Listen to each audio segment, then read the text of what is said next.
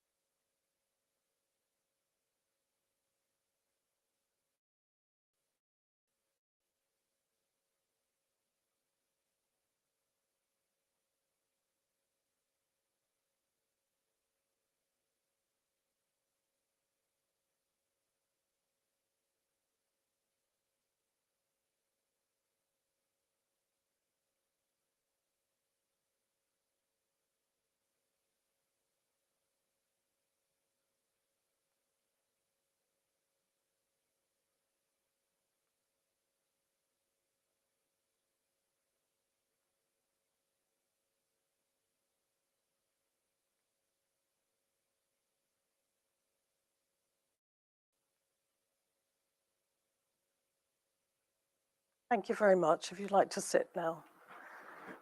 If you need anything through the day, then just ask. There are people at the back of the room if you need toilets or anything else, okay? We will have comfort breaks and we will have lunch during the day. Okay, so my first guest, or the first speaker, is Steve Cotton, who is the General Secretary of the International Transport Workers Federation. And we do have to thank the ITF for their support today and allowing us to use this wonderful building. So thank you, Steve. I'm going to hand over to Steve now to speak for a bit, and then I'll come back. Thanks. Yeah, absolutely. It's better to stand so people can see you. Good morning. Good morning to those in the room, and good morning to those online. It's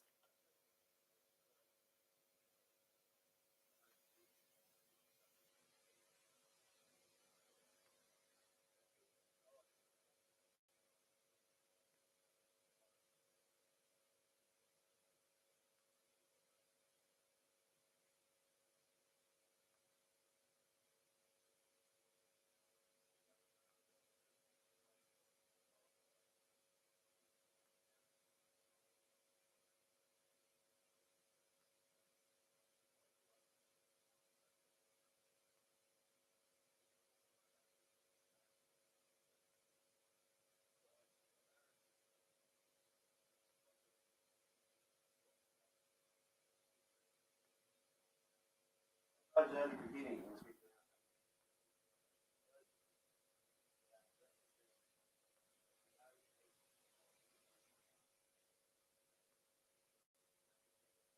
In every continent. And our job. Oh, did I push the button off? So sorry for those online. I'm sure you didn't hear a word. So just to recap, the ITF is over 100 years old, 18.5 million transport members around the world, representing every transport sector. But we're the only global union federation based in the UK, which means we have to respond to all the arduous trade union legislation that is laid upon British unions. Our history is one of struggle, and I have many friends in the room from the labour movement who have advocated us to be a dynamic organisation, to campaign to build power, and to fight for justice. Now, for working men and women around the world, justice looks very different. If you're a teamster hauling a heavy truck from one side of the states to the other, it's very different to the reality of a railway worker in India. Somehow we managed to coalesce our movement, the global movement, around 4 key pillars. One, occupational safety and health. And through the pandemic, you all saw the value of the transport workers, whether they were in public transport or whether they were moving food, medical equipment. We kept going. We kept moving the world. And occupational health and safety became a key issue in many workplaces and is an issue for unions to organise around. We also have a strategy about what do we do for the future of work, and what do we mean by that? Challenges in the gig economy, an area where we see working men and women, particularly taxi drivers, controlled by an app, a terrifying experience for many of our colleagues. Imagine being sacked by an app.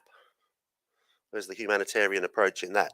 So there's many challenges that we're responding to. We also recognise what we call sustainable transport. We recognise that transport is one of the big polluters in the world. And there's an issue there for how do we deal with civil aviation? How do we reassure our members as we tackle to become more green, they won't lose their jobs, different technology, different energy, these different kinds of challenges, that our job is to make sure we understand what's coming and prepare our unions wherever they fit, global north, global south, to be ready for those challenges. The last area, which I think we'll talk a little bit about later, is the area of supply chains. And I think all of you saw through the pandemic that the invisible workers in transport became visible. Of course, we're behind the first responders, those heroes that responded. But if you talk to workers in transport, they're a little bit resentful that they couldn't do telework. They couldn't work from home. They had to be out as they always had to be. We lost many drivers in urban centres before we understood personal protection equipment, putting up those processes. So those 4 pillars are the areas where we work globally to make policy, to organise power, strong unions. But fundamentally, the issue is about how do we build solidarity. So why are we very proud to host Jeremy, his wonderful team, and Peace and Justice? It's because the history of their advocacy, the spirit of what this is all about, bringing people from all over the world together to unite about what is right. Because we, in the labour movement, really know what's not right and what's frankly wrong. So with the backdrop of what's happening in the world today, this meeting couldn't come at a better time. You have an amazing set of speakers who are going to challenge you intellectually with a lot of mutual respect. There's many divides in our world, but in the labour movement, we overcome those by building our confidence, creating trust in our speakers, and actually building strong strategies that can change the world. It's supposed to be 5 minutes, and I'm probably getting very excited with such a platform, but I have to say a little bit about Jeremy as a human being. In the middle of the pandemic, it could take hours, but I won't. We asked him to come and talk to our team, our global team, because throughout the pandemic, we continued to work because transport workers were working. And if you don't know, Jeremy has quite a following amongst the political left in the labour movement, and that means in our staff. So we had a very good opportunity to exchange views. From there, we become a contributor to Peace and Justice because I've had the privilege to travel with Jeremy. And he has not just a following in the UK, he has a global following. But it's not a following because he's a demigod, it's a following because he tells the truth. And when we went around the world, we had an audience in Mexico in their parliamentary house with the Labour reformers. We met all of the significant leaders who are potential to be the next president, with a conversation about how do we bring best practice about what's a good union to Mexican unions. How do we bring those 4 pillars about sustainability, transportation to those processes?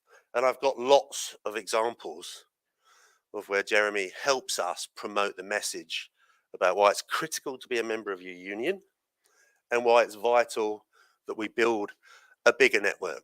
A network that can have differences of opinion, but that when we move, we all move together. So I'm looking forward to today. I want to put a massive thanks on record to everyone who's here, who's online, the teams that made this happen, yours and ours, and let's have a wonderful day. Thank you very much. Thank you, Steve.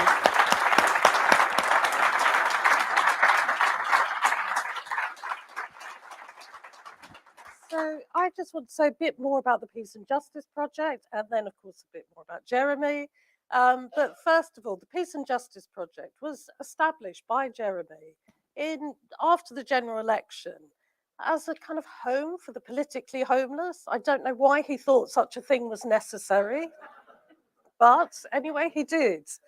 And it becomes more and more apparent each day, doesn't it, that we're being failed by our politicians, basically.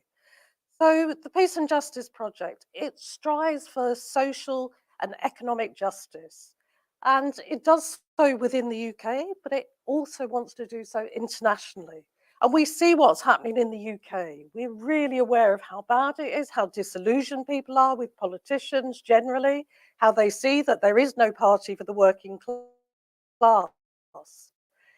But we see that happening across Europe and beyond, don't we? It's the same thing happening.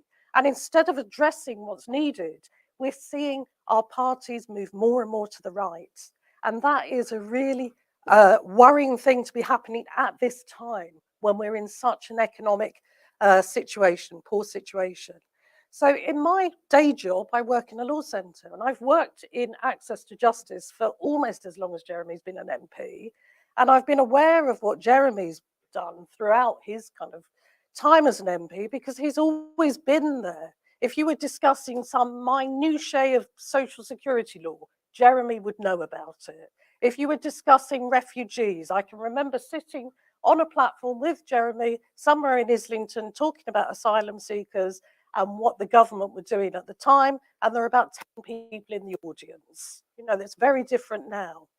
But going back to the politically homeless, you know, I'm old enough to remember 1997 being so happy for a day in May and then feeling so disillusioned because one of the first things that happened by that MP, who was a champion of women's rights, was to cut benefit for single parents, followed closely by the worst legislation we've ever had for asylum seekers, that dehumanized asylum seekers, that treated them as other, that removed them from the ability to work, to claim benefits, or even to live in the southeast.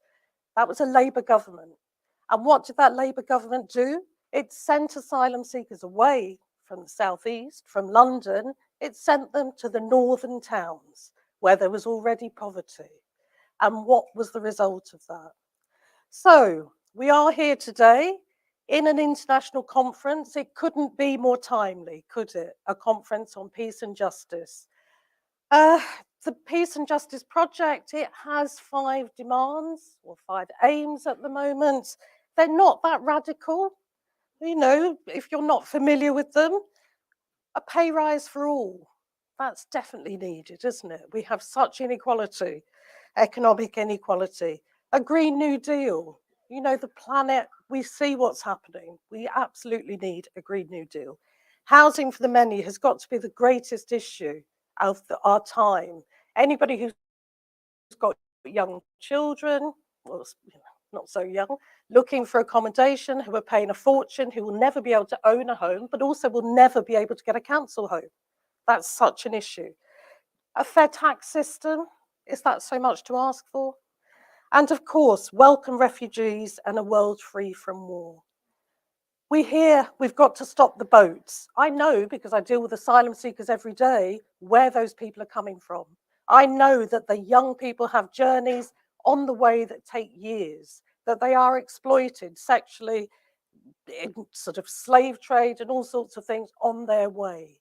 And yet when they arrive here, look at how they are treated. It is wrong.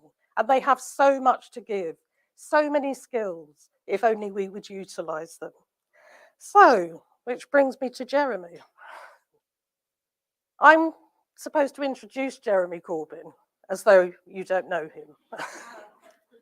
What can I say about him? Politics has been a fairly depressing place pretty much all my life, to be honest. We kind of compromised because there was nothing else. And in 2015, I was pretty disillusioned with things, as were my sons who were teenagers. And then I heard that Jeremy was standing as a leader, to be leader.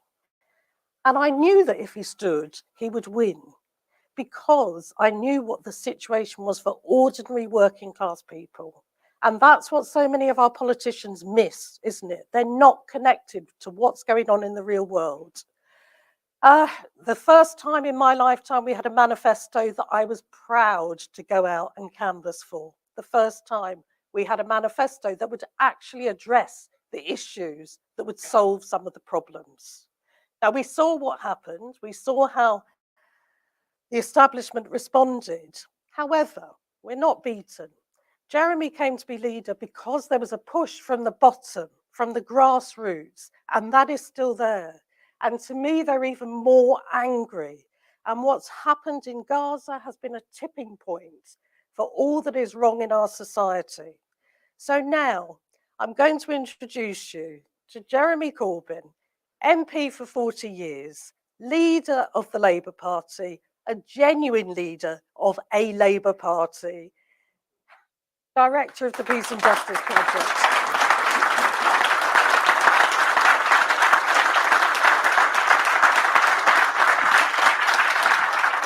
Thank you. Can you all hear me okay? Good. First of all, thank you all very, very much for coming, and welcome to all those that are following us online from all over the world today. The timing is never great because somewhere in the world it is 10 o'clock at night, and somewhere in the world it's a different time, very early in the morning, and so on. So a lot of people are making great sacrifices to join us today. There is no perfect time to hold an international conference. Steve knows this as well. He sleeps according to meetings, not according to body clock. Is that right?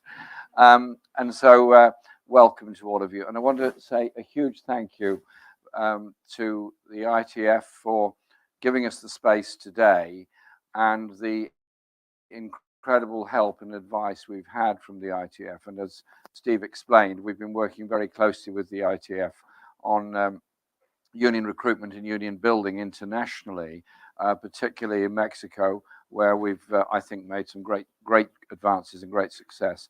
And last month, I was privileged to be invited to the ITF executive meeting in Mumbai.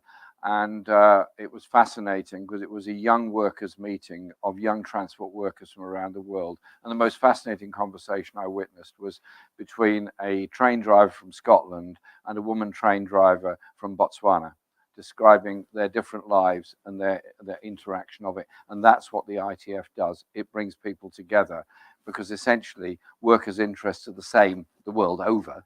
The employers are different, the systems are different, and it's always the attempt to divide when it should be to unite.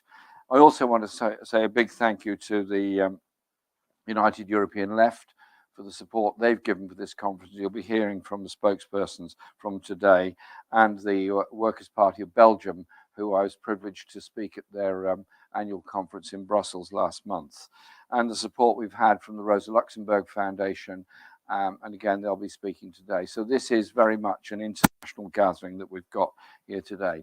I also want to say a big thank you to all of our team at the Peace and Justice Project for the huge amount of work that's been put into this. And the person who's put the most work in and totally dedicated to achieving this is Laura Alvarez, our International Secretary. Incredible energy and determination to put this together. Laura, thank you.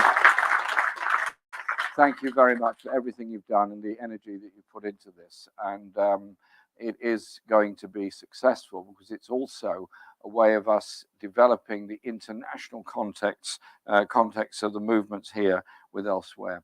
We were founded in 2021. We delayed the launch of the project for the duration of most of COVID, and then we got fed up with waiting and did it anyway. It was was almost completely online anyway, and we have a large number of people following us online, and we have more and more people getting very active and lots of things. And as I said, has been said, this is an organization that is a political home for the homeless, but it is above all a direction-led and campaigning organization. Today is our first international conference. I hope we're going to make it an annual event, but I hope we'll also be able to build up with support for people going through struggles all around the world. And what you will see from the information we've got today is the 5 points that we're putting forward, but also in today's conference, conference, we're moving into 5 very important and very interesting areas. The world of safety, that's the session that follows this one immediately. Then we move into the issues of wealth tax and workers' organizations. There is an unbelievably unfair distribution of wealth around the world, where the very, very richest 1% control the majority of the world's wealth, where the poorest 20% of the world's population have almost no assets to their own name whatsoever, lead marginal existences and live in poverty and in food scarcity and food shortage. There is not a shortage of food in the world.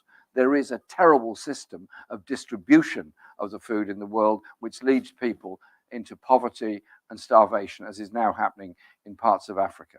And so there are serious questions there. And then there are the questions of workers' organizations to combat them. In this country, in Britain, we've seen a growth of trade union membership, we've seen a growth of trade union activity, and we've seen at the beginning of an attempt to redress the horror of the past 10 years, when the majority of working class households in Britain have seen their income level drop in real terms by 20%.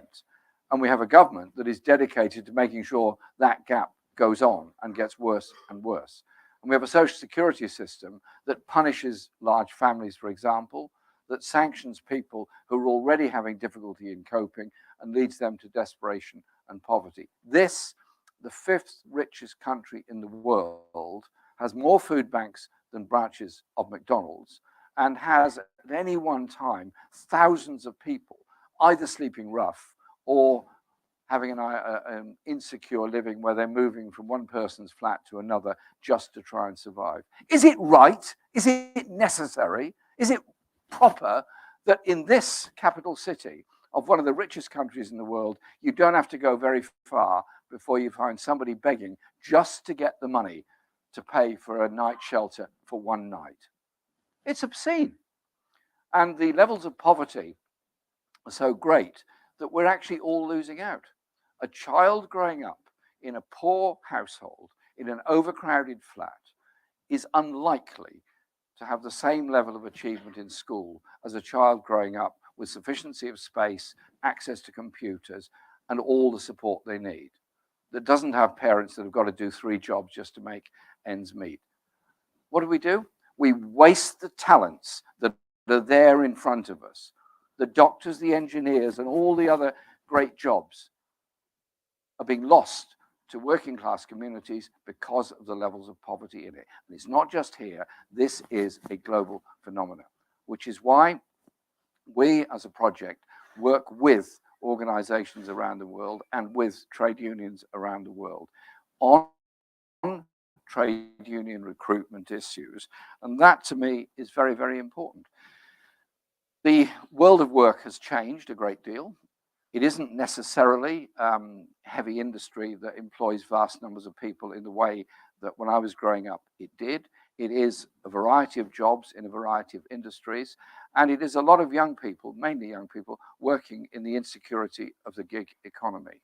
They might be told they're self-employed, they might be told they're a free agent to contract to Uber, Amazon, or anybody else. In reality, they're employed by those companies. The reality of their life is their economic survival depends on those companies. Those groups need to be in a union. Those gig workers need to be in a union, and we need to support the development of those unions. When I was in Colombia observing the presidential election, we took time, Lara and I took time to meet the delivery drivers union of Bogota. They were working for Uber and Uber equivalent type companies. And they were very brave. They'd managed to get quite a few thousand people into the union and were making themselves felt. And I said, well, who's the employer? They said, well, we're employed by this company. I said, yeah, I get that, but who are they? They said, we don't know who they are. We don't know where their head office is. We don't know where their money goes. We don't even know who they are. And most of them had never met anybody physically who was their employer.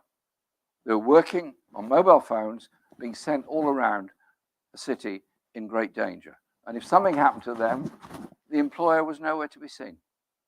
This is the irresponsibility of the gig economy. And that is why trade union membership in organization is so important, and it has to be done internationally. It's the same companies here, Paris, Berlin, Washington, San Francisco, Cape Town, you name it. It's the same companies doing this. So this is why trade unionism has to be just as international as the way that capital works. And that is one of the reasons why we're so determined to have this conference today. And the last two sessions on it are going to be on land rights and on climate justice. Land rights is a huge issue with the buying up of good agricultural land in mainly East Africa by a number of companies and countries, driving existing subsistence farmers off the land, and an agricultural strategy which actually impoverishes farmers in the poorest countries in the world so that agribusiness can drive their product in there. And this, of course, links to the huge issue of climate justice and environment. Now, all of us here want to see a cleaner, fairer world. All of us here want to see proper environmental protections and so on. The climate change that's happening does not fall equally on people across the planet. It's the poorest people in the poorest societies in the most vulnerable countries that suffer the most. Those in Bangladesh, those in island economies, and children growing up in the biggest and most polluting cities in the world. It cannot be right that many children lose 15% of their lung capacity before they even reach school age because of the levels of pollution they're suffering.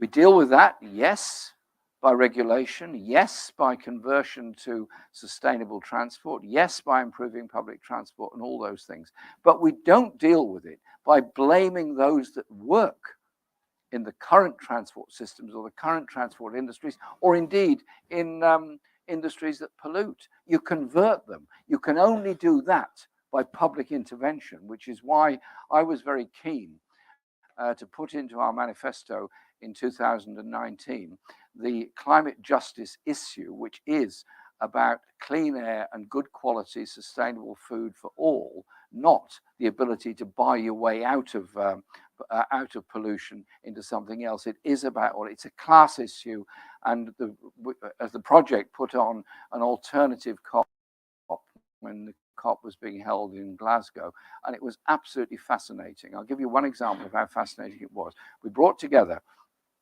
environmental groups from Rio and land rights campaigners from the Amazon basin in Brazil. This was before Lula was elected, well before.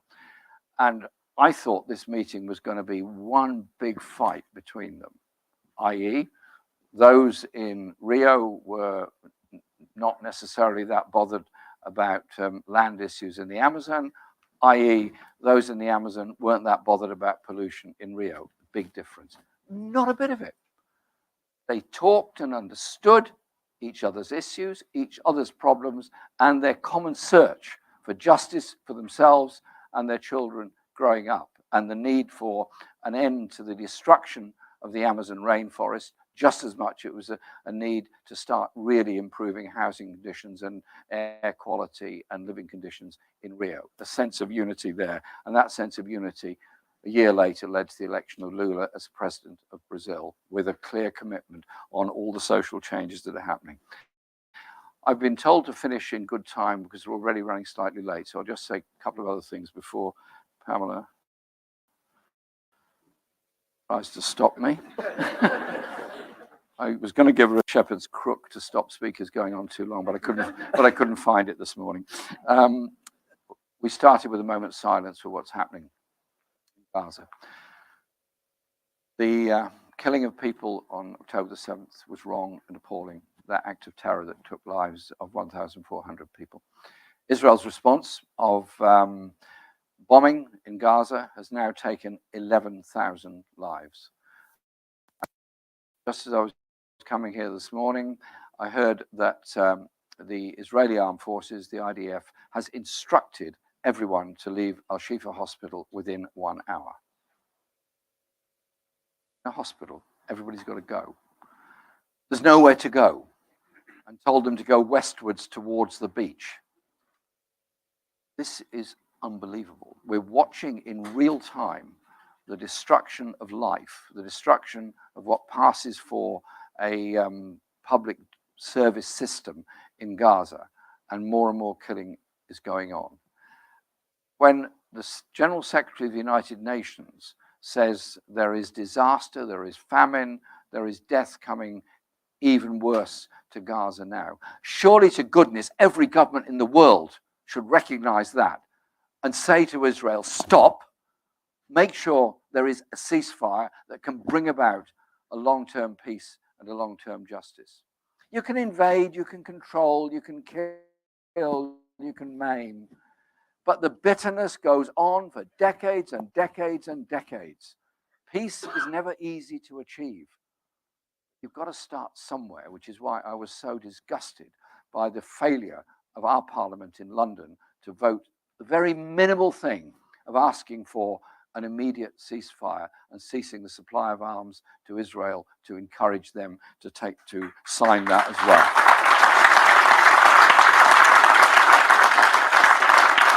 But too often, our interest in conflict is led by the media.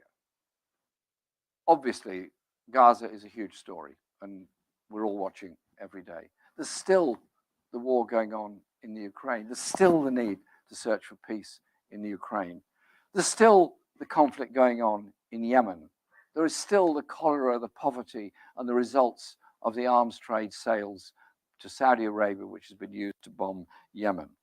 There is still the occupation of West Papua by Indonesia, which gets barely a mention anywhere on our media. And there is the most dreadful conflict going on in the Congo. Why? Because the mining companies want to get large amounts of cobalt and coltan to feed the mobile phone industry around the world, and they're happy to allow child labor to use it, always pretending it's nothing to do with them. It's everything to do with them. And so we need to have that understanding globally. I will mention Western Sahara since you've raised the subject. Western Sahara's occupation as well, which I have been involved with all of my life, and the solidarity we have to have with them where products are being stolen. What's behind all this is, of course, oil, is, of course, natural resources, and it's driven by the arms trade. And we are working very hard. We've almost completed a book on the arms trade, which is global contributions from people all around the world on the significance of the arms trade to their society and their economy. And so today is about bringing together all these international issues. It is about global inequality. It is about working class organizations. It is about the 5 points that the Peace and Justice Project have put forward. I hope you all online and physically here enjoy this. I hope this leads to a great debate and participation, but above all, action wherever we can and whenever we can, to give people that political space to have those debates which lead to real action on poverty, real action on climate justice, real action on world peace. And so we do many things in the Peace and Justice Project. There's always a determination to do more than we possibly can. But with the increased membership and increased activity that we've got, I'm very hopeful that we're going to grow very, very fast and be a real political force in this country. We're not trying to take over from anybody else. We're trying to bring people together to make that voice. Because at the end of the day, political change anywhere in the world does not it never comes just from parliaments or elected representatives. It comes from popular action, popular demands, and that brings about the social change that we want. And my absolute last word is this: media. When the going gets tough, the media close down access. They did it to the Indian farmers at the very point when they were about to win. They've done it in Gaza this week. We cannot allow our communications to be controlled by private interests, largely in the United States. All unions have developed quite good forms of communication. Lots of socialist groups around the world have done the same. Bring them all together. Bring them all together in a united voice, so we have some way that we can talk to each other and be inspired by land workers' demands in Brazil, by union activity all over the world, and about that thirst for peace and social justice in a world that's dominated by greed, free enterprise, pollution, and war. Turn the dial round. Thank you very much.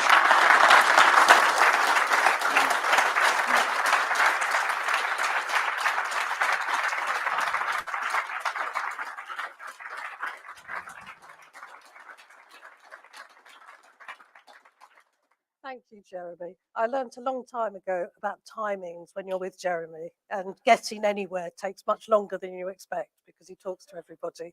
So we're going to move on to the next session. But before we do, I just want to give thanks again to the team at Peace and Justice Project. It's a tiny team that punches well above its weight.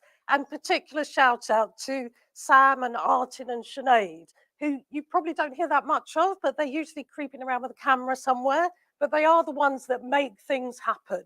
And I've never known a staff team who seem to be on call 24 hours a day and do it with a smile. So thank you so much. I really appreciate you all. And a final thanks, who often get forgotten, are the team at Islington North, CLP, because whenever I'm at an event for the Peace and Justice Project, you can be sure there will be volunteers from Islington North who are helping out. So don't forget them. Give them a round of applause as well.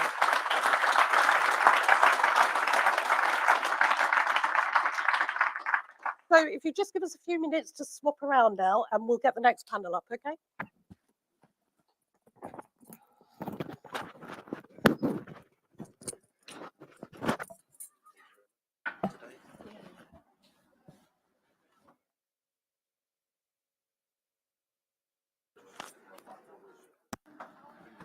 Hi. All right. Thank you. Thank you. Remember Gabby? How are you, mate? How are you, bro? You okay? Yeah. I'm getting told off for the time, but that's the story of my life. Oh, don't worry about it. Can I steal your microphone from you? Well, I stole it from you, so you know it back. You're right then.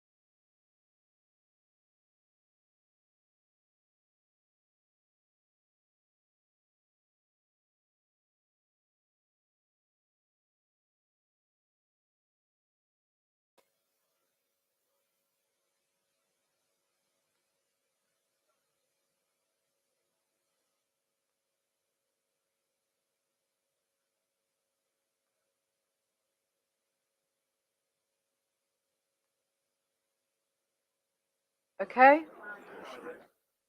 Ah, yes. Okay. Okay. We're okay to go? Yeah, just make sure all your mics are unmuted. Okay, everyone unmuted? Sevim, can you hear us? Yeah. Yes. Fantastic. Welcome. Thank you. Okay, everybody. So sorry about the delay in starting, but we'll catch up a little bit, but perhaps not too much, because I know our speakers have got a lot to share. And of course, we'll be having questions from you, the audience, too. So welcome to this session entitled A World of Peace and Safety.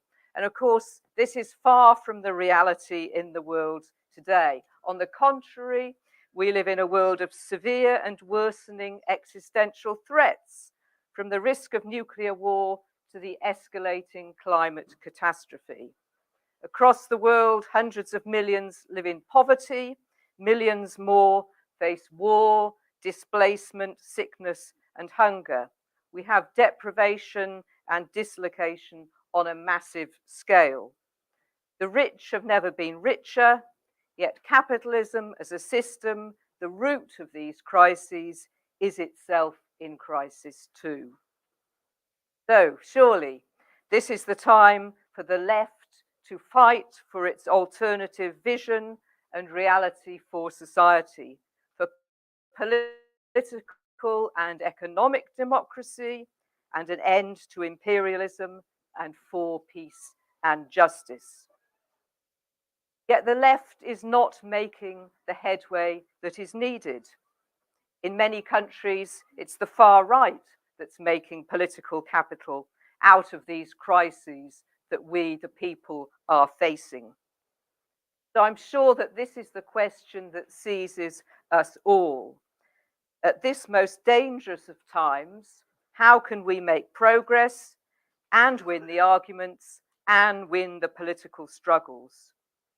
How can we achieve that world of peace and safety that we all want, particularly as we're seeing a genocide taking place in front of our eyes in Gaza? So to discuss this question with us today is our panel, fantastic panel. They bring powerful political analysis and experience, great activist credentials, and amazing commitment to the cause of peace and justice. So I'm just going to very briefly introduce each of them, and then I'm going to start the conversation with our speakers. So first, Peter Mertens. He's General Secretary of the Workers' Party of Belgium. He's a member of the Belgian Federal Parliament and of the City Council of Antwerp. He's also a prolific writer, and his latest book, Mutiny, was published last month. Mutiny is about the multiple crises in the world today, shifting global relations, and the mutiny against the prevailing world system, both in the global south and in the north. So couldn't be more topical and relevant today, Peter. So I'm looking forward to that. Is it in English? It will be. Okay, great.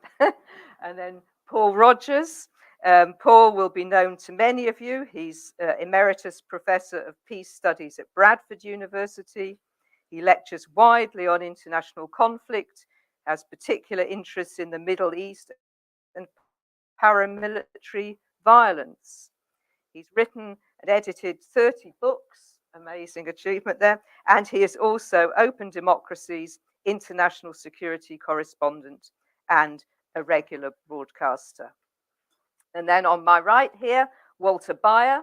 Walter is an economist living in Vienna, and he's been president of the European Left Party since 2022. Previously, he was chair of the Communist Party of Austria. He served also as editor of the Austrian weekly newspaper Volksstimme. He's also been long-time coordinator of the network Transform Europe, which is a huge network of think tanks and educational organizations across Europe associated with the party of the European left. And then joining us online, a big welcome to Sevim Dagdelen. Sevim has been a member of the German Bundestag since 2005. In October this year, she left her former party Die Linke and is now a member of the Alliance Sarah Wagenknecht. She's a long-serving member of the Foreign Affairs Committee and a prominent critic of US imperialism and NATO. She's committed to peace and diplomacy and advocates for an independent and sovereign civilian European foreign policy. And she was actually the first MP to visit journalist and WikiLeaks founder Julian Assange in the Ecuadorian embassy in London back in 2012. And since then, she's been actively campaigning for Julian's freedom. So welcome, Sevim, and welcome to all our speakers. So it's a great panel, of course, so much knowledge they're bringing to the table. Turning first to Walter then. Many of the parties within the European left can trace their history back to 1914, to the historic split within the socialist movement. Some backed the war at that time, others rejected the war and founded new parties. Is the radical left still faithful to its historic and defining anti-war position? Yes, thank you, Kate. Well, I would say I hope so. I would like to quote a French writer, Paul Valéry, who wrote, "War is a massacre in which poor people who don't know each other kill each other for the glory and the benefit of people who know each other but don't massacre." I mean, that's the class content of war and peace. And I believe that this is the basis of all our considerations. At the same time, I would like to say that if we do not want to share the fate of the Social Democrats in 1914 being overwhelmed by the events, it's necessary to transform this principle or this ethic principle into a concrete political project, which would be the idea of a peace order. We, the European Left Party, are now about to draw up our electoral program, and we try to put together some of ideas essential for a European peace order. I would say the first thing which we have to do is to say stop to the wars in the Ukraine, in Gaza. We need a ceasefire, we need a release of the hostages, we need processes of negotiations to come up with viable and realistic solutions for the conflicts. This is, I would say, so to say, the basis of everything. On the other hand, the crisis of the international political system is the reflection of a crisis which is much more deeper and much more essential. Europe's peace order, political order is in crisis. What we need is to go back to the principle of renunciation of the use of violence in interstate relations. Based on this, we need to rebuild trust between the states, which means that we need arms control, arms reductions, and it's really extremely dangerous that we live now in times where this regime of arms control and arms productions is practically collapsing in a new phase of a Cold War. We must resist that new nuclear weapons are stationed in Europe. We must resist the stationing, the deployment of intermediate range missiles in Europe following the collapse of the respective treaty. And finally, I would say that we should fight for Europe free of nuclear weapons. There is, as you possibly know, or certainly know, the treaty of the prohibition of nuclear weapons in Europe, initiated by the UN, now ratified by 70 states. It's international law. So why not demanding from our governments and from the European Union to withdraw the nuclear weapons, particularly the ones of the US and of the NATO? So to wind up, I would say what we need is a peace movement which pushes our parties. The left parties have to play a role in this development of a peace movement. It's their responsibility, and I hope very strongly that the European Left Party and its member parties would take up this challenge in order to create a broad popular peace movement in Europe. Thanks very much, Walter.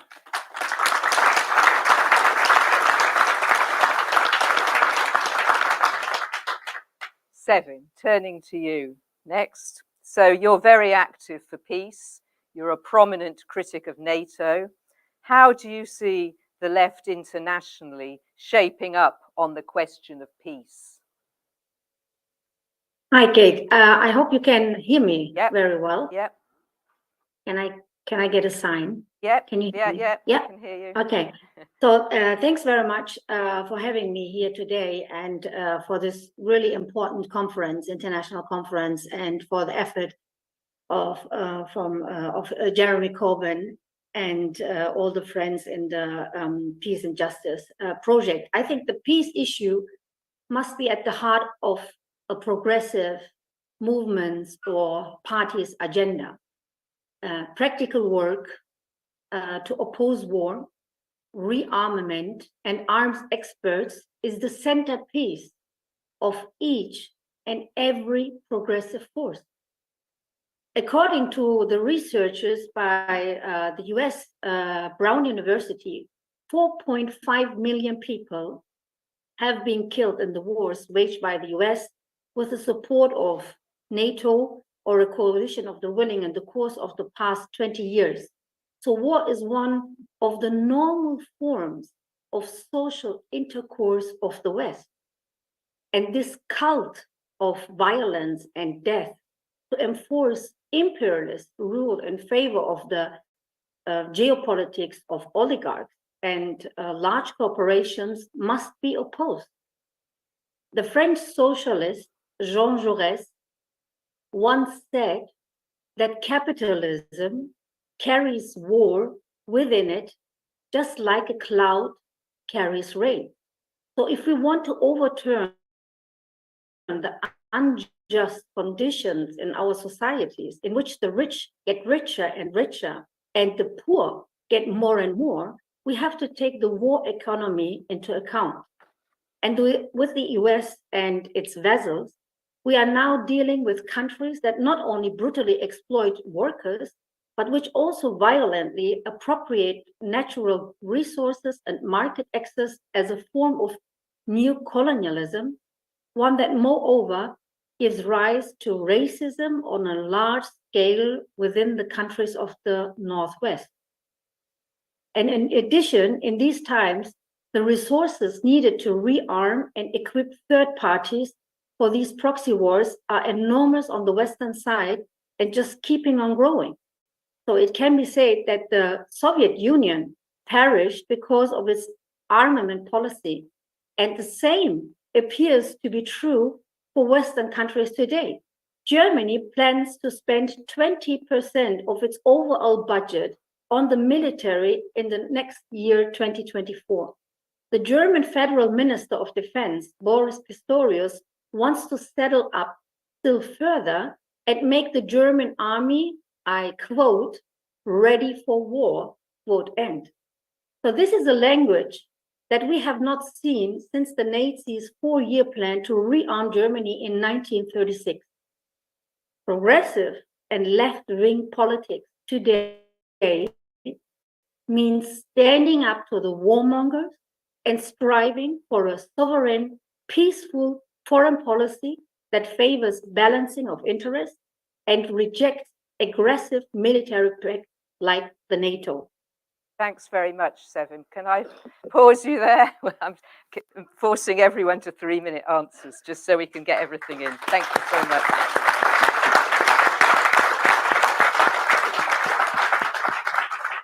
Peter, over to you. So you've described the war in Palestine as a new global tipping point. How do you see the left developing in the big shifts taking place in the world today?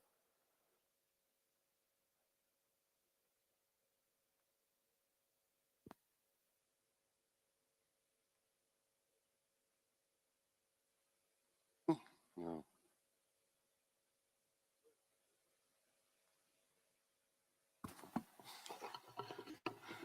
Yeah. Okay. Good morning. So, and thanks for inviting me here. Yesterday I forgot all about Brexit, and so I forgot my passport because I forgot about the borders and Brexit. But it was so I say it to you all because I think the half of the panel already knows it. But it's a luxury problem. It's a luxury problem to be able to forget about borders and to be able to forget about Brexit, because I think the most people in the world do not have that luxury. And if you are looking on Gaza and what's happening in Gaza and what's happening in Gaza for a long time, you know that my problem was a really a luxury problem. And I think if we are talking about war and peace, that's what's happening now in Palestine and in Gaza is a new phase in the world order. And I finished my book Mutiny 2 months ago, and I was talking about tipping points in the regard of the South, the global South, towards the North, because as a European, I traveled to the South, and I learned a lot about how people are watching towards the global North. And I saw some tipping points after 1919. In 1919, when the Soviet Union collapsed, the United States in 1990 attacked Iraq for the first time, and they said, okay, we are going to be the world leader, and we are going to be the best guarantee to have peace and progress in the world. Now it sounds crazy, but at that time they really said it. So we are going to lead the world as only superpower. But very fast there were some tipping points that were happening, and I think the most important was the Iraq War in 2003. The illegal Iraq War in 2003. It was a tipping point because that no mandate and all this war against terror. If you look at it now, 20 years later, what's the balance of all this war? Is the world more safe now than 20 years ago? Is the Middle East more safe now than 20 years ago? Is there less terror now than 20 years ago? And we all know the answer, it is not. So they changed the world in 2003. Then in 2008, 7, 8, 9, there was a financial crisis.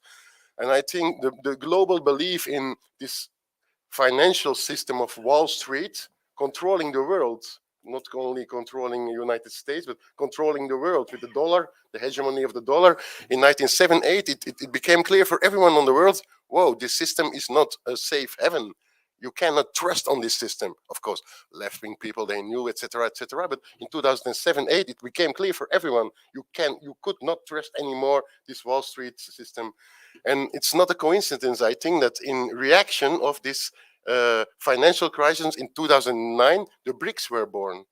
Brazil, Russia, India, China, and South Africa. It was in reaction to the financial crisis, to search for an alternative on the financial system. So the second tipping point and third tipping point was the war in Ukraine. But the question of the sanctions, because most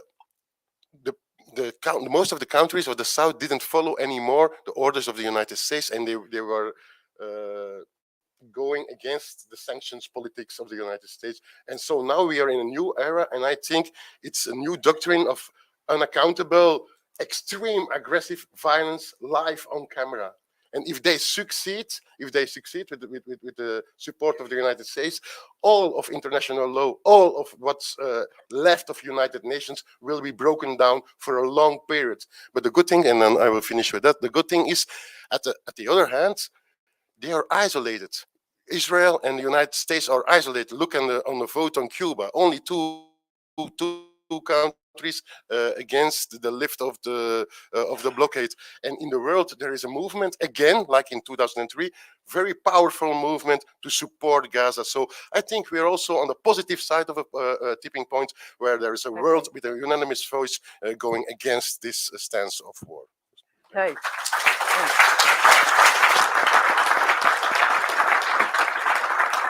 Right, and then over to you, Paul.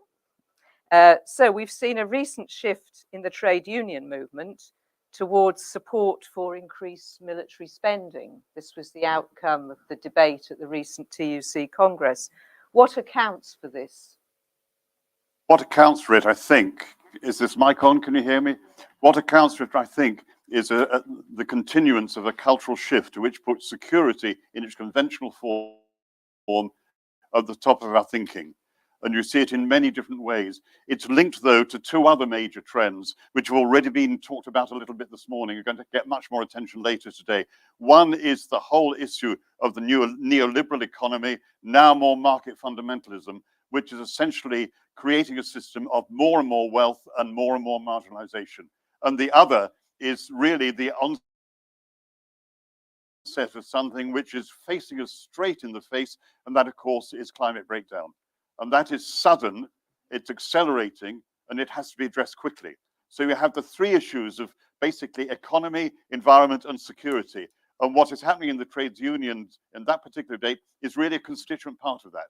Now, the real issue here is all of these can be solved. On the environment side, we can go for radical decarbonization much quicker than we even thought only 10 years ago.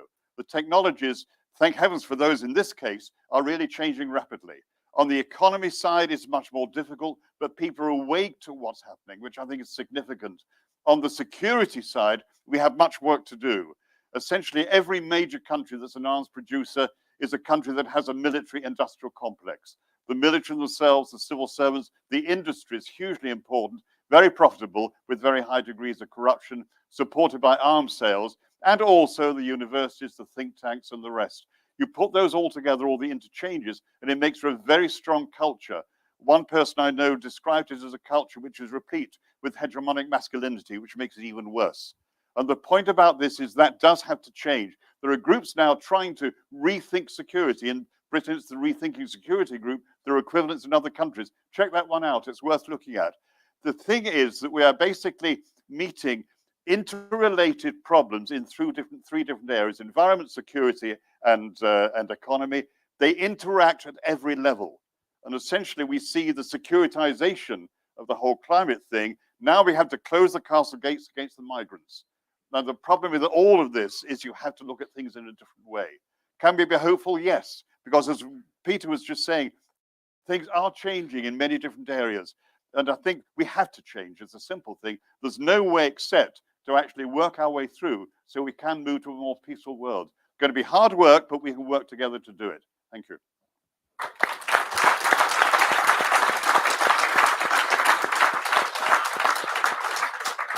Thanks very much indeed, Paul. So I'm going to put one more round of questions to the speakers, and then there'll be an opportunity for you to ask questions and online questions too. Can I ask the organisers if people know how to get their questions WhatsApp to me? So I'm hoping, yeah. Is that okay? Yeah, okay. You all know, good. Right, okay, so my second round then. Walter, could you, so I'm going to be asking them about the relationship between working for peace and other struggles, because I know we are all aware that there's a lot of interlinking between the different struggles that we're involved in. So, Walter, could you comment briefly on the relationship between policies for peace and for social and ecological transformation? Yes. Joschka Fischer, former foreign minister of Germany and a very prominent speaker of the Green Party, recently wrote in an article for an Austrian newspaper, now Europe is in war, we have to arm ourselves. This is the absolute priority. Everything else, social progress, consolidation of the household is second. And that's indeed the choice we have to make. Either we opt for social progress or we opt for armament, for militarization. Just one figure to demonstrate it.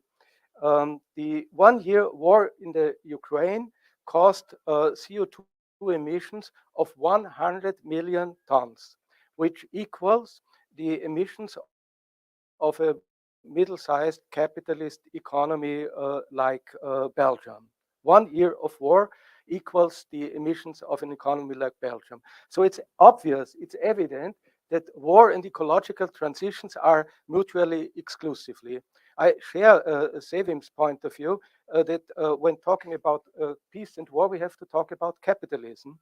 And I want to emphasize in this context, when talking about peace and militarization, we have to talk about ecology. And when talking about ecology, we have to talk about peace, because there will not be social progress, nor there will be ecological progress unless we stop the wars and the militarization. And this we have to say to the people. If you don't speak about peace, you have not much to say to the ecological crisis. One of the paradoxes of today's world is that armament and military is excluded from the statistics about climate change, Kyoto Protocol, Paris Agreement. What is this? It means manipulate. It's a manipulation, because the core issue in ecology still is the question of militarization. And that's why I believe we must enter into a dialogue with the ecological movements. We must keep and maintain our dialogue with the trade unions, because the condition for everything is the maintenance of peace. Thanks very much.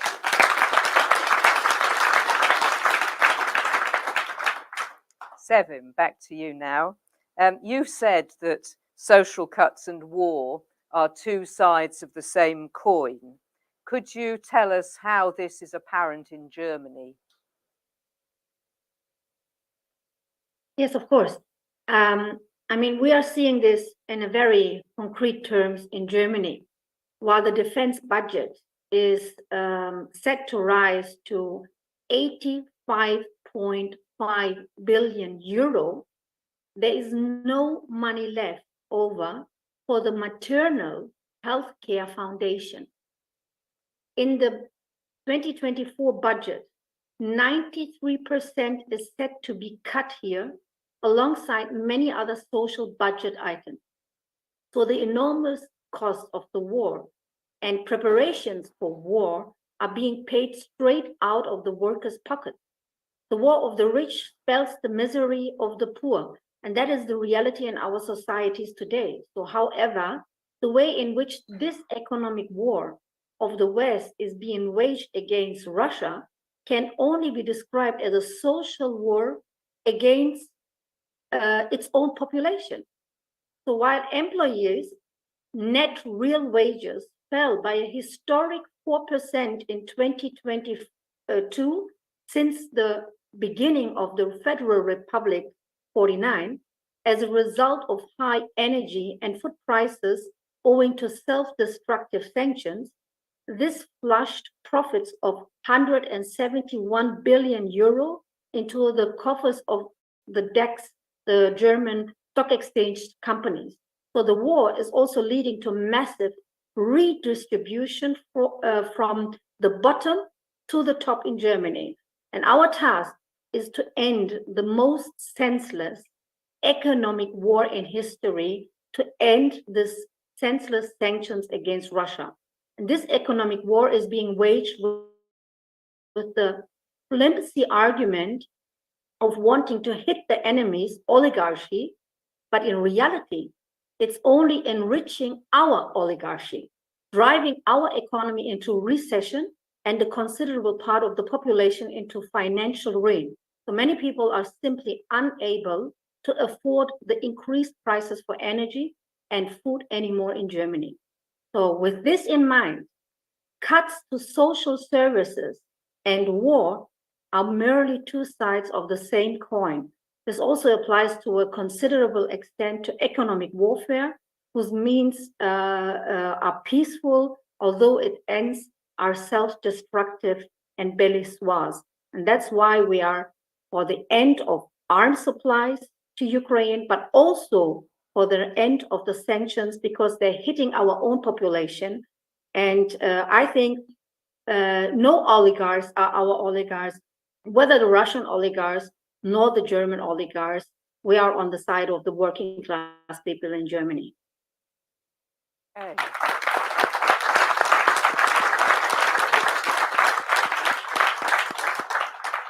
Thank you very much indeed, Sevim. And now, Peter, back to you.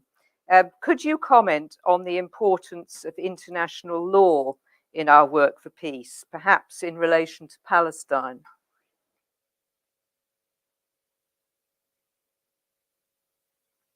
No, I do think that if you're looking to the war in Ukraine and what happened after 22nd of February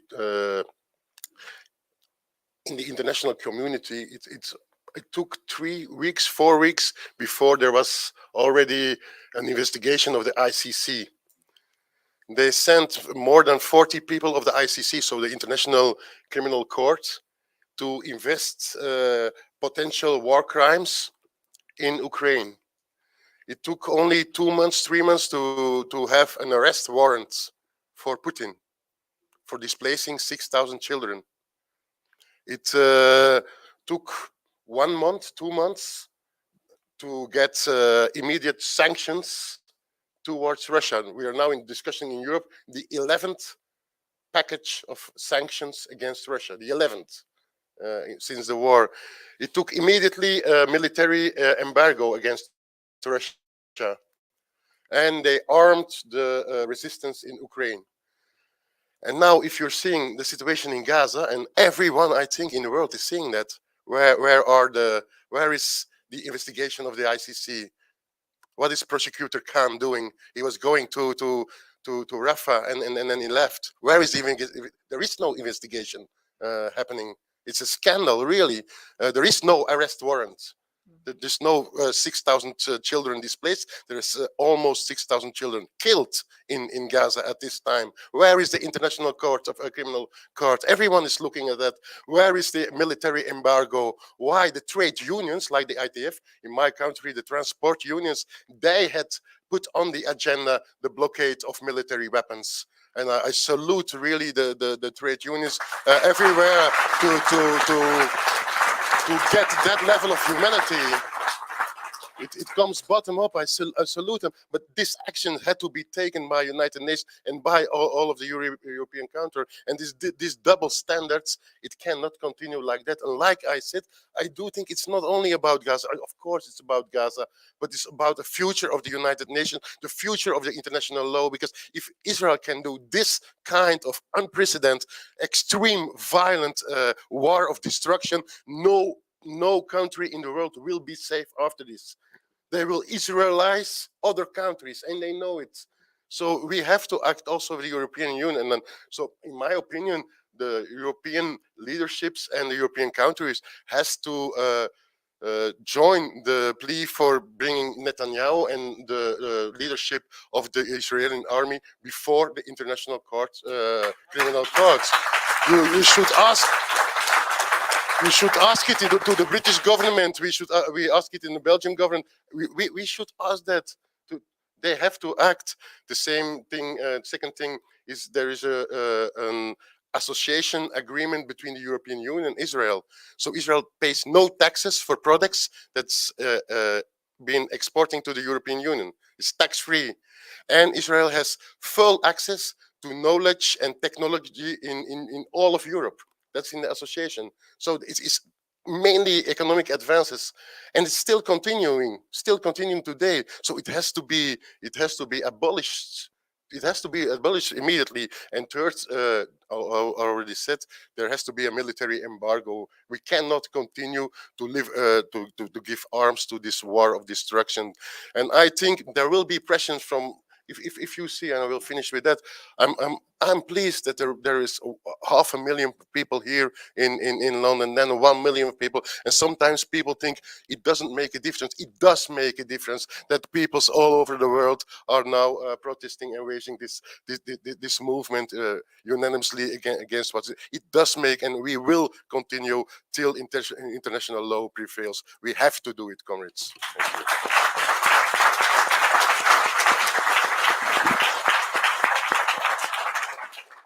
Thanks very much indeed. And then, Paul, finally to you before we take the audience questions.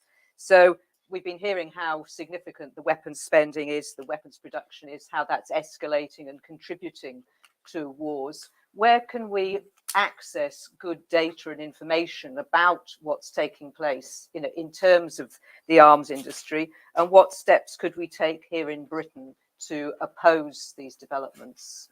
I think when you're looking at the world's arms industries, there's huge amounts of information available, but it's available in the military newspapers and the military papers. You get versions of it very summarized in the mainstream press, often extremely inaccurate, but the information is there. One of the projects that the Peace and Justice Project is actually nearly finishing is a major new book, as was mentioned earlier on the international arms trade. Because that really, if you understand how that works, you get an idea of how the military industrial complexes themselves work. It's not easy, but you can do it. And the point is, there is good information. Our own campaign against the arms trade, CND and other movements do it readily in Britain. One of the things I think comes across very importantly here is that when you're looking at this or any other area, it's very easy to feel daunted. But at the same time, if you're prepared to do it, I remember one person saying to me, the real trick is to be able to say outrageous things acceptably. Because it seems to be outrageous to talk about cutting back the arms trade doesn't mean it shouldn't be acceptable. And it's really a trick that we have to learn to be able to communicate better in terms of what we're saying. And we have to say it with confidence. And confidence improves with knowledge. And we do have the sources which can be available. We just have to check them out. Always remembering that it may be daunting for any one person, but you're part of something very much wider. And that's the crucial thing that we have to remember in basically keeping our own self-confidence at this time. Thank you.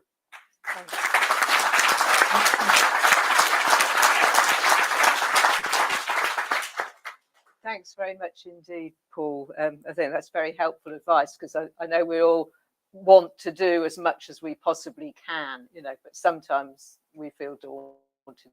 So that is very helpful indeed. So strangely, there's only one question being put forward for the panel. So I'm going to read that out, and then I'm going to just come to each speaker. And if you want to comment on that, or if not, give us your final messages.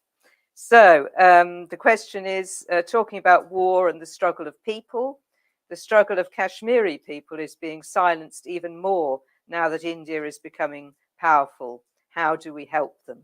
So if you have any thoughts or comments on that, please do share them. Otherwise, give me your concluding remarks to this discussion. So Walter, again, I'll just take you first. Oh, hang on. I've got another one just come in. How do we approach workers in the arms factories who resist disarmament for fear of losing their jobs? Okay, so that's another one. So please do comment on either of those and just your final remarks. Walter, over to you. Well, how to address the workers in pardon? Yeah, it doesn't work? Yeah, it does, but I think maybe that needs to be up. Oh, thank you. Yes, how to address the workers in the arms? Yeah. Thank you. How to address the workers in the arms industry? I think it's quite a similar problem as how to address the workers in ecologically harmful industry. It's about just transition. I mean, it's about creating good jobs for useful works, and this makes necessary a planned transition, a fair transition. It makes necessary to take in consideration the interests of the working classes, their participation. So I think we are in a moment of historical transition. And the second remark which I want to make, I think it's important to hint to the fact that we have nowadays 20 wars going on simultaneously. And that means we need a new world order. We need to accept that we are going to live in a multipolar world. We need to organize a peaceful transition. That's why we put so much emphasis on maintaining peace and equality.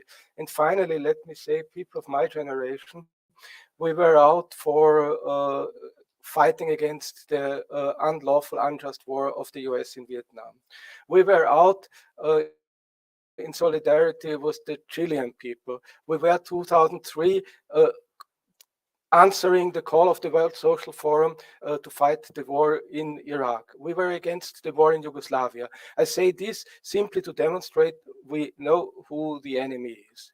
Meaning we know why we are opposing NATO in Europe, and we know why we want Europe being freed from the threat of nuclear war, which comes from nuclear armament, which basically is provided by the US in Europe. And I would think that this must be the core of the peace movement in Europe. Thank you. Thanks very much. Sevim, over to you. Yeah, I think for the left, what is now is we must stand up for an immediate ceasefire in Gaza and the Middle East, and we have to stand up with the workers in the arms industry or in the docks who are against the transport of arms supplies to the Middle East, to Israel. That is the order of the day. The killing must stop, and we must exert pressure here so that our governments are no longer prepared to wage the proxy wars of the United States. And second, we need a strong welfare state, not an armament state that puts more and more resources into arming third parties like Ukraine. Peace and social justice are inseparable, and it is our task to fight for a policy for the majority, to give a voice to the nameless, and to stand up for our common interest, the common interest of the working class in the West and the global South, which is fed up with the neocolonialism of the West. And the third thing, what we have to do is not letting ourselves be taken for fools by the war propaganda. I'm really fed up with the fact that there are still people out there who fall for this propaganda, which always works the same way, to cancel people like the freedom fighters or the peace fighters like Jeremy. Anyone who calls for a ceasefire in Ukraine is a Putin supporter in the eyes of the warmongers. Anyone who advocates a ceasefire in the Middle East is considered a Hamas supporter by the warmongers, and anyone who stands up as a party against this stupid economic war, as the majority of the population wants us to, is branded as right-wing. We will not allow ourselves to be silenced in the face of this war propaganda. So let's not allow ourselves to be silenced or to be fooled. Saying what's happening, is that what counts? That's the revolutionary act, to paraphrase Rosa Luxemburg. Thank you. Fantastic. That's great, Sevim. Thank you so much. Peter, your final thoughts.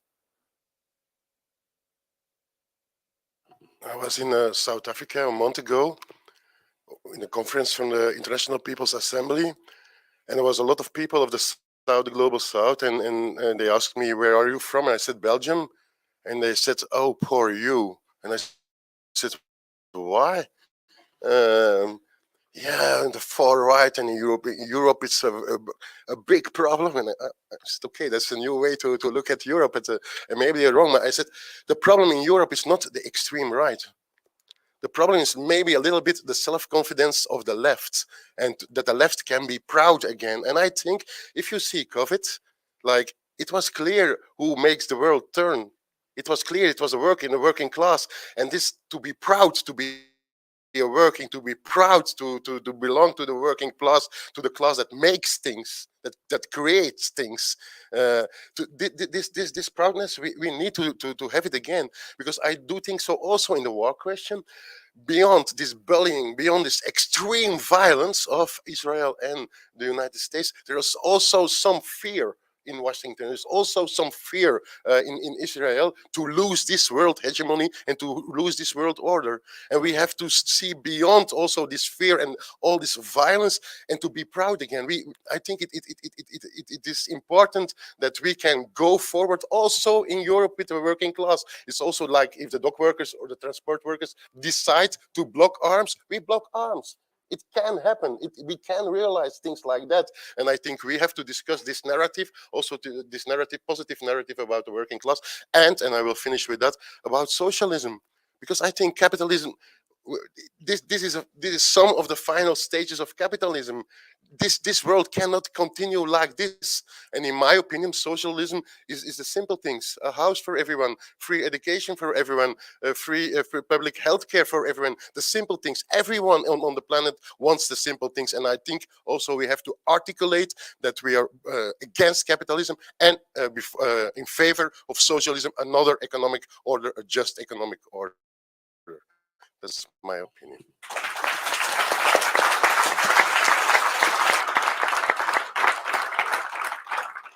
Thanks very much indeed, Peter. We're all going to come over in Belgium now for the struggle. And then, Paul, finally over to you. Well, firstly, on the issue of trade unions, and I should have said this in answer to the first question, trade unions have often been at the forefront of arms diversification. Look back to the Lucas Aerospace Shop Stewards in Britain in the 1980s, and the work the CND did with trade unionists in Barrow on the nuclear side. Incidentally, on the whole Barrow side, it is extraordinary that Britain still retains nuclear weapons. You know, it is a historical delusion of post-imperial grandeur. That's what it is. And the point is, one submarine, depending on how armed and used, could kill about 20 million people in 120 minutes. That's how, and to my mind, any country which has part of its defense based on that should be considered something of a rogue state, of which there are 9 and we are one of them. That's how I put it. So that first point. The second point, just to reiterate earlier on what we were going through earlier, and that is that the 3 things linked, security, environment, and economy, all linked, they have all their interrelationships. You can't handle them all together in a single campaign easily. Everybody can think, well, what can I do? Just to recognize you're part of the whole thing. That's the crucial thing. And then finally, a new word and a definition. New word is around a little bit now, is lidism.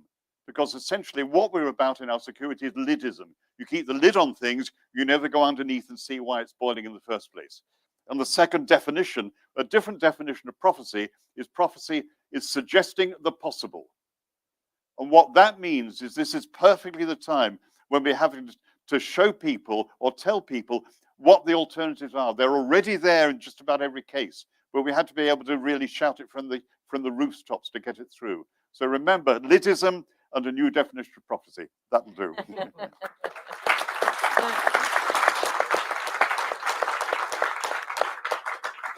Well, thanks very much to our fantastic panel. We've had a lot of insights, a lot of analysis, things that will help take us forward in the struggle. Thanks to you, the audience, for your attention and for the couple of questions there. So I think now we have a little tea break coming up, maybe a bit shorter than planned, but again, have a big round of applause for our speakers and for 7.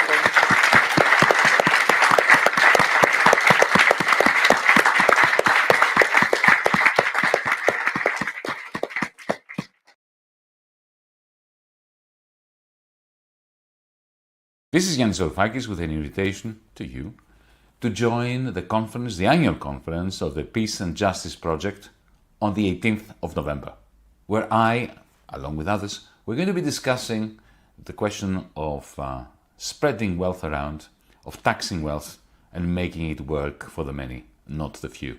Anna Bevan put it brilliantly, summed it up all perfectly, when he said that the great question of our era is this: how does wealth succeed in persuading poverty to use its political freedom in order to keep wealth in power. Decades have passed, but the pertinence of this question has gathered strength. It really concentrates the mind to think that after the great financial collapse, the near-death experience of capitalism in 2008, at a time when the majority of the people in Britain, in my native Greece, in the whole of Europe, in Middle America, were being crushed by inhuman levels of austerity, at that time, our central banks were printing something like $35 trillion to give to the wealthy, so that the wealthy could purchase more means and develop new ways of proliferating while the wealthy were asleep. As wealth grew and grew, on the strength of the money tree that the liberals and neoliberals were accusing us socialists of invoking, while they were using it and plucking it on behalf of the wealthy, wealth bought our politics, used its media empire to poison our political debates, and thus managed to insulate itself from the wrath of the many. So how do we rein wealth in? How do we tax it to ameliorate poverty? A wealth tax? I'm all for it, but primarily for symbolic reasons. Why symbolic? Because I'm going to argue on the 18th of November that it's not enough. Join us or tune in on the 18th of November during the annual conference of the Peace and Justice Project for more on this topic. For instance, I'm going to argue we need a corporate tax on revenues, not profits, because let's face it, they have the best accountants and they can hide the profits. We need a hefty inheritance tax. And yes, we need a law that forces conglomerates to hand over a substantial chunk of their shares to a social equity fund where dividends accumulate to fund a basic income for all. See you on the 18th of November. Carpe diem.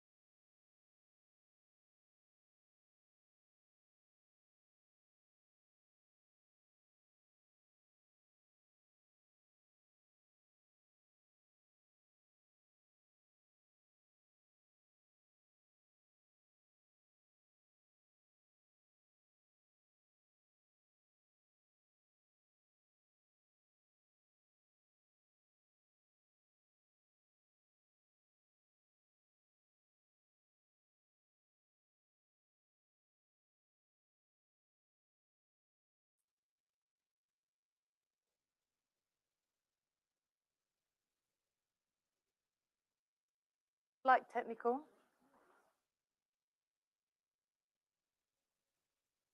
Shall I continue?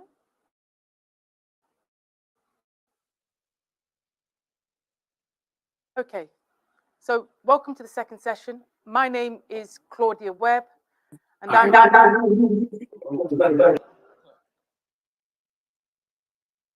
okay.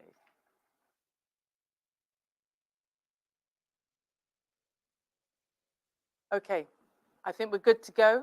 So, my name is Claudia Webb. I am the Member of Parliament for Leicester East, and I'm really delighted to be here with you all today with this conference that the Peace and Justice Project has organised. I'm really proud of my home city of Leicester, not only proud because we are the city where the minorities make up the majority, but also proud of our diversity and proud that all that we have achieved. And I know that all too well because it's the city that I was born and where I grew up. However, in my constituency of Leicester East, as proud as I am of our diversity and all that we've achieved, we have some difficulties when it comes to wealth and income. Those difficulties that our government doesn't want to talk about and doesn't want to do anything about. Those difficulties relate to the fact that our mean income is some 10,000 lower than the mean income for the rest of the country for a full-time worker. That means that 4 in 10 children are living in poverty, and it means that inequality is steep and it's difficult. And were it not for our multitude of faith organizations that provide food banks and food, I'm not sure how our communities would survive. And that takes me to the heart of our topic today in terms of this second session, which is about wealth tax and social justice. And to help us with this session today, I've got a brilliant lineup of speakers. We've got here in the room, we've got Roger Mackenzie, who's the international editor of the Morning Star. Roger has many years of experience at the most senior levels in the trade union movement, and you will remember Roger served more than a decade as Assistant General Secretary of Unison, the country's largest union. Roger has a long and distinguished record of anti-racist I'm sorry to interrupt, ladies and gentlemen, comrades, but can somebody unmute your microphone so I can hear what's going on? Thanks for interrupting, Johannes. You're Sorry very about welcome. that. You were being silenced on this side of the pond. I hope you can hear us Perfectly well. That is brilliant. And I was just going to say that Roger has been a brilliant in the struggle around these issues, just social justice and the anti-racist movement. And as Johannes has interrupted us, I'm going to move straight on to Johannes Varoufakis. Johannes, welcome. Great to have you. Johannes. Okay, we've got it. Johannes is... You gave me my German name, which I had never had in my life. But as an internationalist, I will accept the German version of my name as well. Whoa. Thank you, Johannes. World-renowned economist. He's also a politician by profession. Has a renowned political career. Was the Minister of Finance in 2015 and a member of the Hellenic Parliament from 2015 to 2023 in Greece, of course.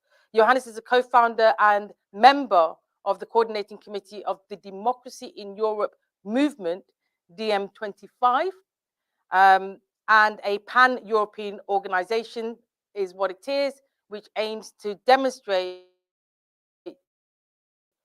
Europe for its people. He is currently the General Secretary of an organization called MERA 25. And I'm sure he'll tell us more about that as he goes along. But Johannes importance, and of course, we're delighted to have Johannes with us today.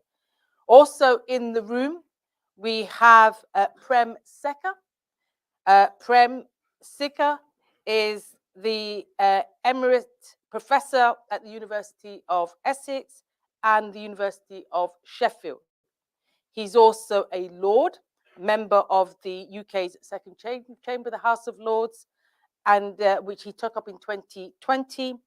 And Prem has an academic career and research that is second to none. And his specialism has been the investigations of accounting, auditing, corporate governance, insolvency, globalization, regulation, tax avoidance, bribery, corruption, and all of the things we actually need to have in our movement. So I'm very pleased that we have Prem with us today. And finally, I want to introduce to you Ken Loach, of course, and Ken has been a brilliant, lifelong social campaigner and an English award-winning film director. And his films and TV documentaries, as you will know, his TV dramas have all been socialist inspired and have all been accessible for us. I don't think Ken needs much more of an introduction, but it is brilliant that we've got Ken with us today.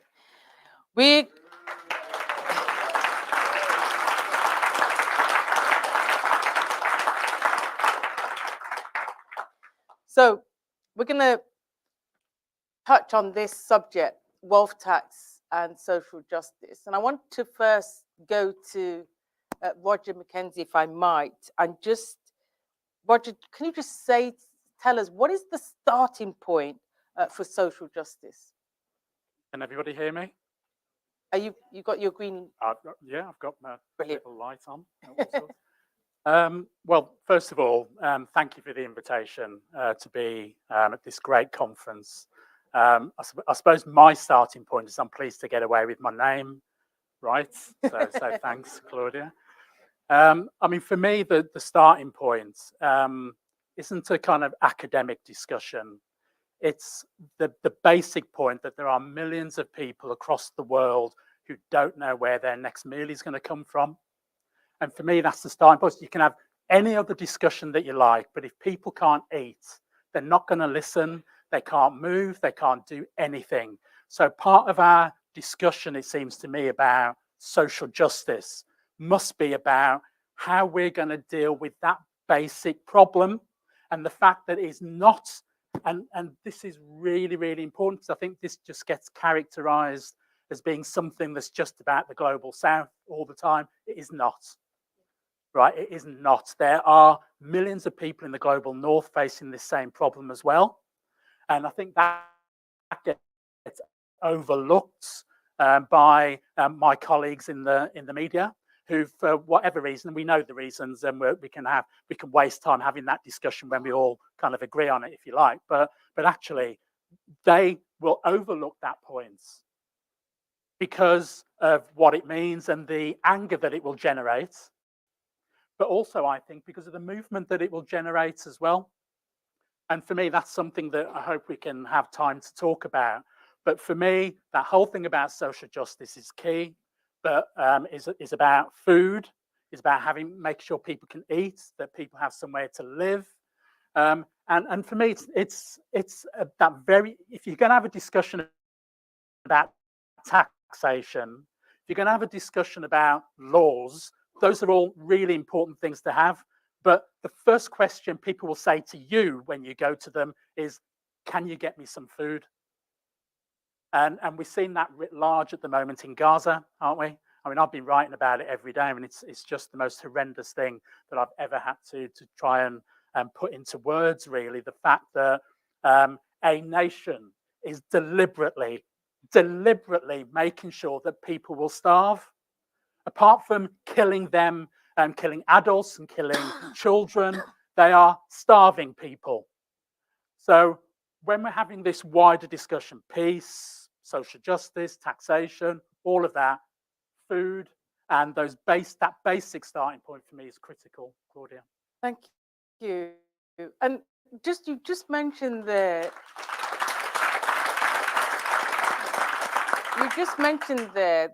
the touched on the global north and global south. What are those differences in terms of social justice between the global north and global south?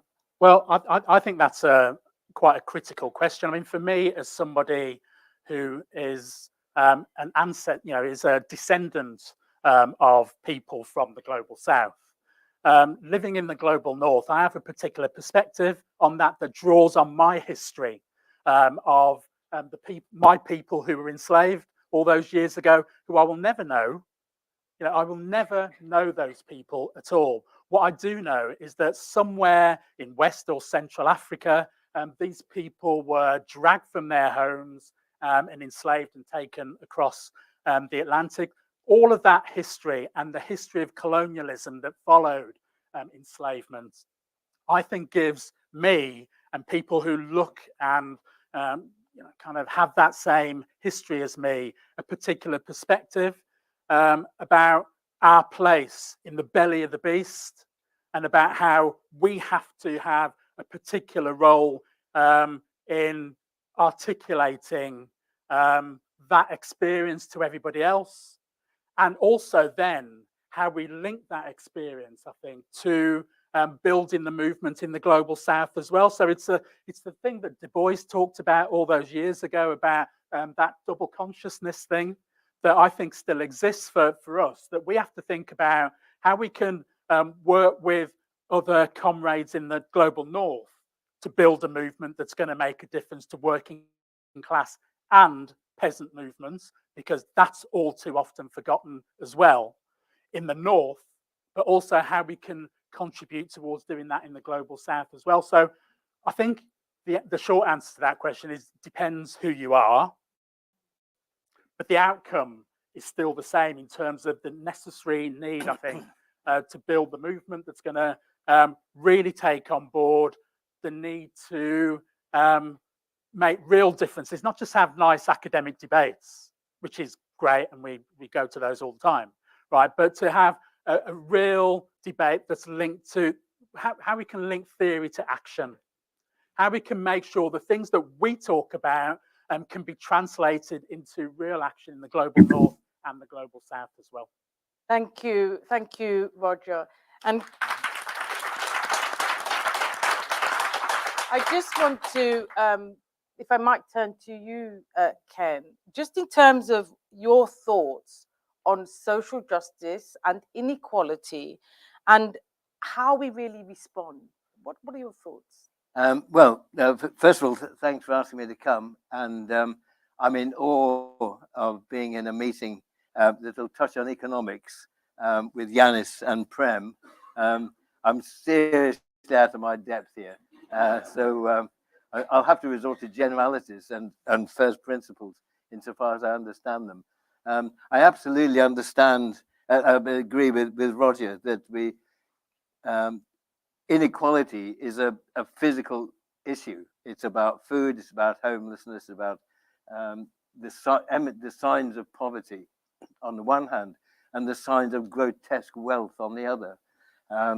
Just to a couple of statistics, just as an indicator, no more, of life here. And you're absolutely right to stress the importance of the South, and this is a world issue, but the facts that apply here, shelter and government statistics themselves show that at the moment there are 125,000 children in temporary accommodation. And you think of the effect that has on childhood and the effect that has of not having friends around and having nowhere to do your homework, of the cramped nature of a family living in a hotel room with a permanent, in a sense of permanency with no chance of escape. That's devastating. And in terms of hunger, the Trussell Trust, which is maybe half or a little more of the total number of food banks, last year distributed 3 million charity food parcels. 3 million. 500,000 went to kids. Just think, kids would not eat unless you put an extra tin in a collecting basket in the supermarkets. And we talk about, and you rightly talk about hunger being imposed on the people of Gaza. Our government knows that when they close down the benefits for people who desperately need money, who have nothing, they will go hungry. And this is a conscious decision of this government, and I believe it began under a Labour government, to the financial penalty, if you don't jump through the bureaucratic hoops, is you will starve. Because poverty is a crime, and my God, you're going to have to pay for it. And that's what we have to oppose. They use hunger as a weapon to discipline working people, so that you have to take whatever crap jobs available, whatever the level of exploitation, because otherwise, tell you what, you're going hungry. And that's the morality of this government, and I see it echoed, I'm afraid, among Starmer's gang as well.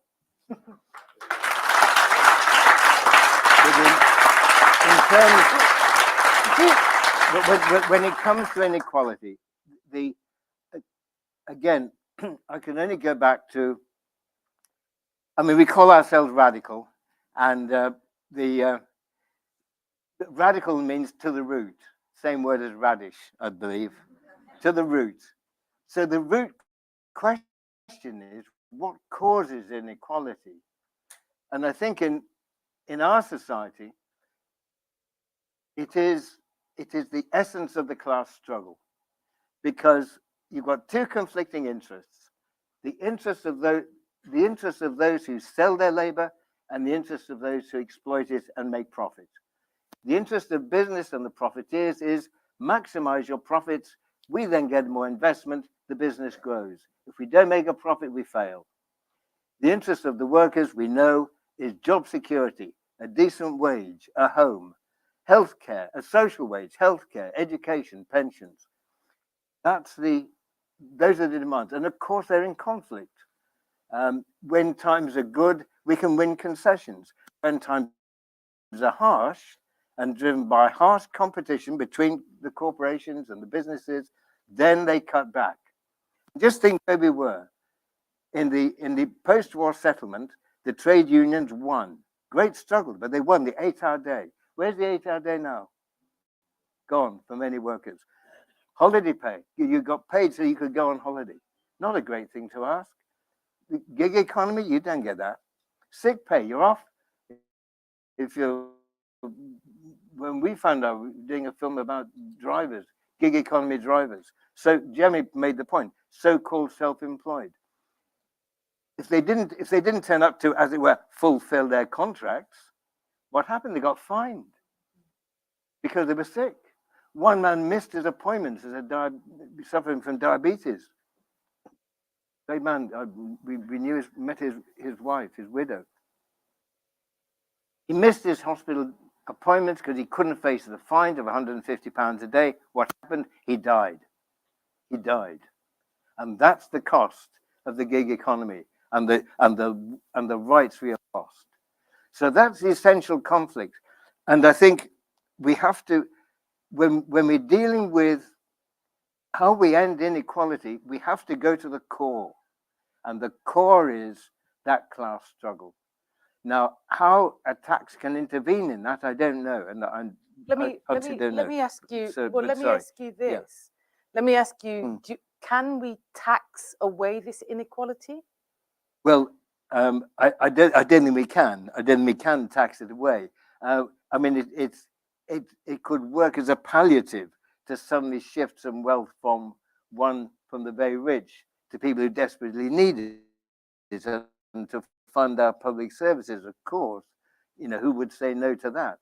But in the end, we can win one battle, but if we don't tackle it at its source, then we will be fighting the same battle again.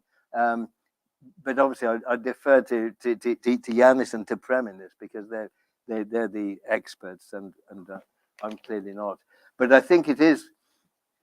I think there's other things to say about this, but I think this is a point.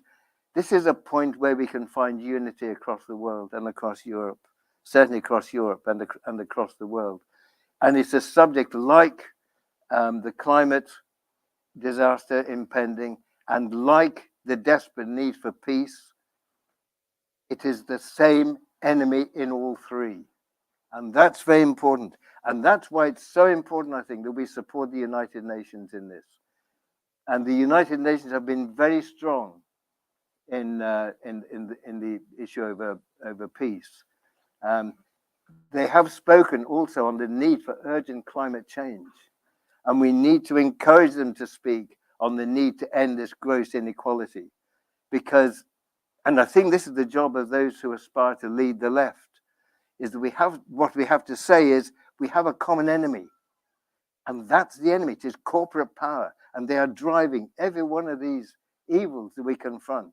Find that common enemy, then we can have a united front on it. So that was the main point I wanted to make. We have one enemy, and they're responsible for every single one of those three disasters. Thank you.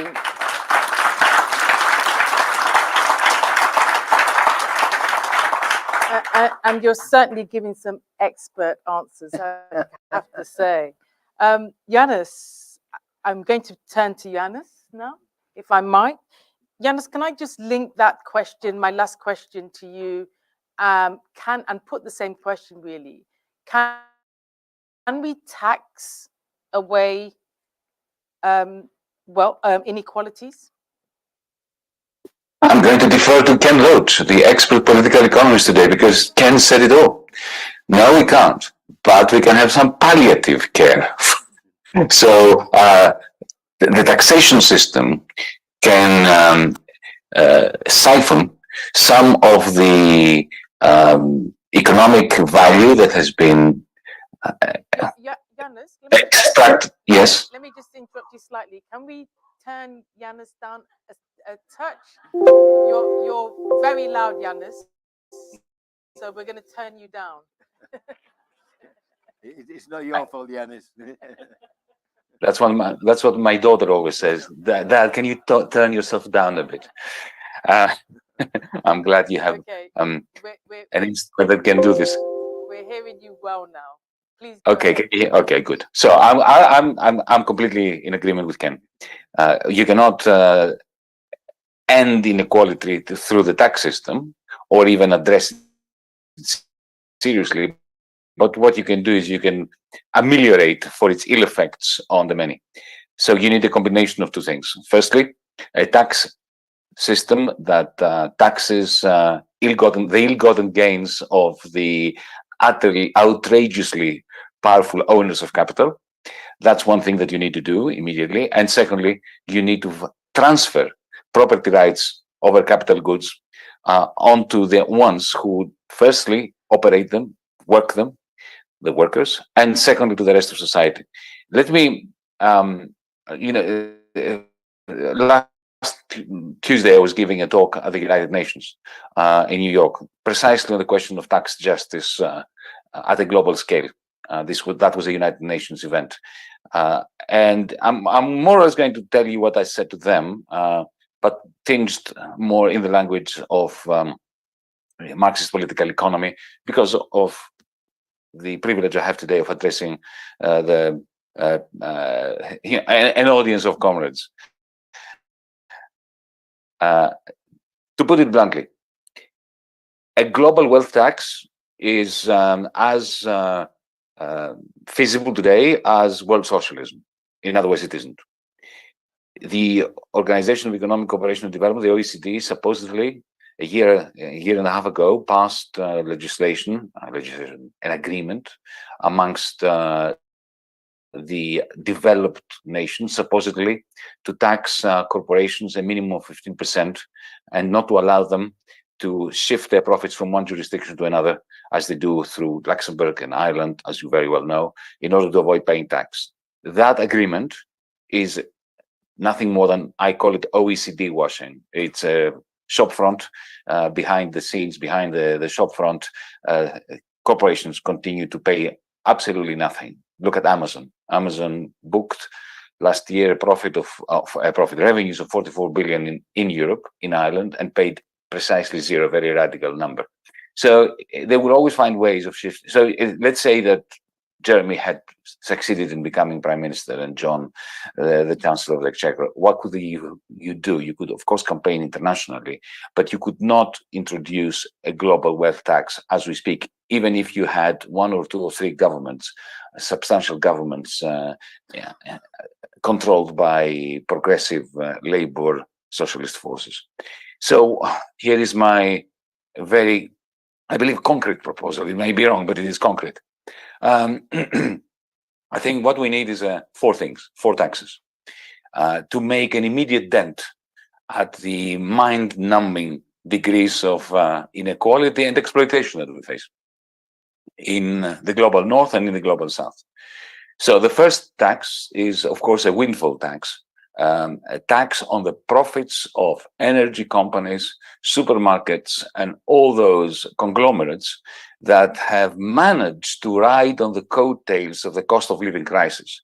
Because it's one thing to say that, you know, the price of gas has gone up, the price of food has gone up at the point of production, but when you have supermarkets during the cost of living crisis expanding the difference between price and cost, expanding their price cost margin, that's a windfall profit that needs to be taxed, and we need to have punitive levels of taxation of that. That's one. It's not enough. It's not enough because those conglomerates can hide their tax very easily. Sorry, their profit. They can report zero profits when they have huge profits. All they need to do is increase the deductibles.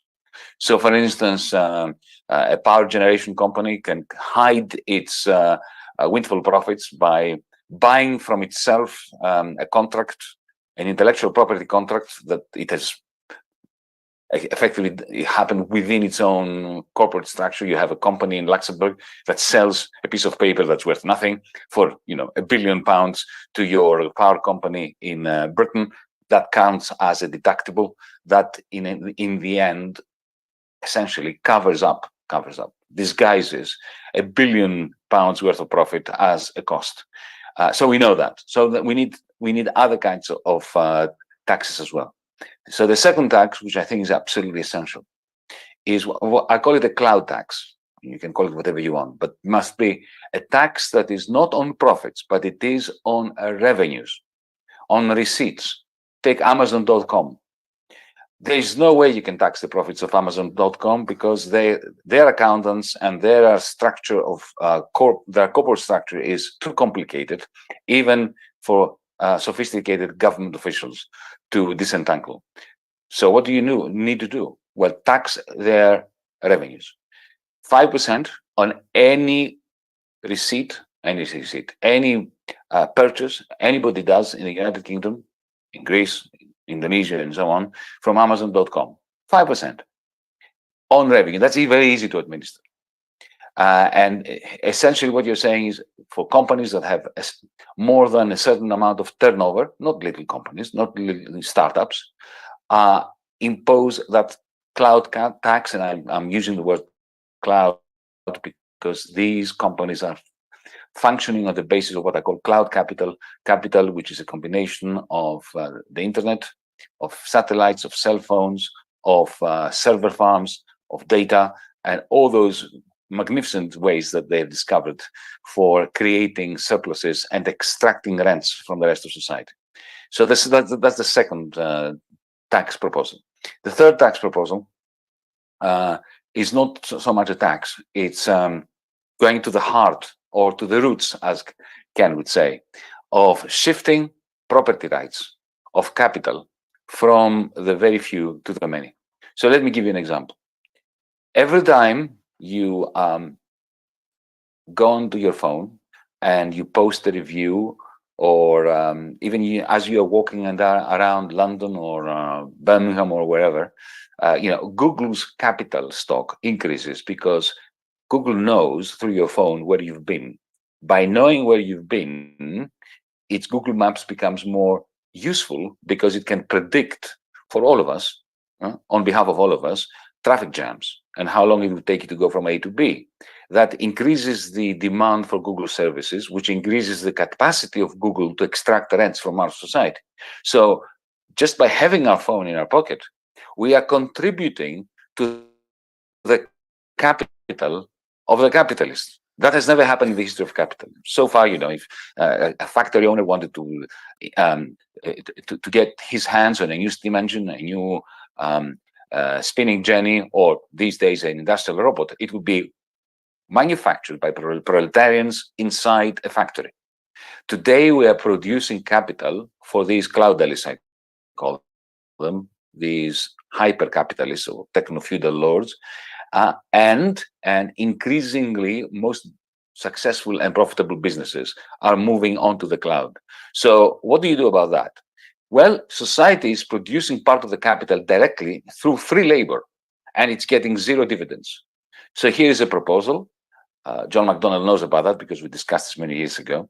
The proposal is really very simple. Any company with more than a certain number of workers in its workforce or a certain amount of turnover will have to hand over 10% of its shares to begin with, to a social equity fund, which is going to hold these shares on behalf of the public, of everyone. And the dividends that accumulate in that social equity fund then go on to fund. We can decide how this happens. It could be a universal basic income. It could be targeted to health, education, common goods. And finally, we need seriously to reform VAT. We need to have a lot more goods and services that are zero rated at the level of VAT, and many others that need to be pushed to great levels, especially the ones that go hand in hand with the destruction of the planet. And one last point. At the world stage, it is essential that we work with the Global South, with the BRICS, with the many governments around the world that are looking for an idea for how, some inspiration on how to reduce the increasing and constantly enhanced gap between the global north and the global south. So here's a very simple idea, a very practical one, which can be implemented even before the global north agrees. It can start between countries like China, Indonesia, Thailand, South Africa, to begin with. They can decide, they can agree to denominate all their trade between them in some common accounting unit, not a common currency, a common accounting unit, and agree that whenever there is a deficit or a surplus in their trade balance, or when there is a surge of capital from one country to another, a small percentage is charged, a levy for imbalances, either trade imbalances or capital flow imbalances. And those levies accumulate in a common fund, which then is used in order to invest in the green transition of the least well-off developing countries. So these are some ideas so as to shift us from the realm of appreciating the mind-crushing and mind-numbing levels of domestic and global inequality to practical things that can inspire, especially young people, to join us, to join movements like ours, in order to make change that begins at the national level and then springs out to the international level. Thank you. Thank you.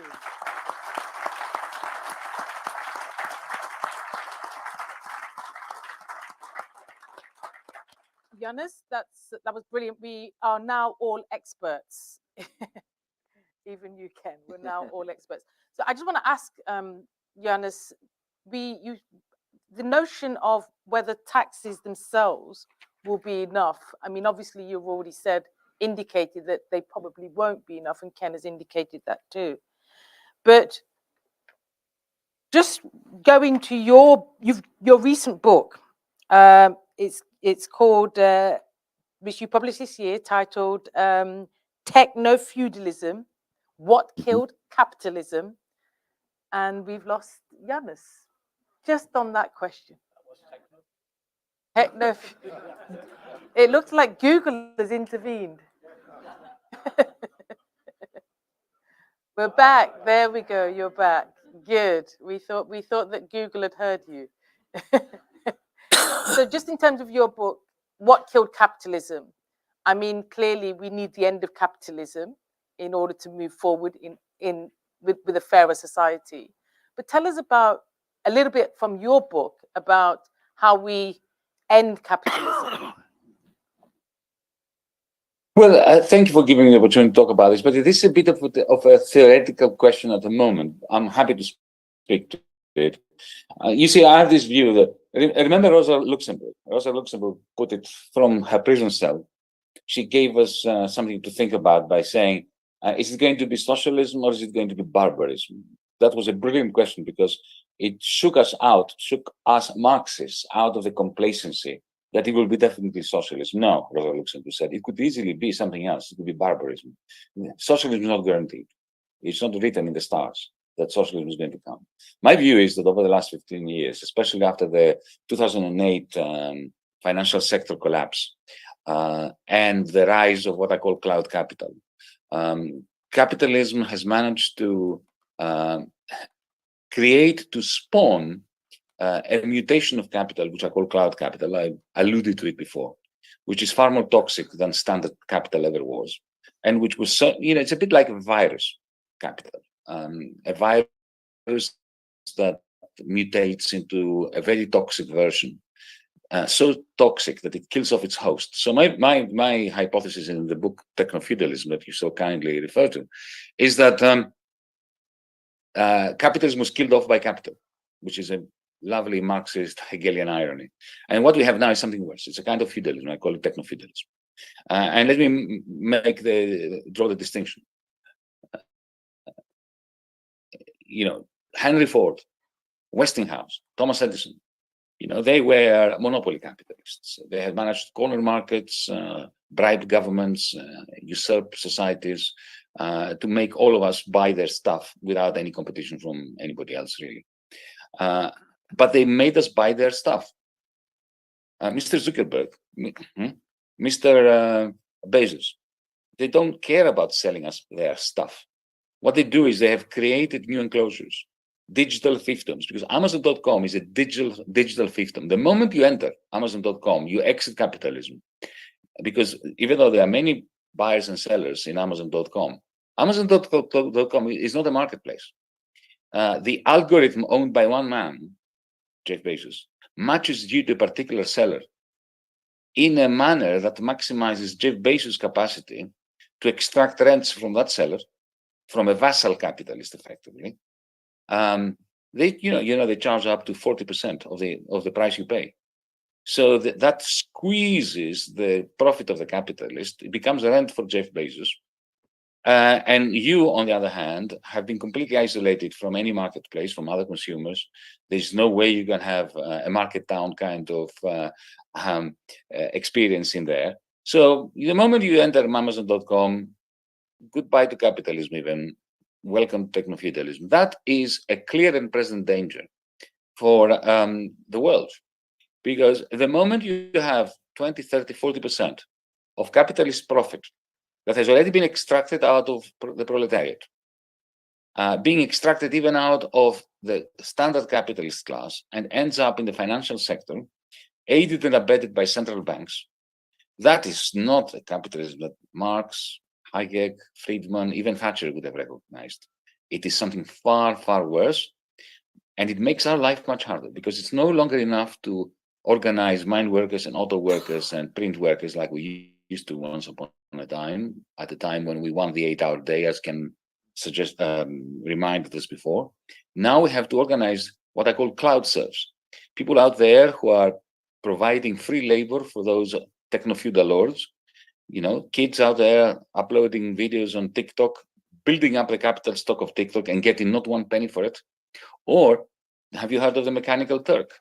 The Mechanical Turk is an abomination. It is created by Jeff Bezos by Amazon. As we speak today, this very moment, as we speak, even on Saturday, I checked it 2 hours ago, 43 million people. This morning, Saturday, 18th of November, these millions of people were working on Mechanical Turk from their home, doing piece rates, just like the piece rates in the famous chapter by Karl Marx in Das Kapital, Volume 1, working for a pittance, and working for as long as they had to in order to pay their rent through, of course, their computers. But that is genuine proletarian labor, which is paid for sometimes by Amazon tokens, sometimes by dollars, no more than 80 cents, 90 cents an hour. How do we organize these workers? How do we organize the Deliveroo workers? So our work is cut out for us. The tax system is just one small lever in bringing about radical change. We have never been more necessary in order to make humanity sustainable. And when I say we, I mean we, the progressive left. And we have never been less powerful and more disorganized and defeated. So let's get cracking.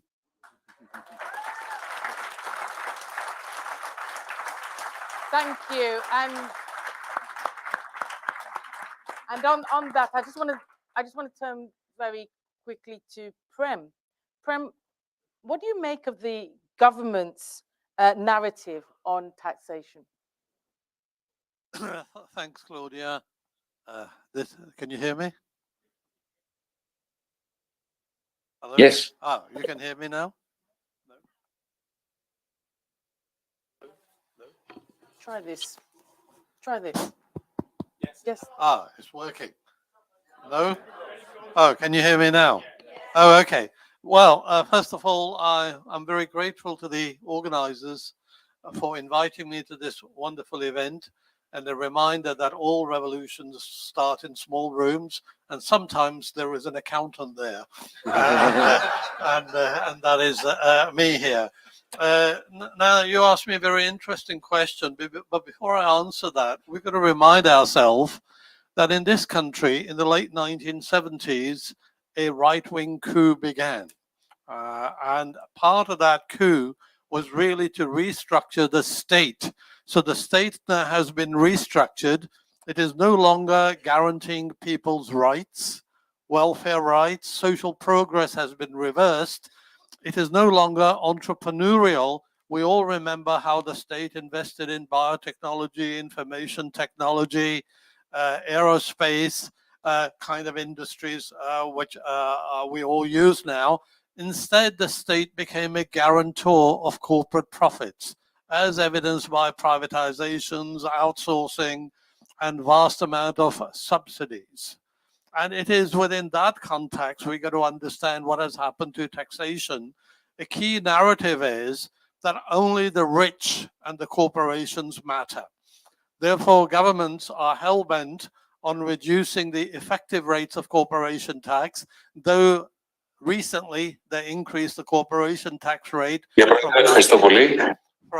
from 19 to 25%, but corporations get vast number of reliefs, but the effective rate is far less. So they reduce the income tax rate for the high earners. Wealth is taxed at a lower rate. So capital gains, for example, are taxed at a range of 10 to 28%. Wages in the range of 20 to 45%. Dividends are taxed in the range of 8.75 to 39.25%. Recipients of investment income, that is rents, dividends, capital gains, pay zero national insurance, zero, even though they can use the NHS, get social care. If they have an accident, an ambulance will definitely arrive for them, but they do not pay any national insurance whatsoever. So these narratives now have been normalized. They are not really challenged anywhere in the mainstream media to say, is there any merit to this? So as regard the rest of us, the narrative is, well, we actually don't really count. Your personal allowance can be frozen. your income tax thresholds can be frozen. And the government is now saying that the sick and disabled will have to work or lose their benefits, and they want to withdraw free prescriptions from those who do not work. And the Labour frontbench response yesterday in the Times was, Conservatives don't go far enough. So we are living in times where not only the state has been restructured, but democide has been normalized. So 1.5 million people have died between 2018 and 2022 whilst waiting for an NHS appointment. Just last week, the Chancellor said he will not give extra £1 billion to NHS England to reduce the waiting list, currently nearly 8 million. But now he suddenly found 4 billion, which next week he will be handing out in a cut to inheritance tax. So this is the grand narrative, which we actually have to disrupt. We have to challenge. Without workers, there can be no wealth can actually be generated. Even though they keep on telling us that AI is coming, it will replace us. Well, it can replace the people at the top too. But they have a control. They are basically controlling the state. So workers, ordinary people, have just become cannon fodder to what is good for capitalism. So we need to democratize. So everybody said tax is only part of the answer. We need to democratize. Let us see. Yanis referred to Amazon and Google and how they shift taxes. And we, in the last Labour manifesto, had a requirement that we would require all large companies' tax returns to be publicly available so that we know how they are shifting these things. I used to work for an oil company. I know how profits are shifted. Okay, I know how taxes are dodged. So let us look at the tax return of all large companies together with all correspondence they have with lawyers and accountants, so that we know how their schemes are actually devised. We need to hold directors personally liable for ingenious tax dodge schemes. Many of those are very simple. If I may just give you, forgive me just a minute or so, an example. I was brought in by the Work and Pensions Committee to help with this investigation of BHS. BHS was full of dodgy tax practices, which were all legal. Just to give you an example, BHS had stores in the UK from which it traded, and about 98% of the shares in BHS were held by Lady Green, who lived in Monaco, where there is no income tax. So the scheme they hatched was very simple.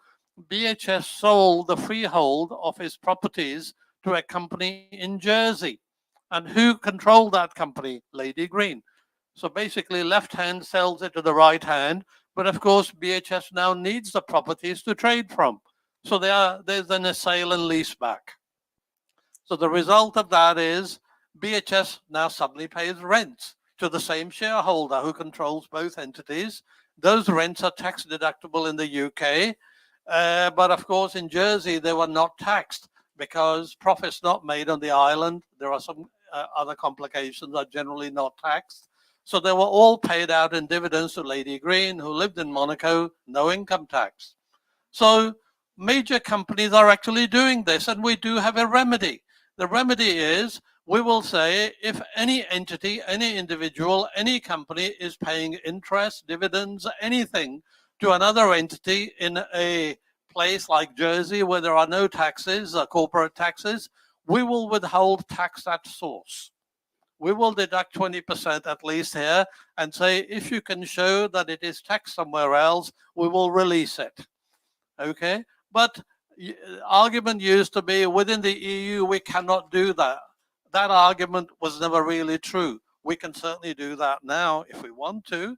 So we have to, deal with these things. But the state, which is totally captured by corporate interests who fund political parties, give jobs to MPs and others. In other words, it is corruption which is institutionalized. And we need to change the political system. Thank you. Thank you, Prem. That was a full and frank answer. I want to, I gather that the last session, the audience didn't get a chance to ask a question. So I want to give the audience on this session an opportunity to ask a question.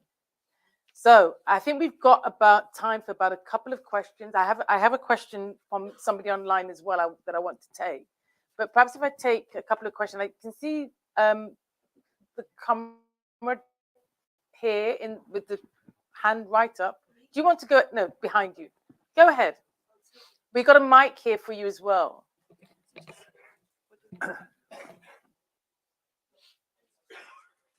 Can you hear me? Go ahead. Okay. I've got something for Yanis. Can you hear me? Yeah, I've got a comment for Yanis. Well, can we have a question? Well, it's a question as well because I want to. No, I just need one question because we haven't got the time. You know, you see, you're talking. Everything I hear you talking about is within the framework of the capitalist imperialist system. I just want to say you talk a lot about what Marx said, but Marx, you know, one of the decisive and most important things about Marx is that he supported the first proletarian dictatorship of the, you know, in the form of the Paris Commune. He supported the first proletarian dictatorship manifested in the Paris Commune. So what would you say to that? Okay. Yanis, do you want to take that? I think it's a big question. Very briefly. But a brief answer, if I supported the Paris Commune too. I mean, I didn't live them, but if I did, I would have. This was an amazing moment in European history. It was a brilliant moment. The question is, what do we do now when there is no commune? Because remember, Marx did not bring about the commune. The commune brought it about itself, and then Marx supported it. So the question now is very simple.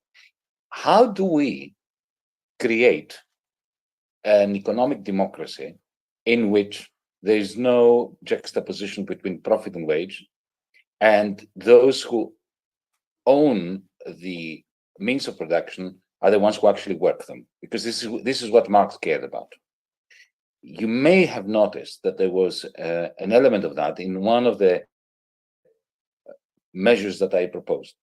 Remember when I said that large companies that operate in the United Kingdom should shift 10% of their shares to a common fund? Well, that's a first small but crucial step, because imagine that 10% becomes 20%. As it approaches 100%, what you have is common ownership or proletarian ownership of the means of production. As for the word dictatorship, don't bandy it around. Marx was a Hegelian. Marx was in the business of usurping and undermining the propaganda of the time who talked about democracy. And what he was telling the powers that be was that there is no such thing as democracy, especially back in the 1840s, 1850s, 60s, 70s. What you have is a dictatorship of the aristocracy and of the capitalist class, and we want a dictatorship of the proletariat, because that is our democracy. I do not believe that it is sensible to bandy about and use today as our own vision the word dictatorship. I grew up in a dictatorship. I can assure you, you don't want to live in a dictatorship. Thank you. And I've got two hands. I'm going to take these two questions. I'll take them together, and then we can. So, the sister here. Thank you. Can you hear me? Can you hear me, everybody? Yep. I can only make one question. Mm-hmm. Just one question. Okay. I will make one question. Then it's to Yanis. Sorry about that. You know, I found the whole panel really, really interesting, and I wish there were more time to have, but there's not. So I respect you, Claudia, for that. Thank you. But Yanis, my question to you is about your proposal to set up a common fund between the BRIC economies. I mean, Brazil and China, for a start, are at loggerheads over China's extractivist investment in the Amazon. I don't see how, and there's huge political opposition throughout Latin America to China, that is seen as a a neo-colonialist, indulging in neo-colonialist expansionist practices. So I would like you to just respond. I mean, I would like you to say a bit more about your proposal for how a common fund is going to emerge out of a group of economies between which there are huge tensions and conflicts. And just hold there, Johannes, before you respond. I'm just going to take the brother at the front here. Oh, hi, everyone. My name is Tahir Mirza. This is a question to Prem, actually.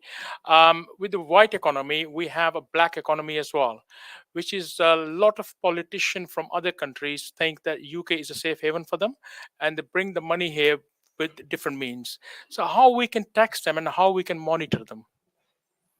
Thank you. Johannes, do you want to go ahead?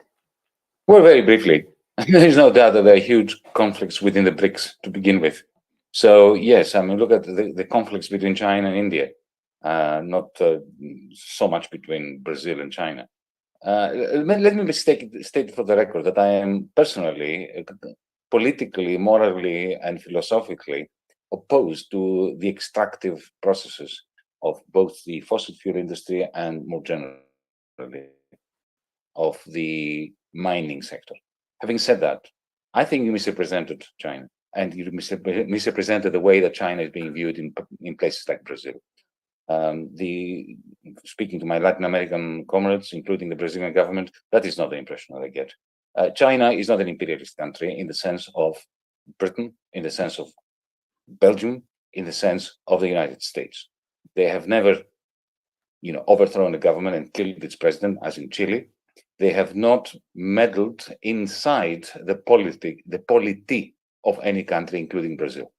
They are in the business of doing business. And the problem in Brazil is the Brazilian regimes, including under Lula, that have, for their own reasons, wanted to extract minerals from Brazil. But because we don't have that much time, let me come to the heart of the issue. The heart of the issue is that despite these differences, the government of China, the government of India, the government of Brazil, of South Africa, understand that they are facing a clear and present danger from Wall Street and Silicon Valley and the American military-industrial complex. That is a very powerful reason for creating circumstances that extract from the trade between them and the capital flows within them, extract funds in order to invest in the green transition that both President Lula and President Xi agree entirely and utterly that it is essential to humanity having a future. So they can bring about that kind of agreement. I think it is feasible. I don't think it's going to be easy. And that's it. Thank you. Thank you.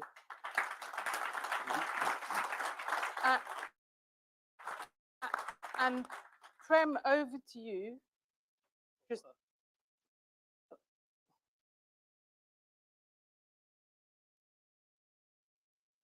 Thanks. I think the issue you pose is about illicit financial flows. Clearly, there are some necessary conditions you need for illicit financial flows, and chief is secrecy. Without secrecy, you can't have illicit financial flows. I remember chasing ministers in Parliament because I discovered that some mafia heads had created a bank in the UK, and it was named, which I won't do here in Parliament. And these people were for years and years filing false returns at Companies House, because anybody from anywhere in the world could form a company in the UK, use any name, any address of their choice. And they filed information in Italian language. And when you translate it from Italian to English, the director said that his name was the chicken thief, occupation was fraudster, and the address was town of 40 Thieves, District Alibaba in Italy. And that was year after year accepted. So, and the government has since changed things, but it hasn't gone far enough. You can still create opaque trusts which completely hide the identity of the people who may benefit, who may own property. There is no real enforcement, and the brains behind these schemes are often big firms of accountants and lawyers, and even smaller firms too. In this country, so we need to control that. Even within the UK, we are not very good at checking illicit financial flows or tax dodge schemes. It may interest you that since 2010, HMRC says it has failed to collect £450 billion of taxes. That is HMRC's official figure. It does not include things like the example I gave you about BHS, and many other companies are shifting profits one way or another. If you were to add that, we are looking at about £1,500 billion of taxes not collected. Not one big accounting firm it has ever in the UK been investigated, fined, prosecuted, put out of business by any government. Not one. And they're often called the enablers. We have to focus on the enablers.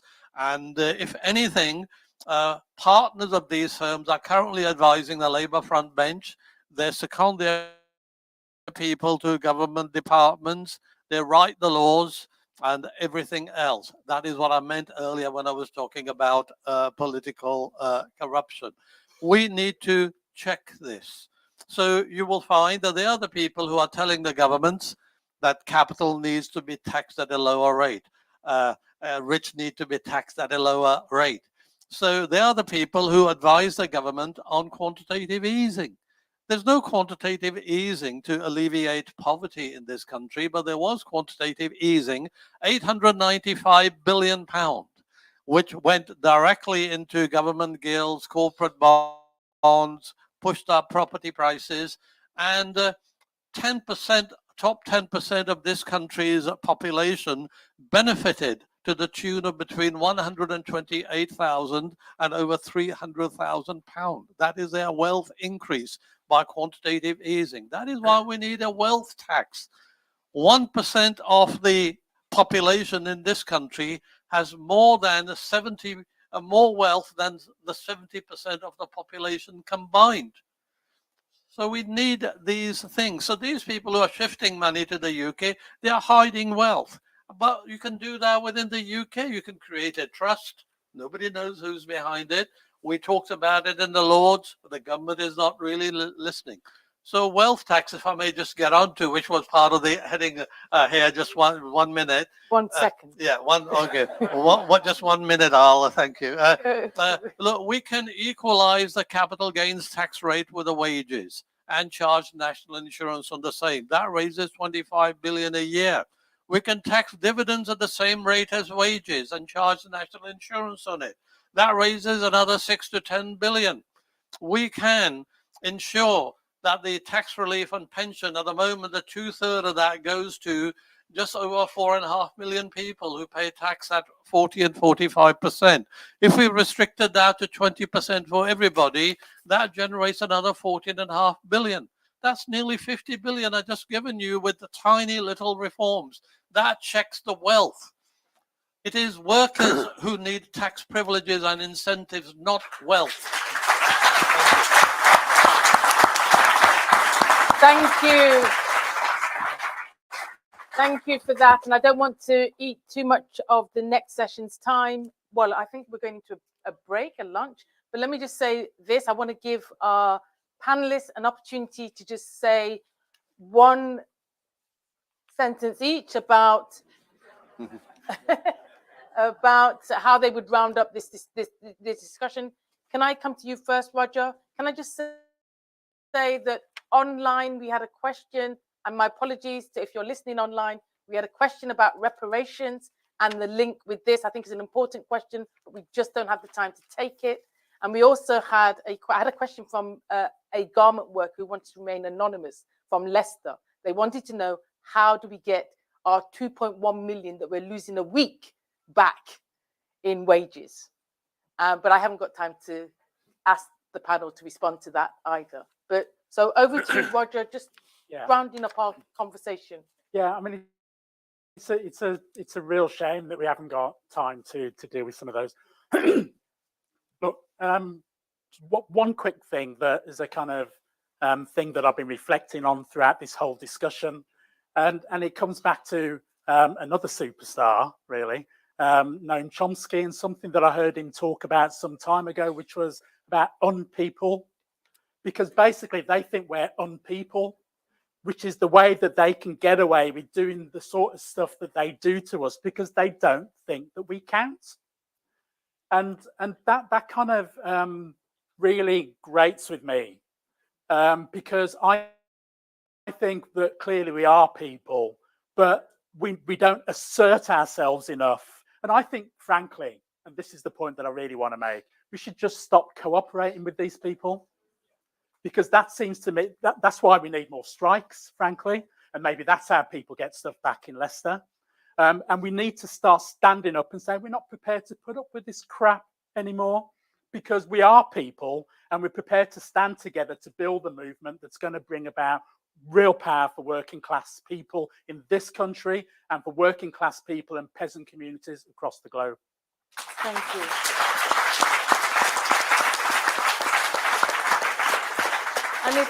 And if I can turn to you with any final thoughts. Yeah.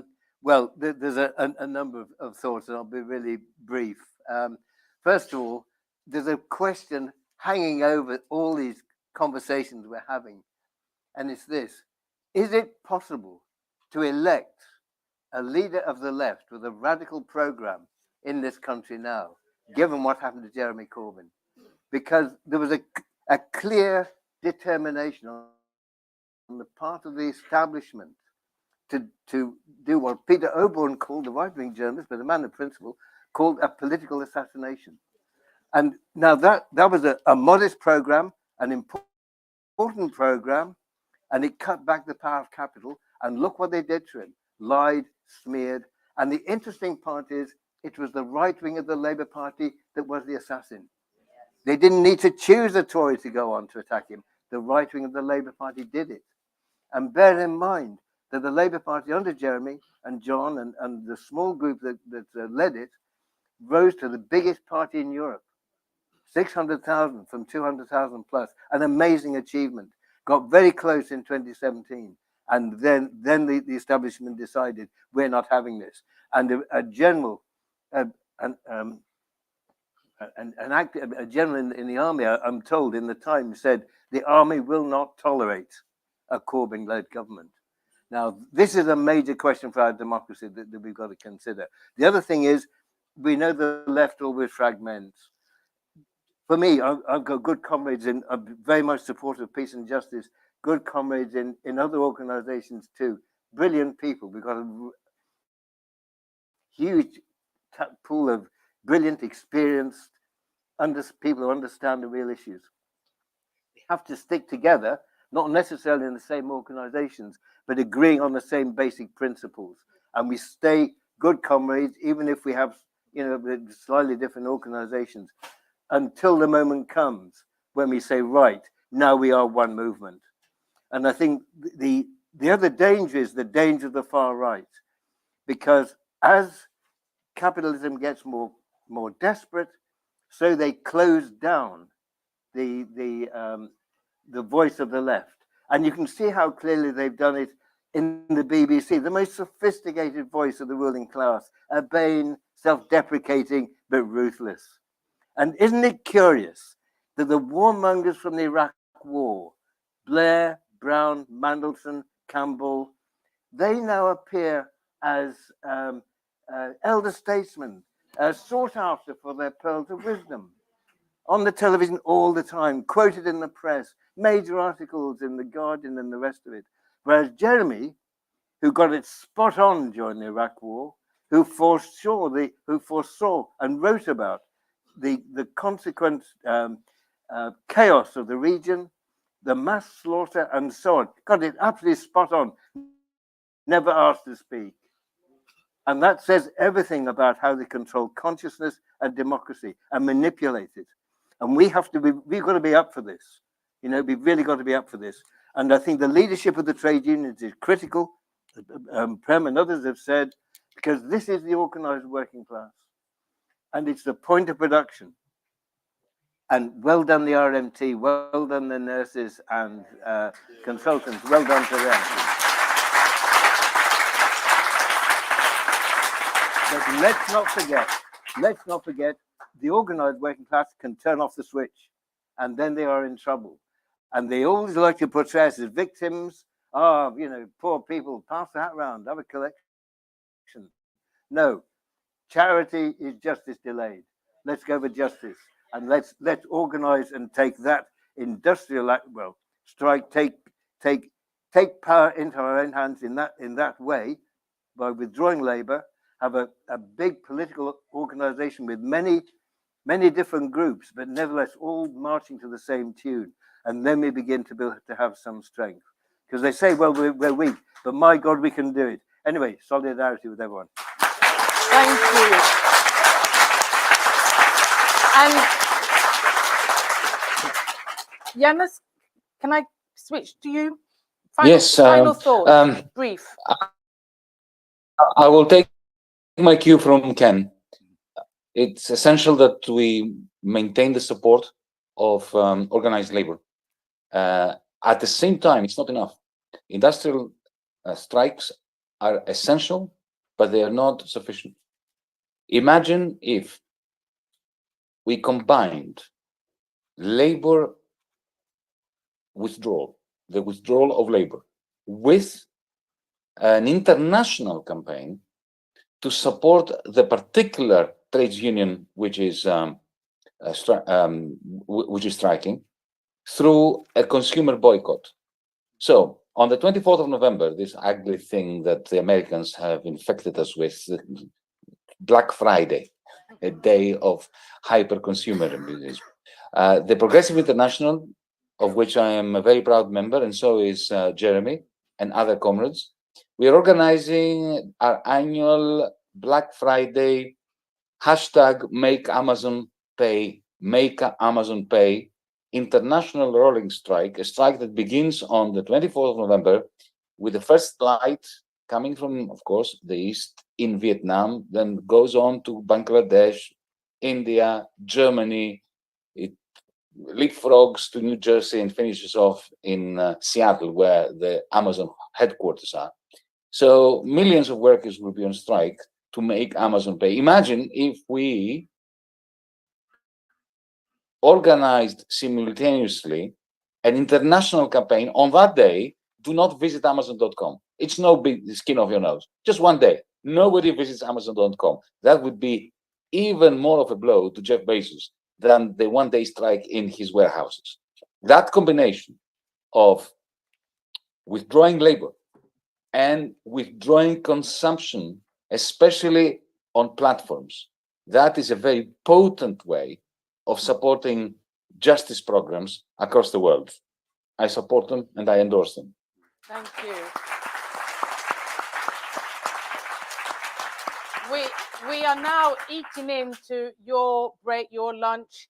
I can see Laura here saying wrap up, but I have Prem just with one more point. Well, thanks. I think the examples I gave you about the tax reform, you would have noticed none of those will increase taxes on most of the people. They actually result in redistribution. They simply say, well, we are not going to tolerate the tax anomalies and perks of the rich. And interest rates have shot up. What's the result? The result is the rich have got even richer because they got the savings, they got the money. So again, the state policy is driving that. Liz Truss saying the other day, we've got to cut minimum wage, she said. We've got to cut benefits. And she said, especially the sickness benefits are the lowest in any OECD countries. You find them in the UK. So it is effectively not, government has not declared war on poverty. It has declared war on the poor. And we have to respond to that. We need to rebalance the tax system. We need to appeal to democracy and transparency, like I said, let's make everybody's tax return public. Let us see what the rich are up to. They do that in some Scandinavian countries. The world hasn't ended. We need worker elected directors of large companies. We can identify the name of consumers with absolute certainty at banks, insurance company, water, gas, electricity companies. Let us create laws which say that customers will vote on executive pay. Let us see how these directors of these companies get away with tax dodging or shoveling truckloads of sewage in rivers. They will not get away. So capitalism has actually shunned democracy. It never really liked it. There is a veneer, there's a talk about democracy, but they don't really want to empower the people and consumers. That remains the goal for socialist movements. We want to empower the people, and that's where I will stop. Thank you. Thank you. And just to say, finally, thank you to our panel, to Yanis, to Roger, to Ken, to Prem. Thank you very much. Brilliant session. And thank you to all of you. Thank you very much.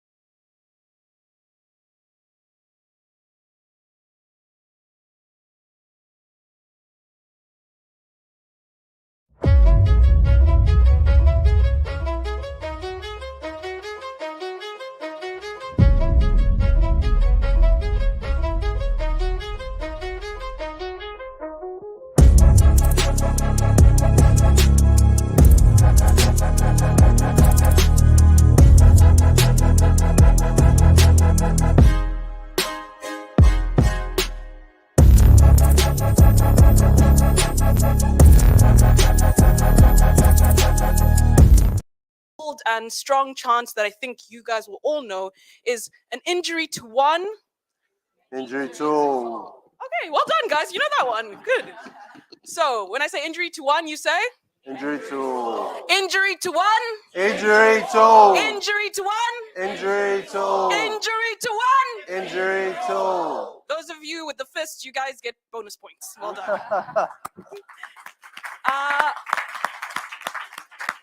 I'm hoping to get a nod from the organizers when about we can start. I don't know who I should get the wink from. Okay, we can start, though people are coming in. Okay. Okay, I think most of us are here, right? You guys are happy to start? Okay. So I'm gonna stand just in the beginning because that's what I'm used to. My name is Michaela Nondo Erskog. I'm a researcher at Tricontinental Institute for Social Research. I also organize as a popular educator, not only for NUMSA, but for various people's movements, left progressive organizations, political parties on the African continent under the International People's Assembly, which our friend from Belgium, Peter, mentioned that he was at a conference we held about a month ago. And so our work is trying to connect grassroots struggles together, particularly, of course, in Africa, but across the global south, or what we generally people know as the global south, and to figure out the ways in which we can build collective campaigns that are anti-imperialist, anti-capitalist, and for many of us are socialist. So today I'm really excited because of my NUMSA connection to be chairing this session, which will be about trade unionism and how do we organize across borders, extremely fundamental to the moment we're in right now. So I'm going to briefly introduce the folks, and I'll give them two broad questions, allow them each to tackle it, and then we'll hopefully in half an hour's time, if everyone can keep time, can allow opening up for questions from all of you, because I think that's actually what we want, right, is to hear from everyone and have a bit of a dialogue across the space. So first I'd like to introduce Steve Cotton, who I think everyone met this morning in any case, doesn't need any introduction, but briefly the General Secretary of the International Transport Workers Federation. Thank you for hosting us graciously in your building. A round of applause, I think that's worth. Thank you. We then have next to him Valentina Orazzini, right? Orazzini, who is a trade unionist representing the European representatives of the Italian metal workers trade union, which is called FIOM.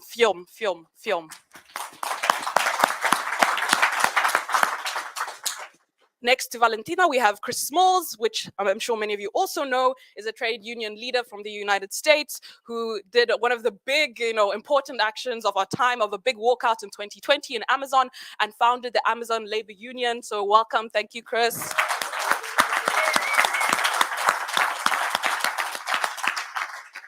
And last but certainly not least is Len McCluskey, who I asked him if I could introduce him as a poet.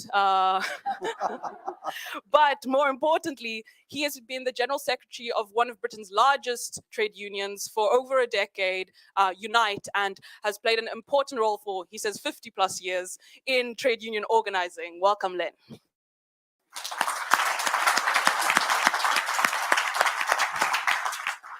Before we begin, I just want to check everything's sorted online. Everyone can hear us online. Great, great. So the first question, I wanted to pose a broad one because we're coming from very different struggles, is what are the current and pressing demands of the various working class organizations and peoples you represent? And what kind of work are you doing to advance the precision of the blow towards capitalism? Because I hope, all of us here should be in our lifetime trying to destroy capitalism as much as possible, even if it's in our small, tiny dents, but, slowly but surely chip away. Because we know sometimes we want to have these massive actions that bring about change, but sadly, it's a long and hard road. I was actually at Highgate Cemetery early in the week paying my respects to Karl Marx, and it was an important reminder that that was 100 years ago, we are carrying the struggle, a luta continua. So I hope you guys are with us on that. So I'll pose it first. I'm going to go one by one, and you have about 3 to 5 minutes, I'm told. So over to you. Thank you. How's everyone? Good. Hello, everyone online. So just to carry on the conversation from today, I mentioned earlier the ITF is 18.5 million members across the world, global north, global south. And of course, the struggles are different where you fit in the world. So our first job is to make sure that this organisation, you're sitting in our head office, but we are really global, is receptive. And what do I mean by that, right? So yes, we're part of the establishment, but we're also part of an organisation that makes sure inside all of our sections, we have leaders, activists. Then as part of the transition of this organisation from 2010 with our President Paddy Crumlin, about us being a more dynamic organisation. Now, it's really easy to say we want to be a dynamic organisation. What does that actually look like? So for this organisation, it's all about making sure that those voices, so for us, it's workplace issues, how do we make sure they translate into our policy movement and then into our campaigning? So what does that actually mean? I mentioned earlier the 4 themes, but we can add human rights to that and how do we mobilise around it? But the challenge is actually how do we build power in the different parts of the transport movement? So we have organisations in this building and across all of our global offices with capacity to union build. In fact, we were talking about Palestine earlier. We have had a plan since 2014 to unionise taxi drivers in the West Bank and support the labour movement there, which is part of a progressive process. So despite the unacceptable situation we face in Gaza at the moment, we have always been in a position to try and empower working people. And of course, our method for doing that is our institution.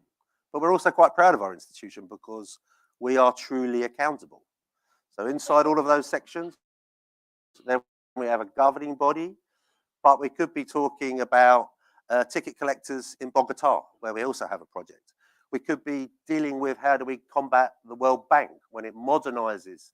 So if we want to bring the sustainability together, we have projects in Nairobi where we're working with the existing taxi drivers, transport drivers, towards a bus rapid transit, which will ultimately be regulated work with guarantees about occupational health and safety of the vehicles, safety of the drivers and the employees, but also ultimately for the riders, the passengers.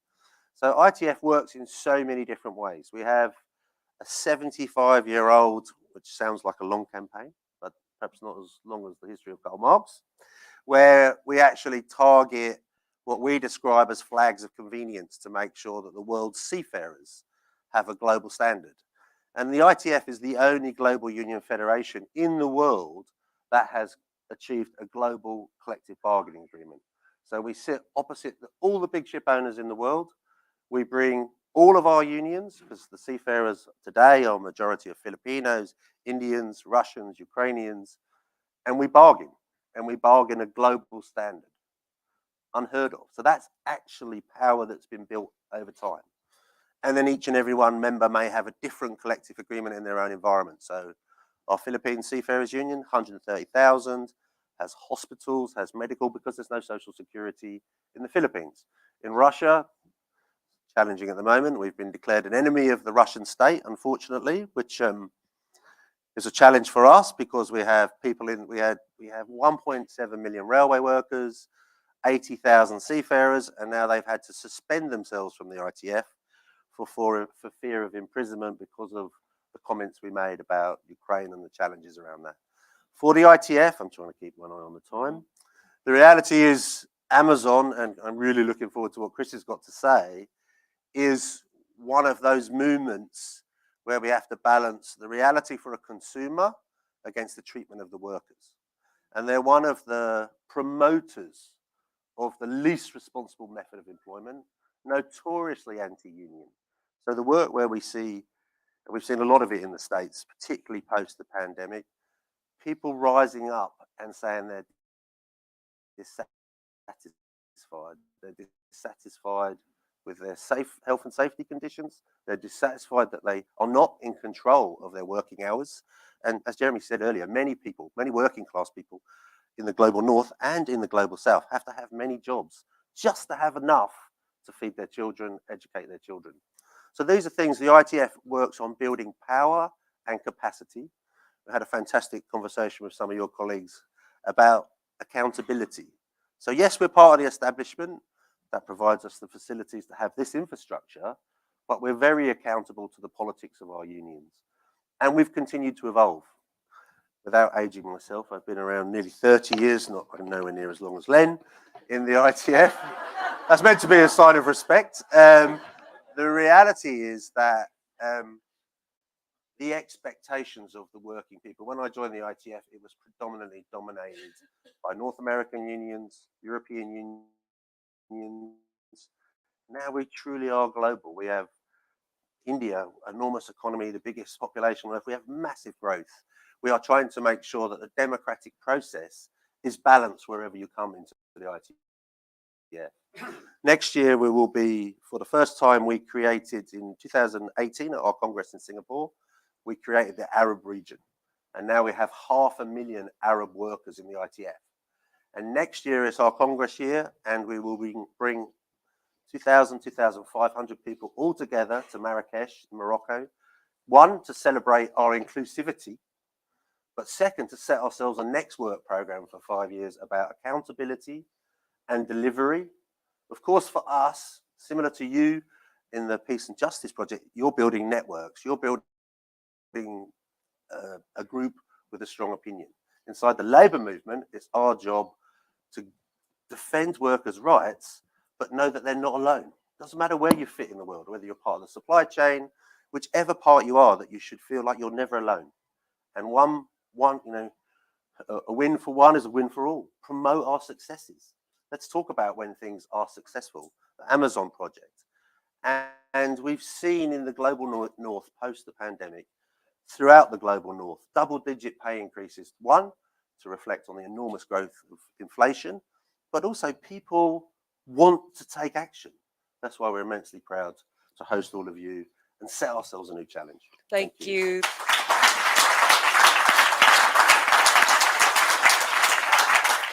Valentina? Everything's fine with the microphone? Yeah, okay. So thank you very much for inviting me here, and thank you really for the organizer as well. It's really a great honor to be here in this inspiring conference. And a few words about our organization. I'm representing here FIOM, which is the largest metal workers federation in Italy, and also the more ancient because it was founded in 1901. And when it comes for the question you raised, Michela, we just had yesterday a general strike in Italy. So I'm because it's very, helpful to summarize what are our demands. I think that we are living, it has been said already this morning, in very challenging times. And I think that as trade unions, we have, I would say, a double responsibility, because of course we have the demands arriving from the working class for our workers who say that there is the need for a pay rise, there is a need, it has been said also, for public health, for real access to public education, a real chance to have a say in the future, because I mean the industry, especially because we cover and we bargaining for our workers, that we have national collective agreements that cover from the steel workers to the ICT companies, all the metal workers in Italy. And all the workers feel, I mean, they are afraid about the fact that they will lose their job in the near future, or there will be not enough investments to grant them a job. And of course, in the same times in which bargaining, and we also we struggle face to the government and the investor about the face that we want to have proper investment and a clarity in the industrial policy of the future. At the same time, as I said, we have a double responsibility, because as trade unionists, we cannot be corporative and simply campaign for a pay rise in this situation. We need to campaign for peace. We need to campaign against fair right. We need to campaign for social justice. And even if it's complicated, because when we met the workers into the working place, I mean, it's a very complicated issue to discuss with. I mean, it's not the first thing that we would love to discuss, that we have the responsibility to discuss. I mean, what social justice does it mean? I think it's very clear also for the name of the foundation. There is no peace without social justice, and there is no social justice without peace. So that's why with our trade unions, we were very committed in the last years, and especially in this period of time, also to organize mass demonstration for peace, calling before for a ceasefire in Ukraine. Now, moreover, asking for a ceasefire in Gaza. And I think that in that sense, I mean, our national, international role as trade unionists is also to raise the voice. And we, and this is also very, very crucial what happens to our trade unions a few years ago, 2 years ago. We were assaulted by a far-right party movement. Basically, they were denying, vaccination, and they had a demonstration, and a part of the demonstration left, and they assaulted our headquarters. For that time, we organized an anti-fascist demonstration in our country. It was the first national demonstration after the COVID, and it was hundreds of thousands of people who were gathered out in the streets. And we were overwhelmed by the international solidarity of other trade unions. So we thought that was the case to use this powerful force we receive and the solidarity we receive. And we launched an anti-fascist manifesto that has been signed by many unions around the world. And because this is a situation in which, as I said at the beginning, we have to enlarge our solidarity and our campaign, not only to rise the condition of the workers, so of course it is an issue, but also with the social responsibility and the political responsibility we have of working class movement.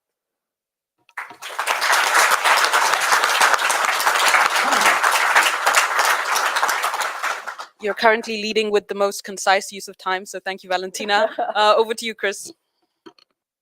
Thank you. Can everybody hear me? All right.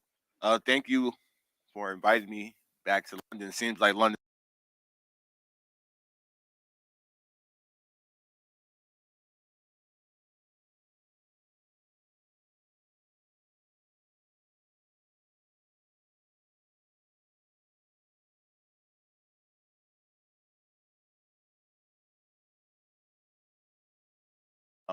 Chris Smalls, currently the president of the Amazon Labor Union, the first union in American history for Amazon workers.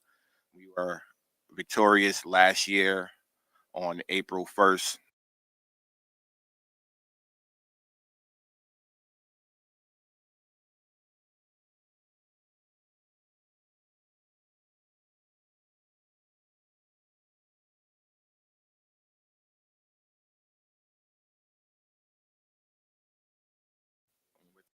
Capitalist, yeah, you gotta clap it up.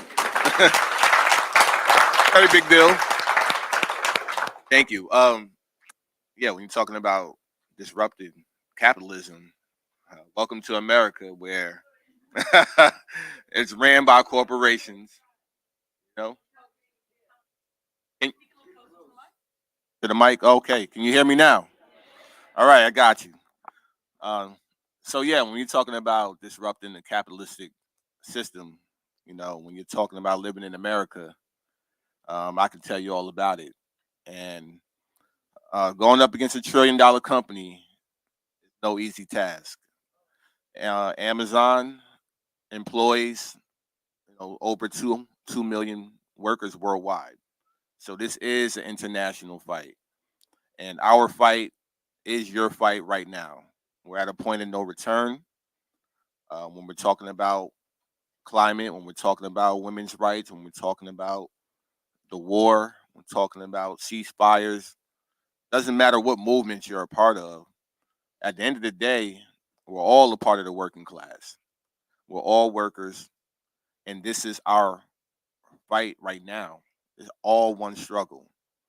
So in the next few years in America, 1 out of every 4 Americans will have worked or work for Amazon. They already hired and fired our entire workforce in America. So we're talking about disrupting the system. One thing that's been missing, besides the laws that are outdated, and we can talk about that as well, when we're talking about the root causes of capitalism and the system that we live in, we need better laws. We need laws that represent the 21st century and then represent the working class. We don't have that in America. We need politicians, elected officials to not just talk about it, but put some pen on paper and write about it and make sure that it's solidified in our legal system as well. We do not have that in America. And when we pat ourselves on our back for victories, it sort of distracts us from what the root causes are. Even our victory, as historical as it may be, we still have a lot of work to do. This is still the beginning. Because I can tell you now, 3 years ago, 2 years ago, even a year ago, nobody knew who the hell I was. And that's a good thing. Because when I got fired from Amazon 3 years ago,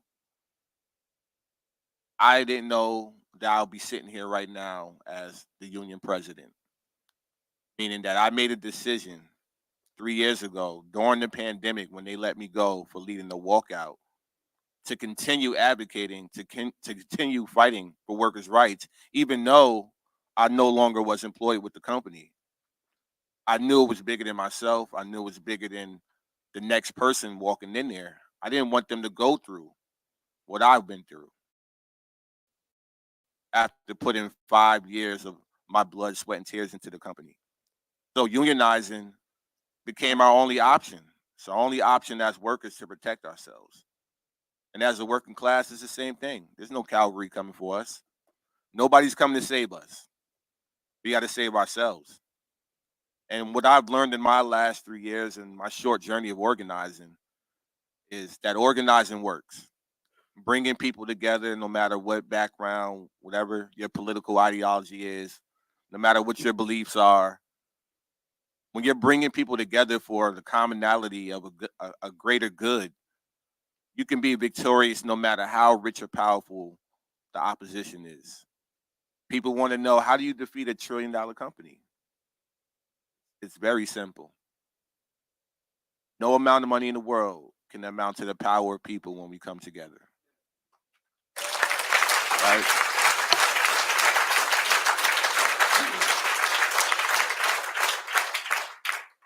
But like I said, we still, even though we were victorious, we're still a long way to go in America. Union density is less than 6% in the private sector, less than 10% in the public sector. Most people don't even know what unions are. As much as we see the strikes and we see how victorious the strikes are winning their contracts, we're still not reaching the mass majority of the younger generation. We have to educate them.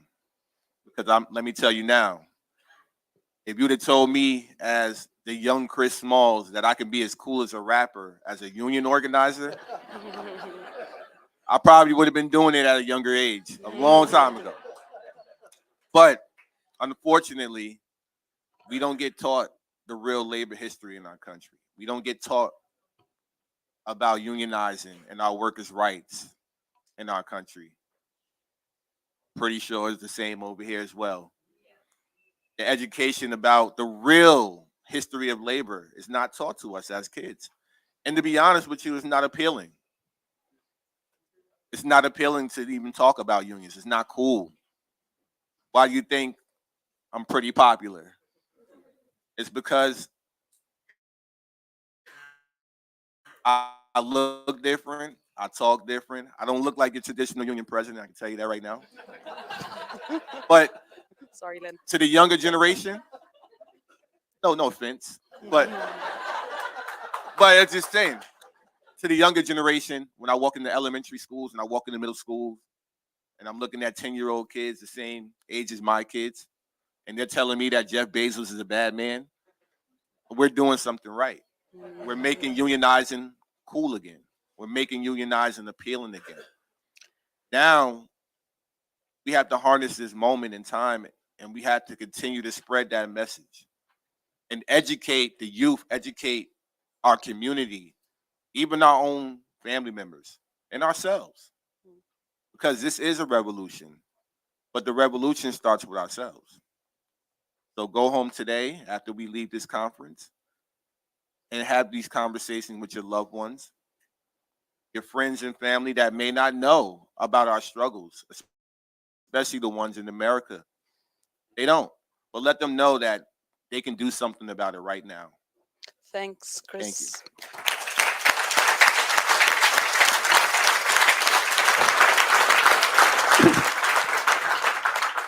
Over to you, Len. Over to me. Thanks, Michaela. I should start by telling you that at lunch I asked Michaela, do I look as cool as Chris? And without hesitation, she said no. And she said, no, you're more elder chic, which I quite like. You know, the question that Michaela has asked is, what do the people in our communities want? What do workers that we represent want? And it's quite simple. And my involvement over the last 50 years in both domestic and in particular in the international arena tells me that working people, wherever they come from, have the same aspirations and the same fears.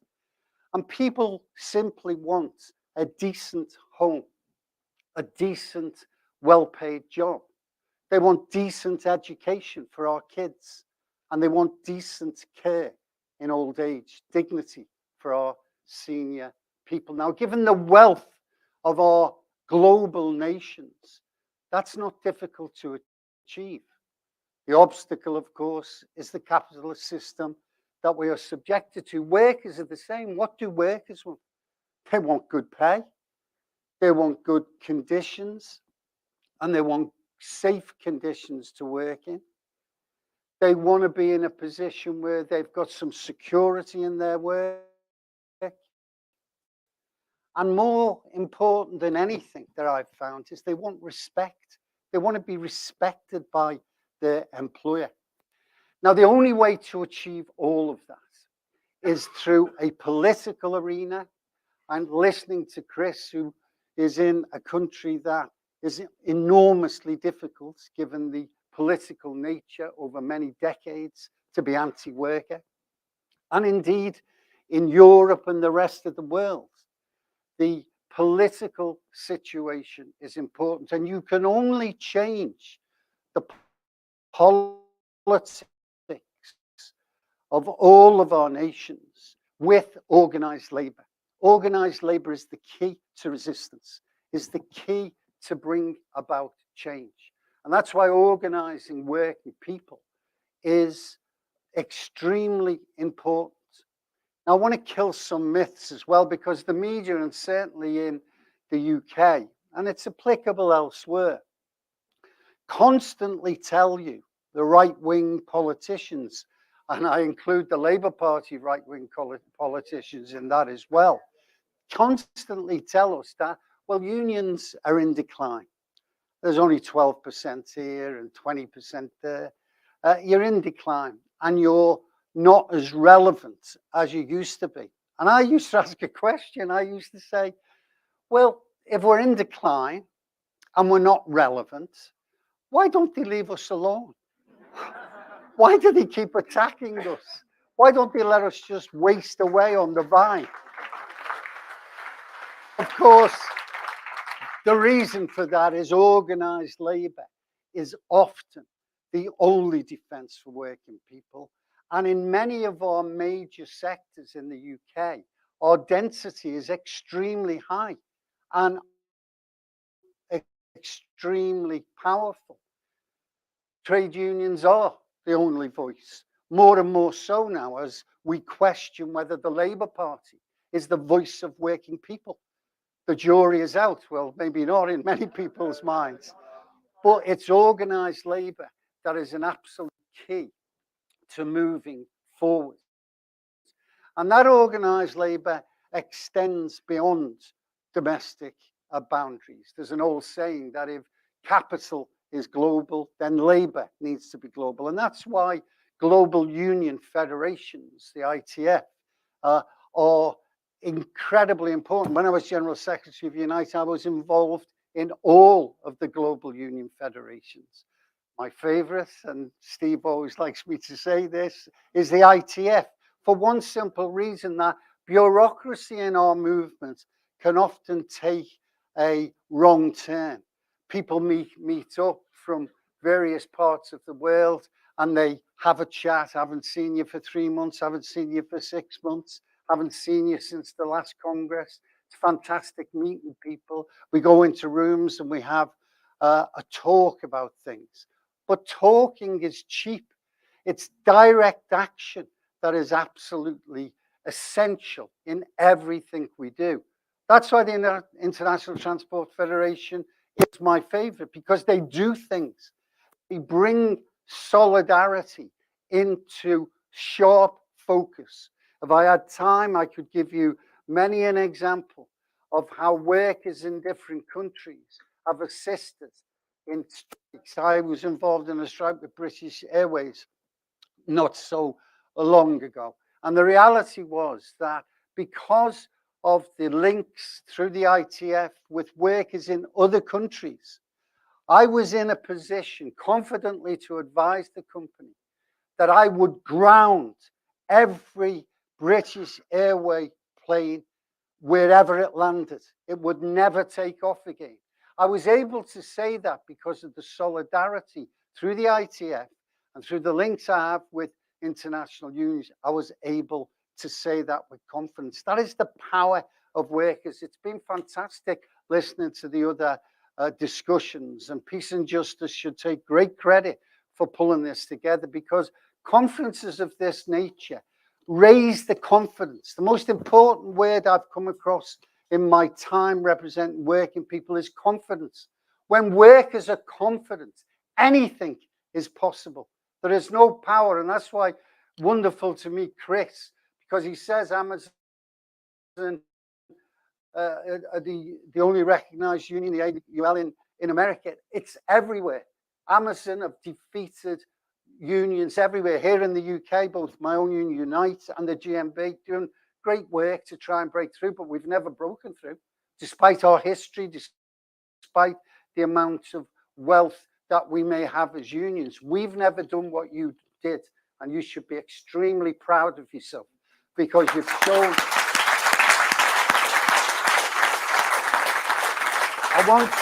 Let me just take 1 or 2 more minutes.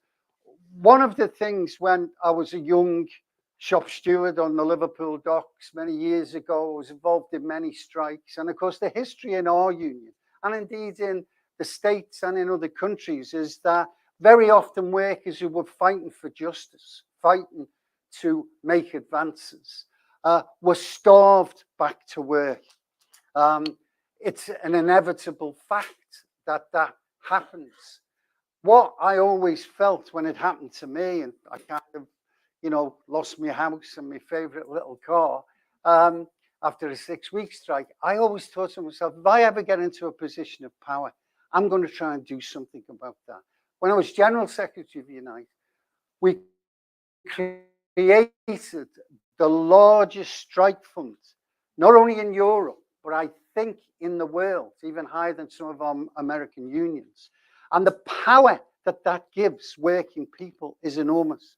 £70 per day when they're on strike has resulted in literally hundreds of successful disputes. And I was going to say preaching, I don't mean it that way. I've been talking to my colleague general secretaries in the UK to say, start a strike fund, because starting a strike fund gives power and confidence to working people.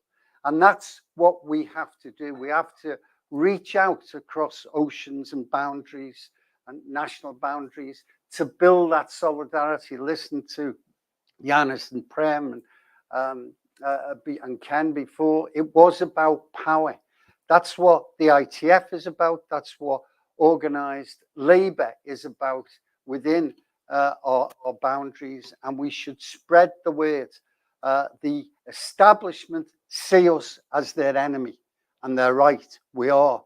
And that's why we have to work to achieve the ordinary aspirations of working people throughout the world. And the ones I've spelt out at the beginning are not difficult to achieve if we just challenge the power and the distribution of wealth that working people create. Thanks, Len.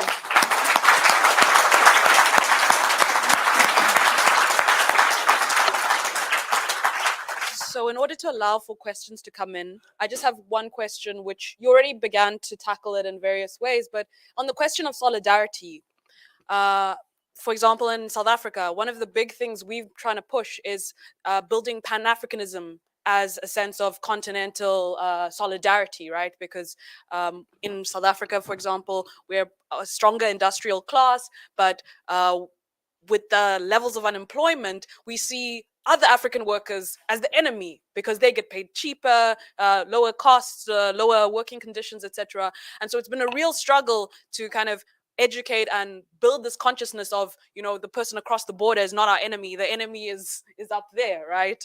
Not God per se, but the capitalist is up there. So I wanted to hear from you in 2 minutes, if we can, so we can get questions from everyone. What does it mean to build solidarity? What are some of the concrete tactics and the long-term strategies that you all have been pursuing? You could go first. So just to follow on, we had a very big conference in Johannesburg, and Numso, we're very proud, is now a member of the ITF. And one of our resolutions was exactly about that, xenophobia between African workers. And one of the most moving moments of that conference was all of the South African geographical unions coming together to make a commitment to educate, mobilize, and build power between South Africans, because ultimately employers don't bring other Africans to South Africa anything other than to pay them less money. So our conversation was, how are we going to build this program and how are we going to work it? That's one practical example. I think the big one, and it runs parallel to what Chris has been doing with Amazon, is global supply chains. So our counterparts are the big transport companies, and in certain parts of the sector, transport is very highly mobilized, has a lot of union membership. But actually, we're advocating to the corporations, the clients of the transport companies, they have a responsibility. And this is where we talk about rights. So there are human rights. We have UN resolutions about human trafficking. We have UN resolutions about child labor. But we're also saying to the big corporate brands, do you know who's in your supply chain? Do you understand? So it doesn't matter whether you're moving tea from India, from the plantation, on a truck that's not unionized, on a ship that's probably unionized. It's then going to a warehouse somewhere else. The reality is the employers of transport need to know there's a reputational risk. There's a reputational risk for them that if they don't care about their supply chain, we will expose it. We'll expose whether there's child labor, we'll expose whether there's human trafficking. If you imagine, I'll tell you a very short story. Fish from Norway gets transported to Thailand. In Thailand, Myanmar people, some of it human trafficked, and some children will be skinning the fish and then sending it back to retail in North Europe. Can you imagine that and the responsibility and the vulnerability of those brands that are party to that process? So our job is to formulate a strategy to make sure that we have unions in each part of that process, but also we go to the clients of transportation and say, look at this, the breach of human rights. This is why the UN was created, to hold up minimum standards. So we have on one level, we have organising on the ground in those warehouses, we have organising on the fishing, factory fishing vessels. On the other hand, we're saying shame on you. Shame on you for exploiting all of these people in that process. Thanks.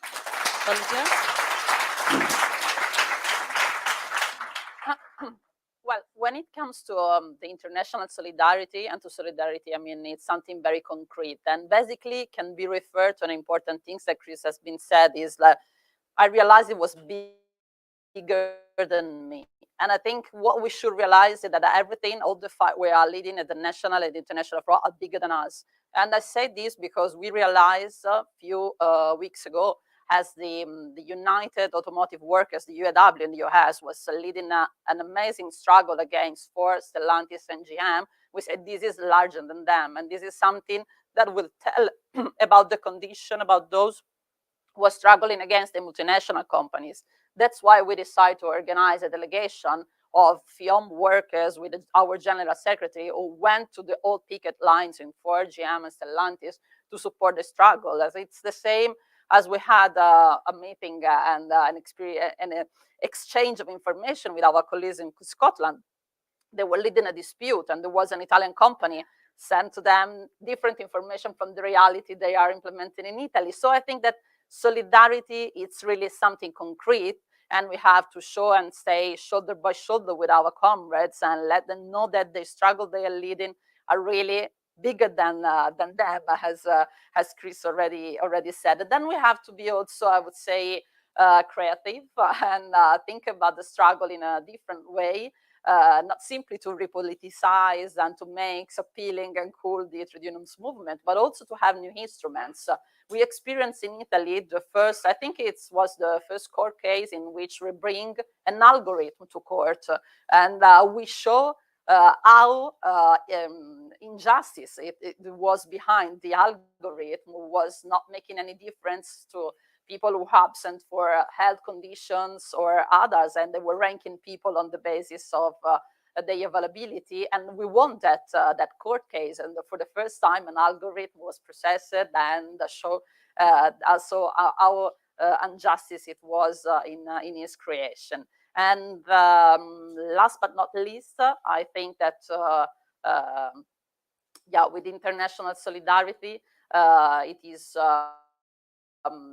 really important, as I said before, to stick on the principle of the working class, which is the internationalism, also from our perspective, because it was, I mean, if I look at the wave of the strikes we have under the fascists in Italy in the 43, there were workers struggling for bread and for peace together. And this is, we are in a war situation in which, again, we have to struggle and fight together for peace, for bread and peace. Yeah.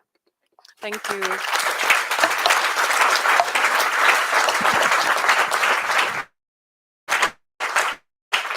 Chris, 2 minutes, and then we're going to open up so have your questions ready. Yeah, so solidarity to me, definitely not a catchphrase. You know, when we're talking about the word solidarity, it's the word. Really, you're talking about love. Because when you're talking about solidarity, you're doing it because you believe in something. And a lot of things in my short journey of organizing, a lot of people use the word solidarity, but don't really know what it means. Because if you ask individuals what the word solidarity means to them, they're going to give you a different answer. But when you're organizing for a greater cause, you got to bring people together, as I mentioned before. And the only thing that brings people together really will be love. And the love for the struggle, the love to stand shoulder to shoulder brings people together. And that is the solidarity, that you have that bond and building that relationship and earning that trust, because that's organizing.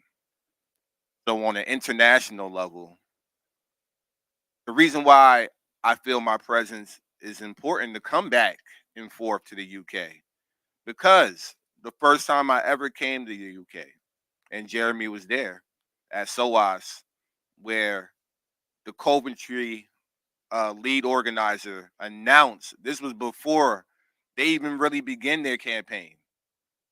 They were inspired by our victory in Staten Island. So they watched that victory, and then they said, you know what? We're going to contact the GMB and get our campaign going. Then I came back. By the second time, they already did 3 or 4 strikes. So just to know that solidarity carried across the sea. International solidarity, me showing up is showing my love and appreciation for the work that they're doing. We have to all do that. And we got to remember that you can't have one foot in and one foot out. It doesn't work that way. So when you're talking about solidarity, be prepared to sacrifice, because that's what you have to do in order to survive the type of movements that we're in.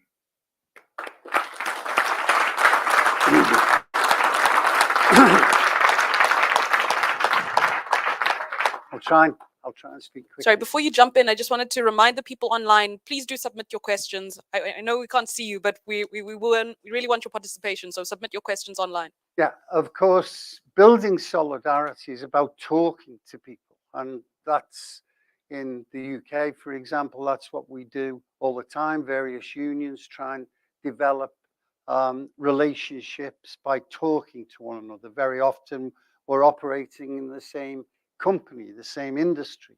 So it's important to talk internationally. It's critical to have those conversations. And what are the conversations about? They're about finding common ground. They're about making it clear that together we can be stronger. And it works. In international solidarity, domestic solidarity is actually crucial. I've been involved in so many disputes that we have been successful in different ways. In my own union, we developed what we called a leverage strategy. And this was a situation not to replace industrial strikes, but in many situations where industrial strikes were perhaps not practical or not working sufficiently. And it's really about a detailed look at the companies you're involved in and following where the power and where the money is. And we don't use that strategy liberally. For every time it's been used, it's been successful. I'll give you a very quick story.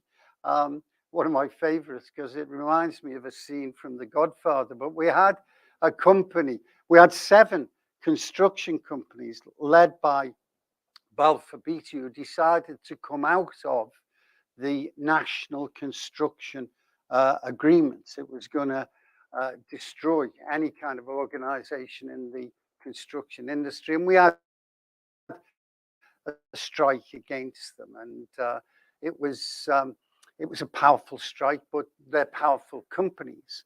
And we hit them in different ways. But one of the wonderful ways, again through the ITF, our brothers and sisters in the Teamsters in the States, 100 of them arrived at Balfour Beatty, across this massive multinational, arrived at their main headquarters in New York and occupied the building.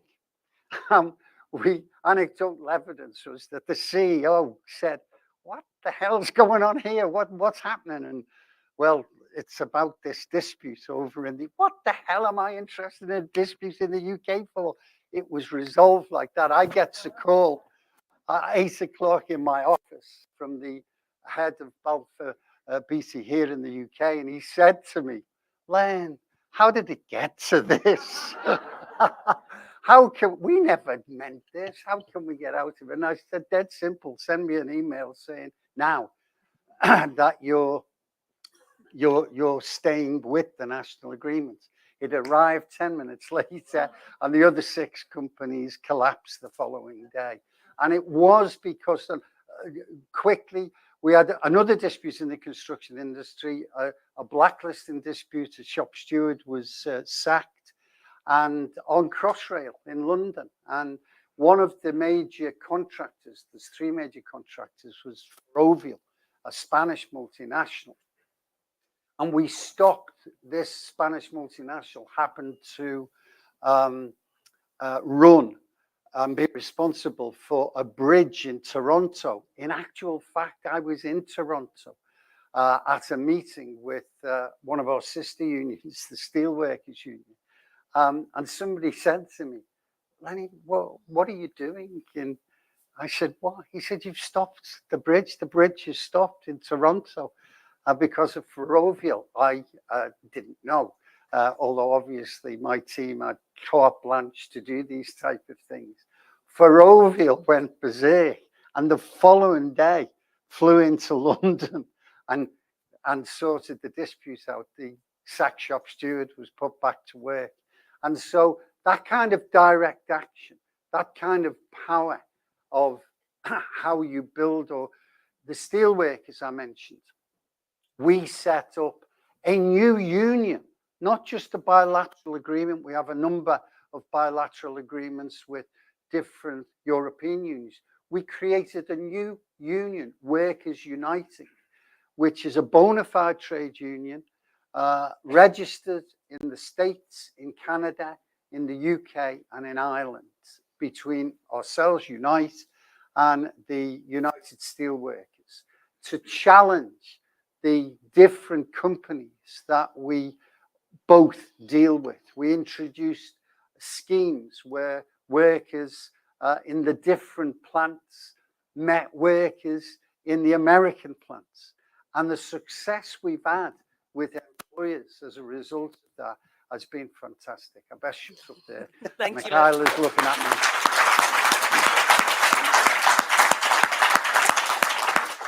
All right, as much like all the other panels, we're running close to time, but could we take 2 questions, and if you can keep them quite short. I see one hand at the back, as well as red-coated over here. Let's get those 2 questions. Sorry for those who I've looked over. And I purposely chose women, of course, my personal bias.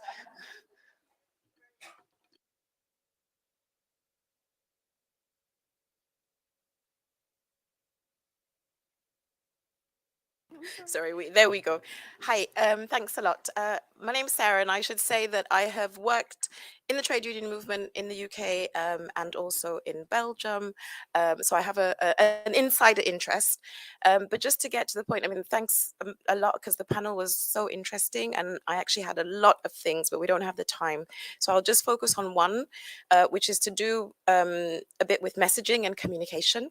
You know, Michaela and Steve, you started off, or you said, you know, that this, you know, that we have different in terms of workers. There are different. I can't remember exactly how you put it, but you know, there are differences. Yes, there are differences, but I think what Len was saying about the fact about at the end of the day, the struggles are all the same. And as I said, it's in terms of the messaging and how we communicate it. And then the other sort of link to that as well is this idea that, you know, we're amongst friends. We know as well that, and I think it was Valentina that made this issue about how we balance the interests of, you know, workers that you are representing because they're concerned about, you know, their working conditions, their jobs and all the rest of it, and other workers who, you know, they may see as coming in and undercutting. And Michaela, you referred to the situation in Southern Africa. It's the same. Brexit was partly about that. You know, these European workers are coming here and undercutting us, and all across Europe we're facing the same sort of messaging. So in terms of the question, what can, you know, the panelists, you know, what can you sort of suggest, or what do you see in terms of how we can improve the communication and the messaging in terms of international solidarity, you know, and making sure that, you know, workers and, you know, the people who their families understand that actually, yes, you know, our struggles are all the same, and it's only if we are working collectively that, you know, we're actually going to, you know, achieve the changes that we want. Thank you. Thanks. Thank you so much. Let's get the other question, and then I think if you guys can, in a minute, try to wrap up with as brief an answer as possible. Thank you. Red coat. Hello, thank you. My question is just, so I'm a councillor in Hackney, and I'm part of a growing trade unionist, and I'm a migrant woman. Very important to say that because of all the abuses against migrant workers. There is a growing movement of workers and activists and mental health professionals that we kind of pushing for mental health to be our fundamental human right. I want to hear what's your opinion about mental health, workers' mental health, and can we lead an international campaign to protect finally workers' mental health? Thank you. Thank you. Great question. So 1 minute if you can, and answer the ones you want to answer. So fantastic questions. First point, and I think Jeremy mentioned it earlier, it's about telling the truth when it comes to communications.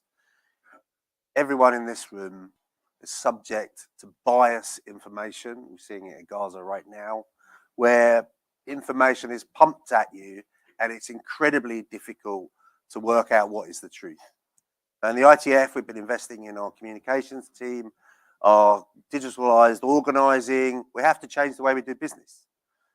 Cannot be loads of men in a smoky room anymore. It's got to be a new environment where we tell the truth, but we build a coalition around the truth. And so to that point about educating people, I think Len said it, we all said it, our institutional governance, those committees have to be super relevant. They're not an opportunity to get on a plane and go somewhere nice. It's an opportunity to have the real conversations with a sense of integrity and accountability for the people we represent. So it doesn't matter whether you're a bus driver in London or Delhi or Washington, they're all confronted with the same problems, unhappy passengers, overworked, traffic, and we have to talk about that and then produce strategy. And then just, I think, on the well-being issue, and I don't think we've seen the end of this conversation at all, the pandemic put in sharp focus. And when we talk about, we're really proud that the International Labour Organization has seen occupational safety and health as a fundamental right, one of their fundamental pillars. And in the ITF, we're looking at well-being, the work-life balance, all of the things that we take for granted, and we're all sitting here with mobile phones and taking pictures. Our working lives have changed dramatically, and the separation between work and life is becoming really, really unclear. So yes, we would be happy to be part of a conversation about reinforcing the boundaries, reinforcing what's expected of working people. So for ITF, it's a privilege to be part of this panel. Thank you very much. Thank you so much. Valentina?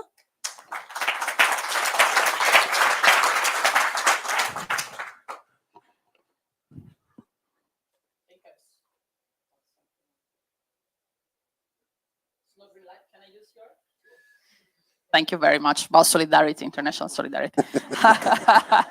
No, but look, I mean, that's a complicated question, and also in a certain sense, very easy to answer. I think it's what we have to invest on in, it's about the contamination and inspiration among us, and also in the capability of choosing fight and lead it together and make it visible, as it was the case of the Amazon workers in New York, or as it was for the UAW in the US, or how would be the fight they are leading the Swedish trade unions now against Tesla, because those are I would say fight that tells about the roots and the possibility of the existence of trade unions, and we have to invest and to spread around the fight that we are leading in, especially in some company cases and some special cases, because they are I would say inspiring and really linked to the roots of our existence. And the other way around about the health and the issue of mental health that has been raised, I think it's a very big issue, and we somehow rediscover after COVID, because I mean it comes up as a big crisis, and but it goes also behind. It goes together, hands by hand, with health and safety, and with the fact that and we saw in our countries, especially because we have, I mean, I would say a very great law in terms of health and safety, but this does not apply, and that this was part of the strike we are now running in the country, and will run also in the next week. So yes, I do see space and room for maneuver in this sense, and I think that this is quite sensible issues also because of the rising competition that is bringing in among workers in also in the fight for future. So that's very important, and I do share it. Thank you. Go ahead, Chris. Yeah, for the first question, as I mentioned earlier, first things first, when you're talking about communication for the greater good, and starting these conversations at home, I say it all the time at various speaking engagements. We have to create our own propaganda. That's basically what we're doing today. This Peace and Justice Conference is our truth. Here it is, our truth, our experiences in life. Everybody that's been on the panel, the folks here in the audience, y'all all have a story to tell, and we're here to listen and create this space for us to share and build. So on the left and in the movements that we're in, we have to create our propaganda for ourselves. You're not going to get it on BBC. You're not going to get it on New York Times. You're not going to get it on MSNBC. They do not understand grassroots organizing. Bottom line, they will never tell y'all the truth. So if you go in there looking for answers, you're already doomed. You want the answers, you got to be on the front lines. You got to be in. You got to be involved in the movement. And to find the truth, we have to create that for ourselves. As I mentioned, there's no cavalry coming for us. Amazon, they control the market. They own the Washington Post. So what are we talking about here? We got to make sure that the people come to us, because we are the people, and build off of that commonality. And when they were talking about mental health, anybody been to Cuba? No mental health crisis, no homelessness, 0% crime rate, union-led country. It's possible, right? Possible. So the reason why I think a lot of workers are going through mental health crisis is because of the physicality and the working conditions that they endure. Take it from me, a full-time Amazon worker who worked 40, 50, 60 hours a week. I was in solitary confinement for 12 hours a day. And that's not commute. That's not including my 2.5-hour commute. So imagine, as the average Amazon worker, what that does to your mental health over years. So for anything, for any worker to reverse that and protect our mental health, we have to protect our human rights and our workers' rights. That's the first thing we have to do. Thank you.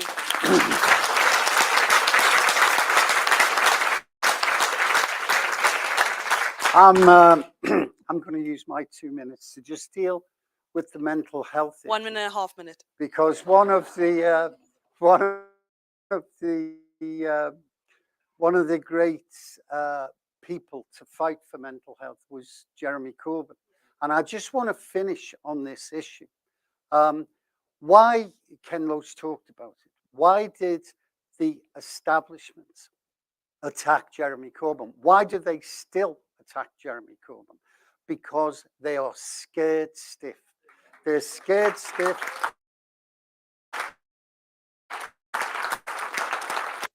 They're scared stiff of his values, and because he speaks the truth, and people, especially young people, flock to him.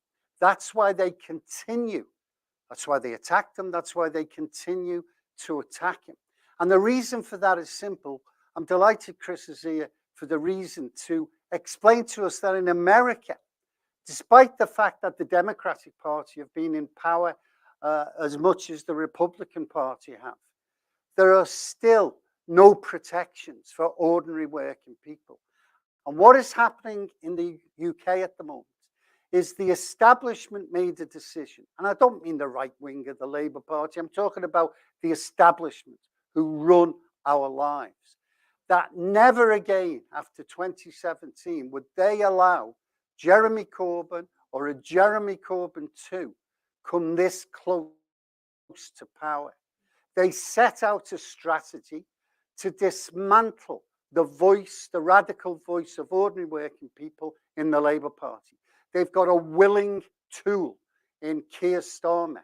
What they are attempting to do, and please listen to this, they are attempting to turn the Labour Party into a mirror image of the Democrat Party in the States, not just to marginalize the left, not just to marginalize, but to eliminate radical thought within the Labour Party. And that's why organizing in the workplace, joining trade unions, advancing the ideals of trade unionism is important, but it's equally as important to develop and organize a radical voice for ordinary working people. And if in time, maybe sooner than later, an alternative voice emerges that speaks for working people, then join it and give it the support that it desperately needs.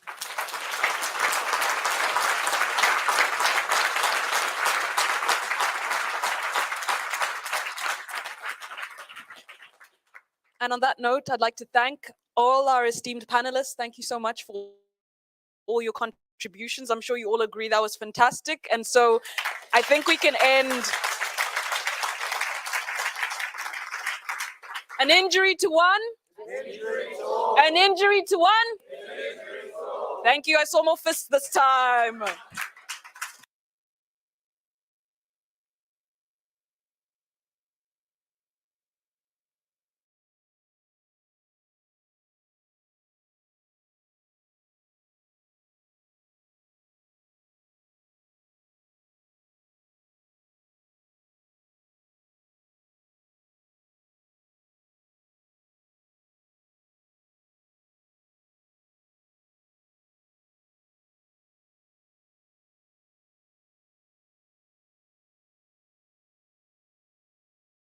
Hello, I'm Jamie Driscoll, the independent Metro Mayor for the North of Tyne. I'm the Metro Mayor for the area from Newcastle all the way up to Berwick and the Scottish border. I was elected in 2019. I remember speaking to a school teacher in Ashington, an old coal mining town in Northumberland that suffered underinvestment for decades. The teacher told me, she said, when I drive to school in September, I pass 20 or 30 kids at the bus stop who've just left school, and they're waiting for the bus to get into Newcastle for their college courses.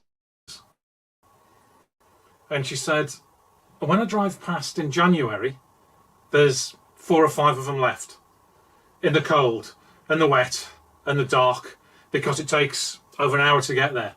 And then they've got to get off the bus and then walk across the city centre to the college. And as a result, these kids are missing out on their life chances. And we're all missing out on their potential of what they can be, the great things that they can do. I grew up in the 1970s and the early 1980s, and I remember we used to have park keepers. We used to have youth clubs. I never saw homeless people sleeping in doorways. Bus conductors helped parents with buggies. After he left the army as a tank driver, my dad was a shift worker at ICI. My mum worked part-time as a telephonist back then. And despite raising 4 kids, they could afford to buy a house when they were young. There was no such thing as a food bank. People just didn't need them.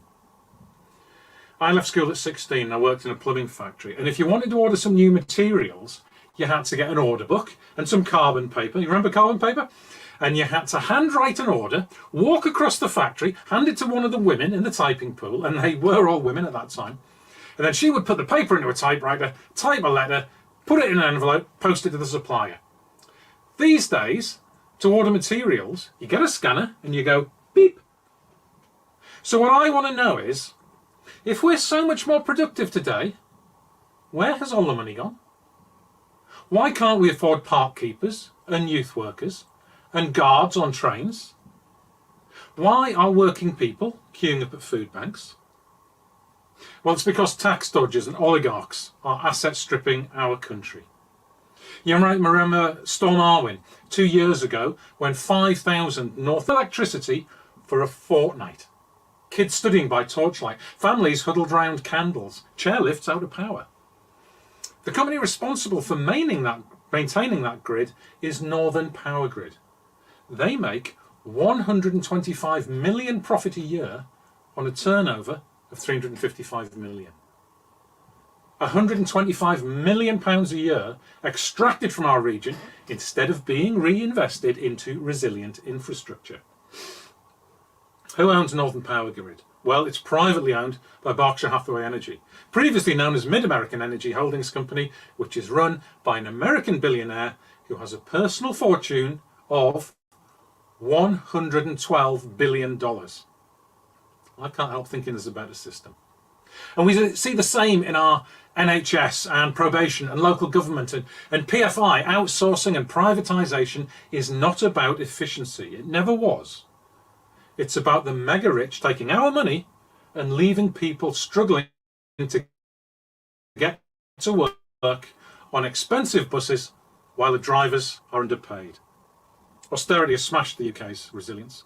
COVID hit so hard because underfunded emergency planning and preparedness, because fire and police budgets were slashed, ambulance services on their knees, local authority capabilities destroyed.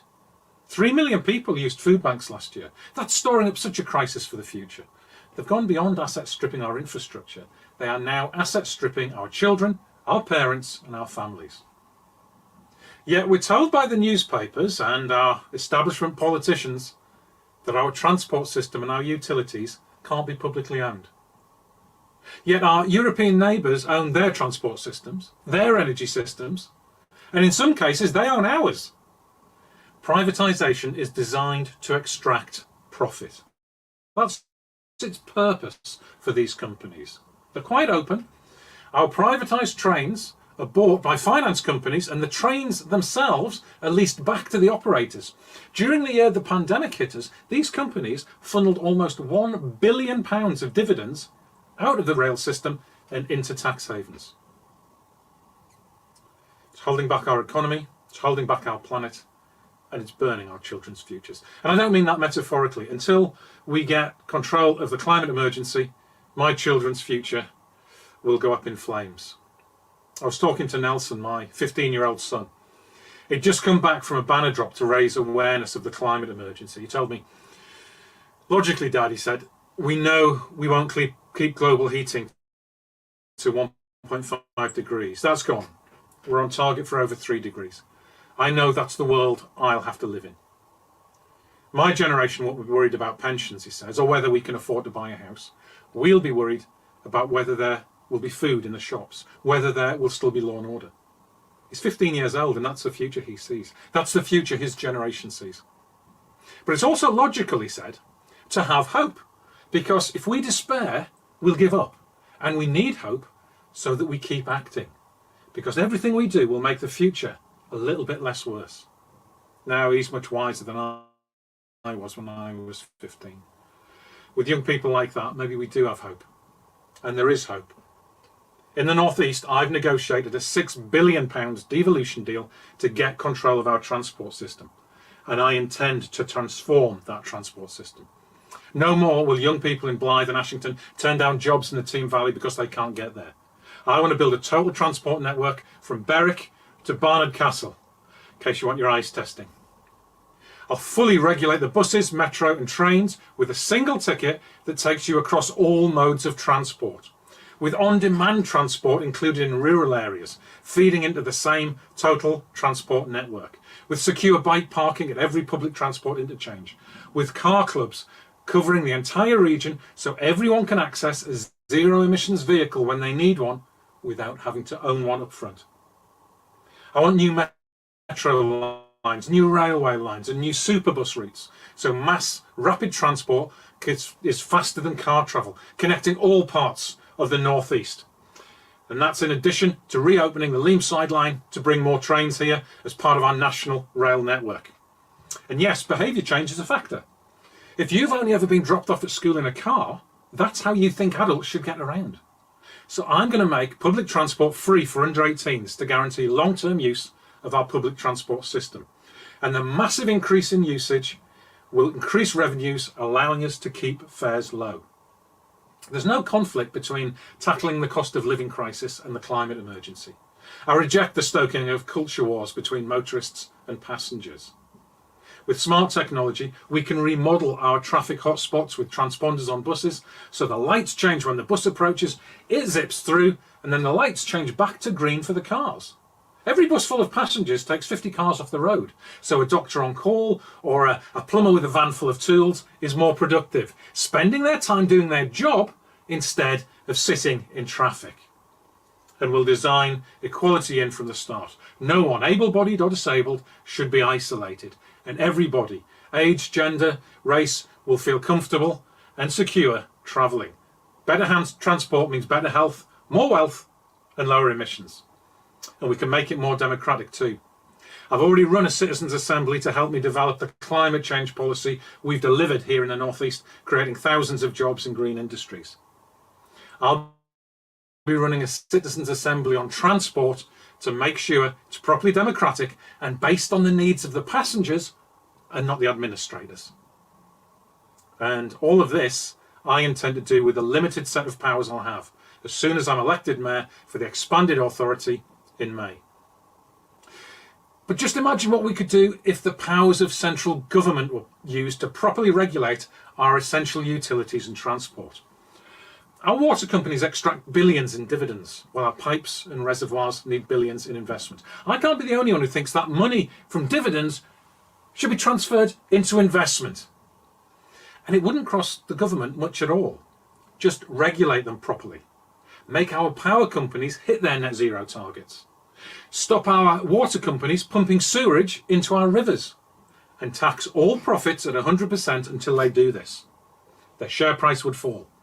And the public could buy them and run them as the public wealth enablers they should be, with a remit to be run in the long-term sustainable interest of the people and of future generations. And as for those kids in Ashington waiting by the bus stop, I've worked with Northumberland County Council to open a new railway line connecting Ashington through Blythe into Newcastle. It connects with the Tyne-and-Wear metro system, the national rail network. And those kids, in fact anyone from Ashington, can get into central Newcastle in half an hour, quickly, reliably, sustainably. We can do this across the whole country. We've got the technology. We've got the money if we stop it being skimmed off. All that's missing is the political will. And that's down to us. If our current leaders aren't good enough, get new ones. Shybane's getting out.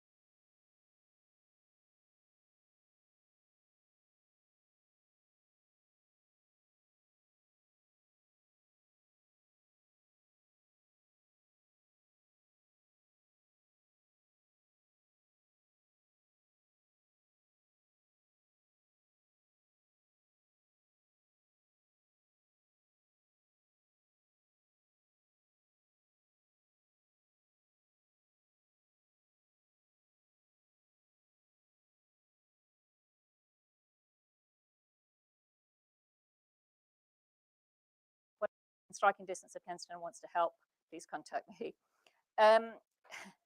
So yeah, so as far as I'm concerned, we are here to serve the community, not to rule over it. And what of the overarching issues that we're talking about today is hierarchies and people maintaining hierarchies, and that's to do with money, and it's to do with power, and it's to do with social justice and climate justice. But it's the hierarchies: who deserves it and who doesn't.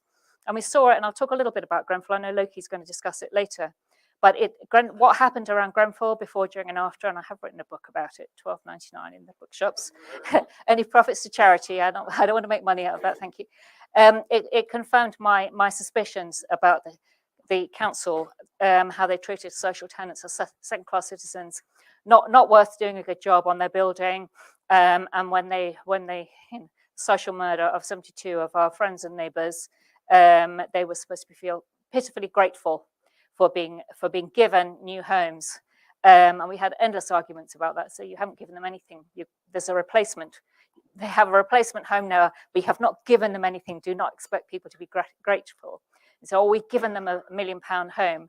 Why aren't they happy with it? So, well, because it's right next to a fire station, and every time they hear a fire engine, they're triggered and they can't sleep. So, all these things, they still treat people like that. It's all about excluding certain groups of people and including others. And how dare they in a borough that's so mixed? White middle class people in Kensington are 46%, I think, and everybody else, our beautiful mosaic of diverse communities, is 54%. Does that up to 100? Not quite, anyway. But it's not predominantly white area, and how dare they pretend it is? How dare they? So they treat people as passive recipients, and they're damn good at it, and they are so much better at putting out messages than we are, we decent people. We have to improve our narrative. Anyway, I'm going to give a very brief introduction to about our speakers, and then they're going to have 5 minutes each to put their case. They're going to talk about their campaigns and what they would like, 5 minutes each. Then we're going to have a couple of questions from the audience here, a couple of questions from online, if we can get the tech to work. And then towards the end, I'm going to ask our speakers just to come up with a few key points. And I just would like to know what works, because we know a lot of the issues that are going to come out are worldwide. They're in Grenfell and they're here in West Papua. It's the same issues. It's the same issues really about crushing some people and elevating others, and we need to really tackle that somehow. So Mika here, Michaela Loach, who's a climate movement. Sorry? I'm not Loach, I'm Erskog. Okay, sorry. Okay, I've got a different name. Sorry. Yeah, I wrote that down. I've already introduced myself, so everyone knows. Okay.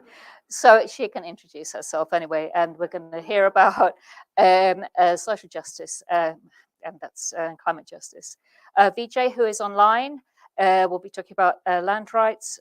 He's an academic and writer, profuse writer on third world issues. Benny, who's here from West Papua, living in Oxford now. He can tell us his own story. He's nominated for a Nobel Peace Prize, and all due respect to you, sir. I've been looking into what's been happening there. It's absolutely horrific, and I have very little idea about it. Loki, friend and former neighbor, who's been campaigning about Palestine for a very long time, is going to talk about, we'll be talking about Grenfell, I think, and his forensic dismemberment of British and American foreign policy is something that we should all learn from. Actually, it's the passion and the facts together which make it all very powerful. And Nav Sharan, who'll be talking about the Indian farmers' protests and the sectarian violence, environmental justice, and all the intersections there. So there are three main issues we're going to be looking at. It's the what. It's the what are the issues we're concerned about stability and permanence, and how when refugees are placed somewhere, they need to the stability that they need to actually make meaning of their lives, and we need to really understand that so much better. And why is that so important? Why is that crucial to people who are moved or displaced for whatever reason, whether it's war or climate or whatever else it may be, and how they need agency. When they have their permanent home, they must have agency, they must have voting rights, and they must be able to pay back and work as they wish.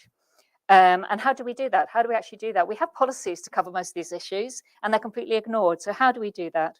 So I'm going to leave that to people to respond as they wish. And we'll hand over, first of all, to Mika. Thank you.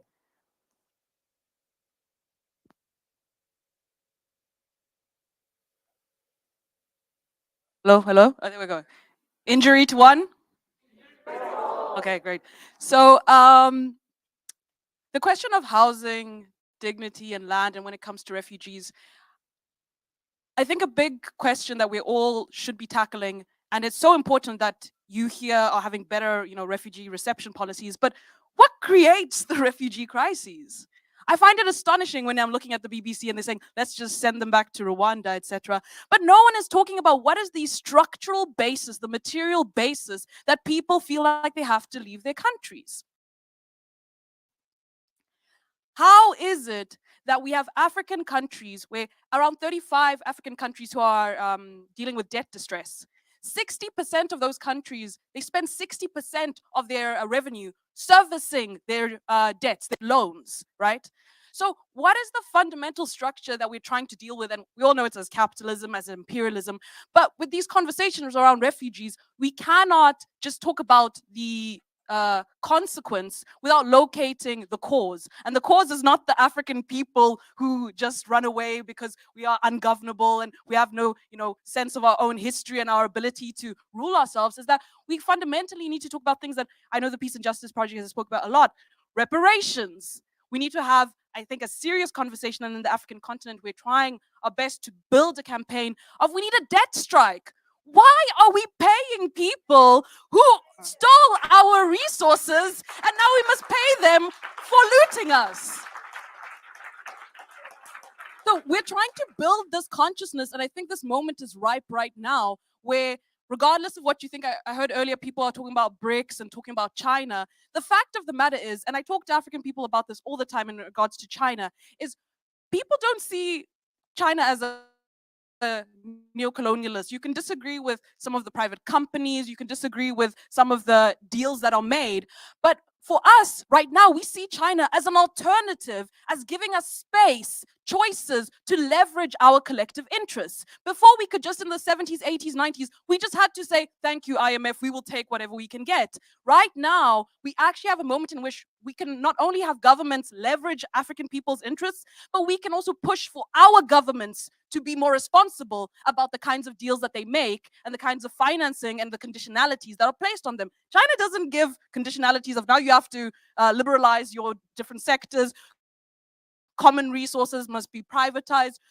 They do, I think we need to push as Africans to actually look closer at our deals and figure out what's the best way. But that's on us as African people to actually fight with our national bourgeoisie and try to usurp them so we can leverage, working class interests as a whole. So before we can talk about what has to happen on the end, we need to talk about the beginning. And I think that you guys here have a big task ahead of you of pointing to the structural issues that have been inherited from 500 years of humiliation of colonialism, and how the last thing I'll say as an anecdote that I'm really hoping you guys are going to push back and make sure the Jeremys of the world come into positions of power is I was shaking when I saw David Cameron enter the picture a few days ago.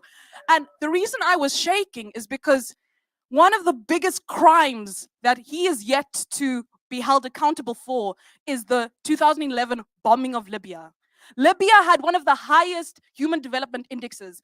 Libya was planning on leveraging their gold to fund, a new currency in West Africa. Libya was irrigating the desert, trying to battle with climate change. And what did David Cameron and his ilk do? They bombed the shit out of it. They opened up ways for more jihadist extremist violence to enter.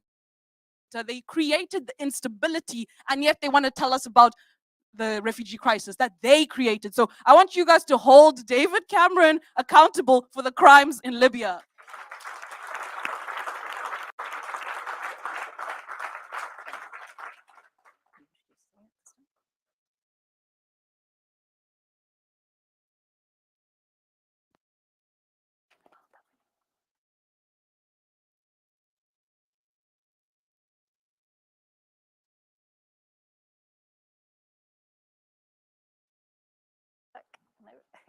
I'll give you mine. I'll give you mine.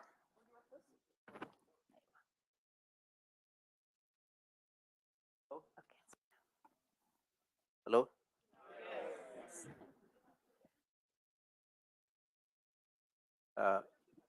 Firstly, greet you all my language called wa wa wa wa wa wa wa ay wa wa wa. I'm standing in front of here on behalf of my people. Firstly, I would like to thank you to Jeremy Corbyn and his foundation and team for inviting me. Secondly, all the panel, I respect you. You stand for your belief, justice, and freedom for the humanity. My name is Benny Wenda. I'm a West Papua independent leader. I'm exiled here, standing in front of you. I'm from West Papua. Anyone here been in Pacific? Pacific is made up of the Micronesia, Polynesia, Melanesia. I'm part of the Melanesia. Melanesia made up of the 5 countries, Papua New Guinea, Solomon Island, Fiji, New Caledonia. They're already free, but West Papua, sadly, one colonial power to hand it over another colonial power, which is now, we are under the Indonesian colonialism. People talk about the end of the colonialism, but imperialism, colonialism still exists. I always thank you to Jeremy Corbyn stand for the humanity, particularly for Israeli people, like West Papua, Western Sahara, Kashmir, Palestine, any part of the world who are the voiceless. I want to everyone here, clap your hand to Jeremy Corbyn. Wah, wah, wah, wah, wah, wah, wah, wah, wah, wah, wah, wah. Any liberation movement around the world will remember Jeremy Corbyn. He's a man of the humanity in the world. Stand for the humanity.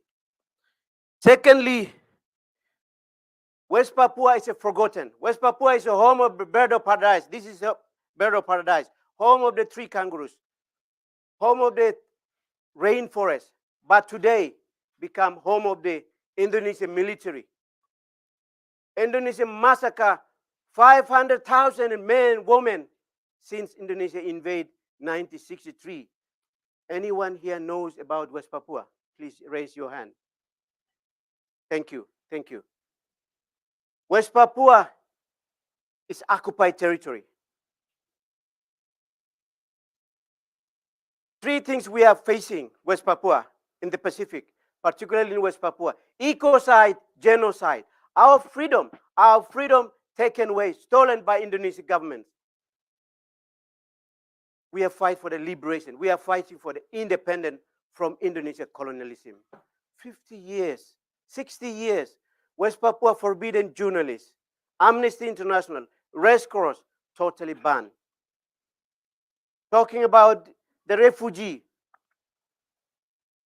West Papua refugee, 13,000 live in Papua New Guinea since 1960. 2018, up to now, 100,000 to 60,000 are displaced.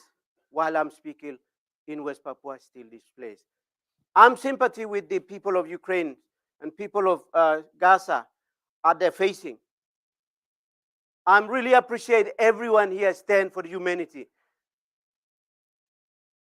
Our struggle is about the peace, about justice, about freedom. People live together, one another, respect one another. That's about humanity. In this room, we are same family. We are say one planet. We are a human. If someone cut your hand, what the color is out come out? It's red or white or black? Red. We are human family. West Papua situation is becoming worse and worse. West Papua genocide are committed by Indonesia. Indonesia pretending like good guys. They promote democracy, but in West Papua not. 60 years journalists are banned, like North Korea. 60 years. Maybe the other part of Indonesia you can go. but West Papua restricted. Restricted. I escaped from prison. I was arrested just because of my people want to freedom. I came out on the street, led my people peacefully. I raised this Morning Star flag. This is the Morning Star flag. If you're holding this West Papua, you will be arrested 20 years, 15 years. Philip Karma ended up 15 years. I was 25 years. I'm the luckiest person, escape alive. If I'm not escaped, I'm still in prison. 2025, I've been released, just like Nelson Mandela. I'm the luckiest. But I brought the message out to the world. So that's why it's important, this flag, wherever I go, I'm holding this flag. This is a symbol of the peace, symbol of the unity, symbol of the freedom. West Papua, Ecoside, all the multinational company, you name it. Anyone here knows who's a big company operating in West Papua? Anybody here knows? Today I want to tell you, BP, Rio Tinto, Freeport McMoran, in West Papua, collaborate with Indonesia, destroy our forests, our rivers, our mountain. Indigenous people, the forest is our supermarket. Land is our mother. That is our wealth. We don't have any wealth. We don't have any millions of dollars, but the land is our wealth. Forest is our supermarket, our cabinet, medicine cabinet. Our rivers, they're polluted. Our mountain being destroyed, become like whole, giants whole. Working, multinational company working together, help the Indonesia. Indonesia is crime humanity. That's why it's important for everyone here believe in justice and freedom. Please stand for the humanity.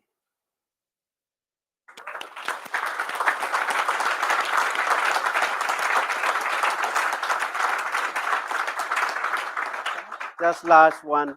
Thank you. And my people are watching. And this is the best medicine. If I spread a message to the world, this is the best medicine for them. Thank you very much.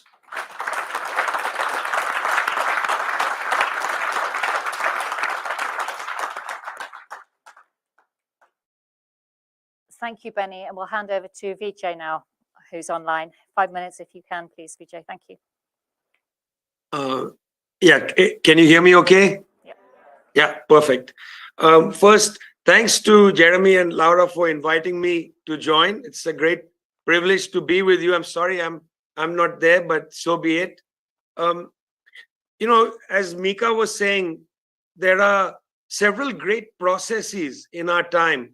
The processes of war, of climate catastrophe, of debt, and so on. And these are the biggest drivers of sorrow in the world. And what is becoming increasingly clear to people, that the authors of these sorrows are basically not so hard to understand. It's not hard to understand where these things are coming from. They are deepened by the neo-colonial structure in the world. They are pushed in a way by the G7 NATO countries. In fact, I was very interested to read a recent European Council of Foreign Relations document that came out on the 18th of November. It's a fascinating text. In the text, there's some data that surprised me. They looked at surveys from across the global south, but also within Europe. And here's what they found. That most non-Western countries, for instance, want a ceasefire immediately in Ukraine. Most non-Western countries want a ceasefire immediately from the Israeli apartheid authorities against the Palestinian people. Polling data shows it. It's also, of course, reflected on the streets. But then, quite surprisingly to me at least, that the data from Europe was equally it was aligned with the data coming from the global south. So for instance, when it comes to the war in Ukraine, most countries, at least the 11 EU countries that were surveyed, majorities of populations want that war to end. And in fact, forget the war in Ukraine, the acceleration by the United States of a war against Taiwan. Here's the numbers, very interesting numbers. 62% of people across the EU member states would prefer to remain neutral if the United States starts a war against China. Only 23% would support the United States. In fact, only 8% of Europeans were willing to send troops alongside the United States against China. And then here's the interesting thing. In the United States itself, only 32% would favor a war against China over Taiwan. Majorities of people around the world want war to end. Majorities of people around the world want an end to the climate catastrophe. Majorities of people around the world want an end to the debt crisis. And yet, of course, this is not what the NATO countries are allowing for on the table. You know, a recent study came out which showed where the EU, British and US have put their resources. They're not putting their resources into investing in their own countries. I mean, you can't even build a train in the UK that runs to Manchester. Your infrastructure is crumbling. You know that very well. But rather than put your own social wealth to benefit the people of the UK or of the US or Europe, you're putting your money into war. 75% of global military spending is spent by NATO countries and NATO allied countries, including Japan and South Korea. You know, a country doesn't have a moral or an ethical standpoint based on its constitution or what its leaders say when they're feeling especially, morally in a high place. No, Rishi Sunak's speeches are irrelevant. In fact, Keir Starmer's speeches are irrelevant. Your real morality is how you spend your money. Your real morality is in your budget. If you spend more on war than you do on building the necessary things that people need, housing, confronting illiteracy, confronting hunger, building public transportation, if you spend more on war than on all those social things, that's who you are. Your civilization is a civilization of war. And in fact, rather than collaborate to solve the problems of war, to solve the problems of the climate catastrophe, to solve the problems of debt and so on, rather than collaborate, the NATO countries, including, and let me say especially Great Britain, push for war over all else. The British government is so proud that it has an aircraft carrier called QE2 off the coast of China, so proud to participate as the poodle in US wars ever since you joined in the destruction of Iraq and then David Cameron in the destruction of Libya. So proud of all that the British government is. But your pride, your patriotism is not there for your own people. And that's what the polls are showing from around the world, not only the global south, where there is definitely a new mood which says, we don't have faith in you, saying this, of course, to the West, but also within Europe, within Britain, within the United States and Canada, majorities of people are saying, we don't have faith in you. Tragically, in Europe, in the United States, and so on, because the left has been so weakened, the energy of that disenchantment is being picked up by the far right.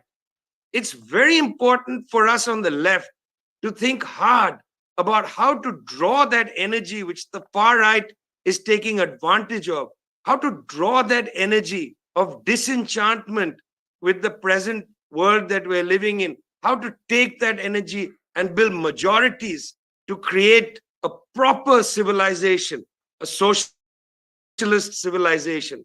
Thanks a lot.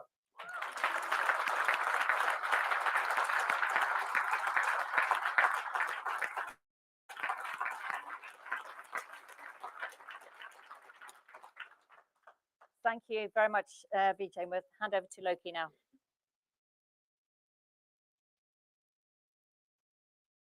Hello.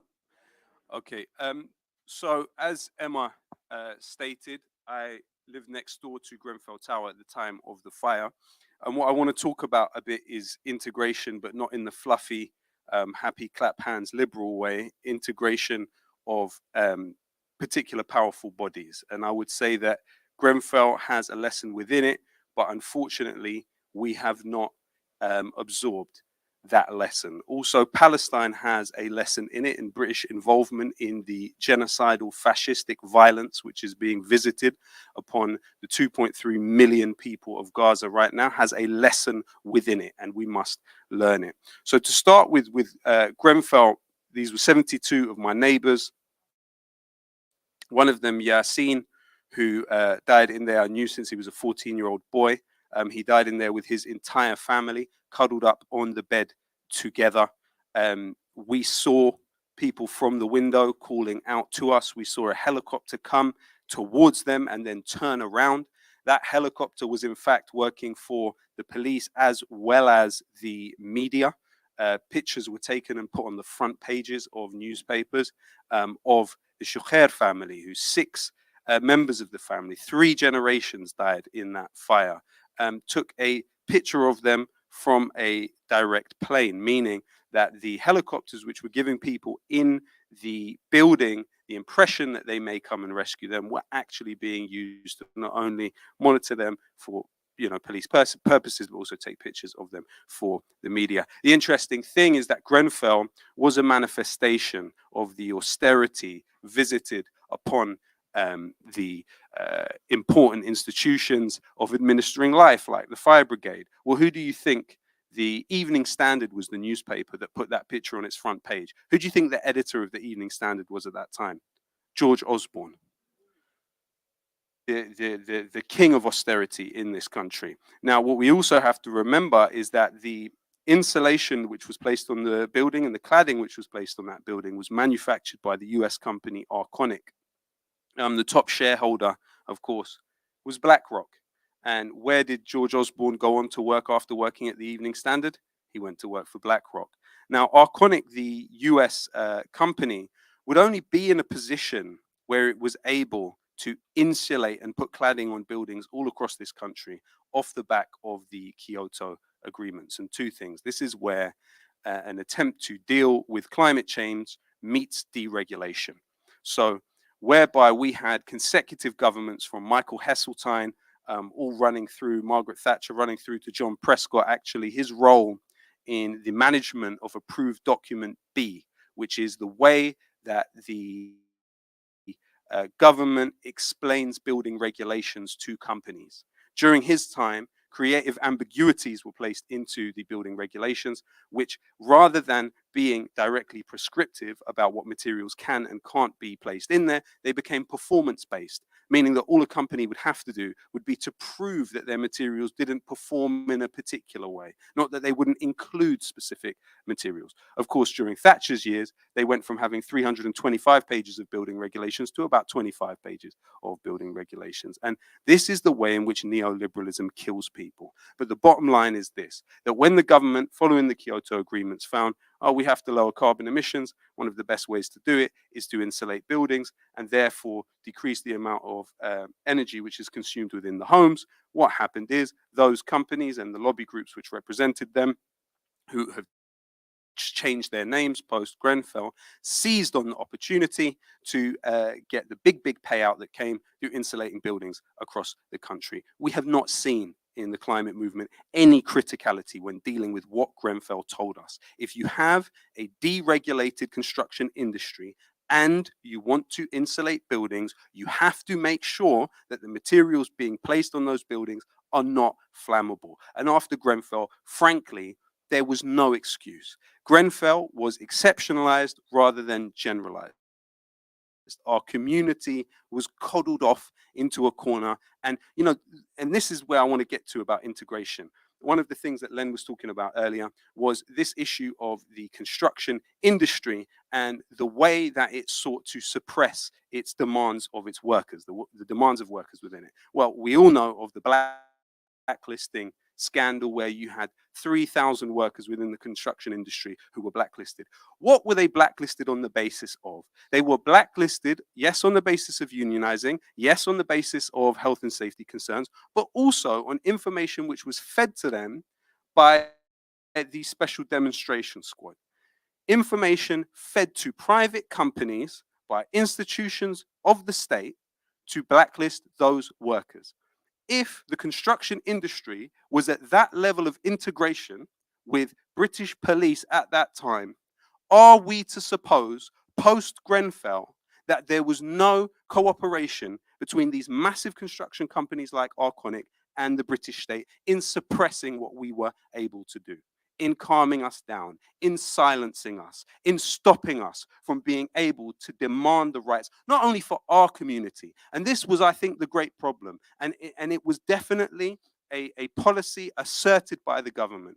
You turned our community into somehow so different from the rest of the country. Oh, it's Muslims in social housing in Kensington. They don't deserve it. Not forgetting the fact that our life expectancy was 25 years different from those that lived in the south of the borough. So instead of understanding that those of us at Grenfell who were fighting for the rights of people across the country, many of them leaseholders, instead of seeing themselves in our community, people believed it was something that just affected our community. And so this was a very clever way of atomizing what Grenfell showed. Now, the other issue of integration that I want to touch on, it's impossible for me to be here while I am at the same time, as a parent, viewing images of children being dug out of rubble, without heads on their body, without limbs, on the floor of a hospital, bleeding to death, being kept alive by doctors who are the heroes of humanity, ventilating them by hand. I'm not going to come here and not talk about what is being done to some of the poorest human beings in the world in Gaza. We have to understand that across the last 3 decades, there has been an integration of Israeli, US, and British intelligence agencies. And I'm not saying that in a flippant way. I will explain to you exactly what I mean. You do not have sovereignty in this country. Police, British police in this country use Israeli spyware to hack phones. It comes from a company called Celebrite, which was founded by veterans of Unit 8200 in Israel's military intelligence unit. It is the equivalent of GCHQ. It uses Palestine as a laboratory, spies on them and their communications, and blackmails them about that. The British police are using Celebrite right now to hack phones. In addition to that, the British police use a company called Nice Systems for investigations. Nice Systems is a subsidiary of Israel's largest arms company, Elbit Systems. You do not have sovereignty. When we talk about the very company which handles the data of the Ministry of Defense, of the Home Office, and even the NHS, the company's name is Oracle, founded by the 7th richest man in the world, Larry Ellison, with the purpose of servicing the CIA. Who is Larry Ellison? Larry Ellison is the largest donor to the Friends of the IDF charity in the history of that company's existence. In addition to that, do you know who was offered the directorship of this company which handles the data of the Ministry of Defense? Benjamin Netanyahu was offered the directorship of Oracle.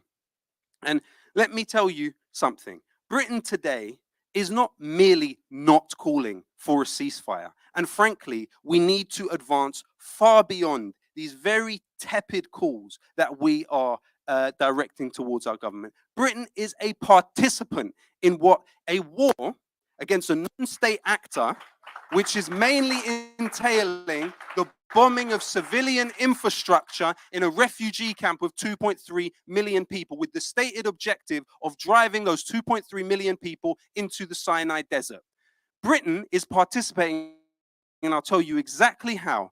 The British airbase in Cyprus is providing passage to US planes to drop weapons directly to Israel to use on those in Palestine. Britain has provided a spy plane above Palestine. Britain is a signatory to the Arms Trade Treaty, meaning that it cannot export anything, any weapons to any state that it has any reason to believe may be used for violations of international humanitarian law. Britain is doing that right now. It's breaking its own regulations on the arms trade. We have a moral duty to shut down those arms factories that are transporting weapons right now to kill those people in Gaza.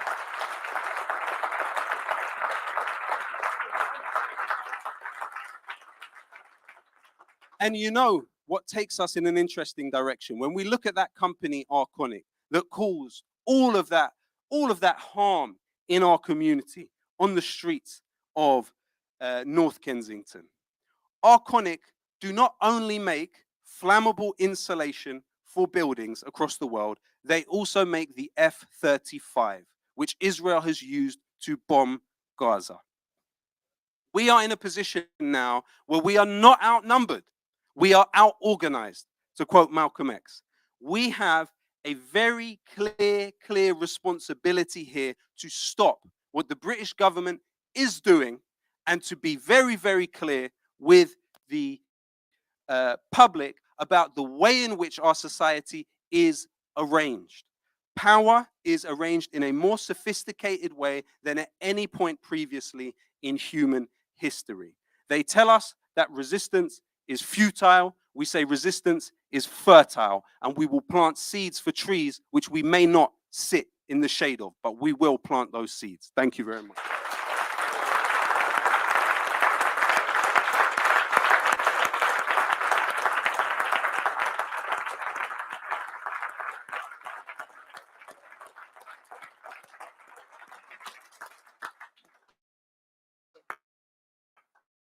Thank you so much, Loki. We always learn so much, as well as being impassioned by your own feeling about this. Yeah, I know we all learn a lot, and we're all mobilized now. Over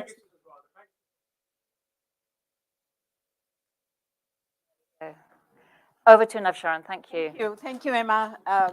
I'm delighted to be here. Thank you to Peace and Justice Project for having me here. An absolute privilege to be part of this conference. I've come from India, and I would like to use the next few minutes to talk to you about another kind of struggle over land or land rights, and a biggest movement that India saw in its recent history, the farmers' movement, the last 2 years, which continues, which stopped at the borders, but is continuing. And it has left with very crucial lessons for building people's movements and for peace and justice. And that's what I thought I'll talk to you about. India, as you know, is predominantly agrarian. Not many people know that majority of working people are still dependent on agriculture. Majority of the people still live in rural areas. But the various state policies have been trying, it's being tried several times to push people out of agriculture and bring them to urban areas as a reserve army to be deployed by the emerging industrial complexes. Farmers have been resisting it. Most of the farmers, 87% of Indian farmers are subsistence farmers. They own under 1 hectare of land, but that's their security. That's their dignity, because the urban jobs that have been created in the last few decades, post-liberalization, do not give a living wage. People who migrate from villages to urban areas live on slave wage, and they have to return to their villages if they are sick, if they don't find a job. And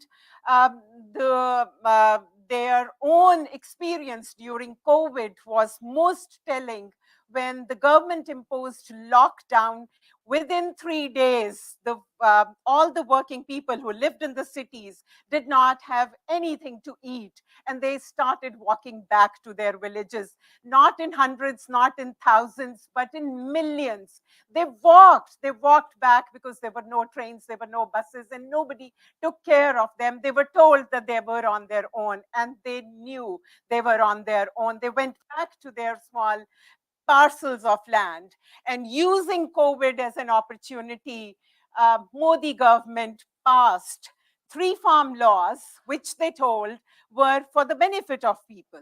They said for the farmers that this will free you up from the clutches of the middlemen, from the credit loans that you are suffering from, because agrarian crisis is a lived reality. Farmers in India have been suffering an acute agrarian crisis, which is most manifested in farm suicides.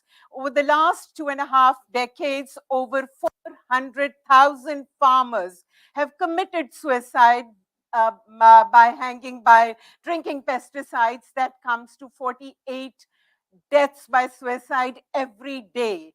And this happened because of it's policy induced. They were GM crops, the BT cotton seeds, which failed, and farmers had to take loans to just keep farming, and they've been under this crisis. So these 3 farm laws were passed, and farmers were told that they were for your benefit, and the farmers knew that they were not for their benefits. These laws were passed to push them out of their small parcels of land, because they knew this is not for agriculture, this is for agribusiness. And so they rose under their unions and said, and started marching towards Delhi when they knew that the 3 farm laws were not going to be taken back.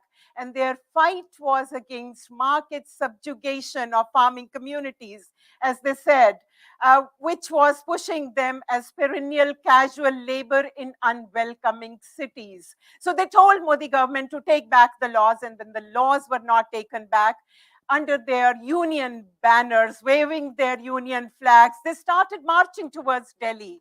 And millions came to Delhi. They were stopped on the borders of Delhi, but the farmers said, by the police and barricading by the state. And the farmers said they were not going to go back, and they sat where they were stopped, and they created mini cities where they were stopped. They came in their tractor trolleys, they came with their food, they came with the ration to last them, they said, months. And farmers stayed on the road, on the barricades, which the government had set up, stopping them from entering Delhi for 13 long months. 13 long months. They braved the cold, they braved the heat, the water, the rains, and complete state apathy. 700 of them died because of complete apathy and the work conditions which were created for them. And then, but they kept saying, we'll fight generation upon generation, we'll fight over and over again, but we will not give away our lands, because our land is our dignity, our land is our pride, our land is our livelihood. And women came. Half of the farmers who came were women farmers, women who are not even given a status of a farmer in policy or in social hierarchy. But they came and they took over roles. Women, they don't own land. They don't even have the small parcels of land, because women generally, they're not given land. But women whose only relationship with land was their labor with hands, and they felt that that was their connection with their lands, which were being snatched away, and they were determined not to give their lands. Farmers created, I'll take 2 more minutes to just say how farmers created this strong movement for 13 months. They created a protest stage where they were squatting, which was running into miles and miles of colonies.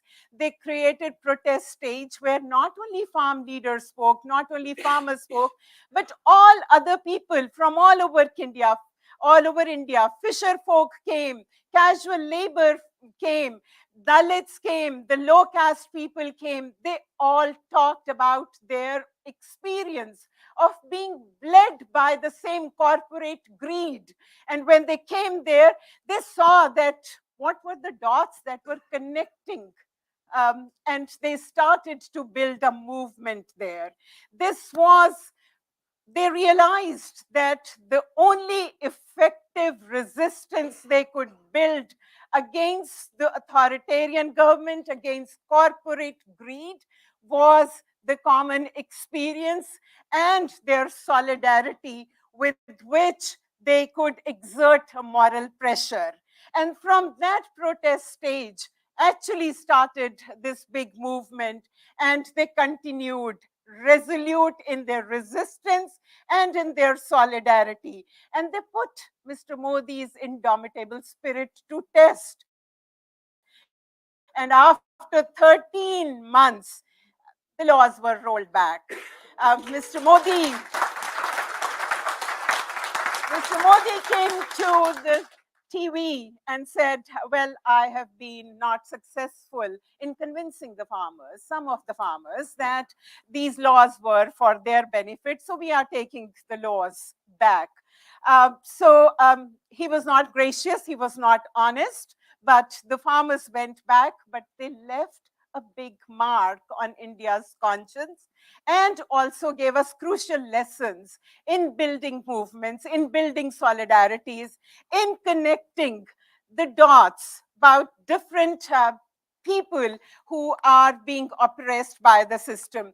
The lesson was that the states are disenfranchising people, they are pulverizing the rights of people section by section, allowing them to fight their battles in silos. Whereas resistance, a collective resistance, is what needs to be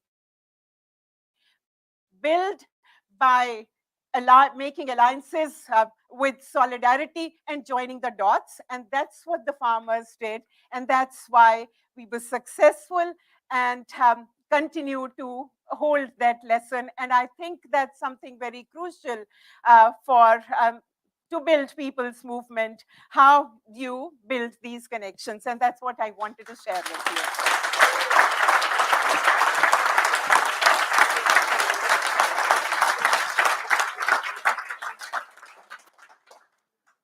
Thank you so much, Navshan, and all our speakers. We've got a little bit of time. We're going to take 2 questions from the audience here, and if we can work out the tech, 2 questions online, and then we're going to have a roundup for 2 minutes, hopefully, and then there's another session coming up, and we mustn't overrun.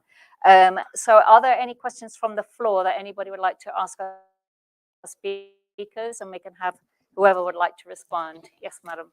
Would you like to say who you are, where you're, what you're representing, or thank you. Can you hear me? Hello? Yeah, I'm not representing anything. I'm just myself. I'm Vajda.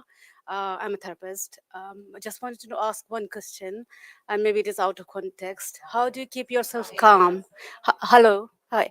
How do you keep yourself calm, and how do you cope? Because I'm struggling. Okay. This was quite emotional kind of session. So yeah. Thank you. Shall we have 2 questions? Shall I have one more, and then I'll go around the panel and they can respond. Is there another question from the floor? Anybody would like to ask? Yes, sir. Thank you.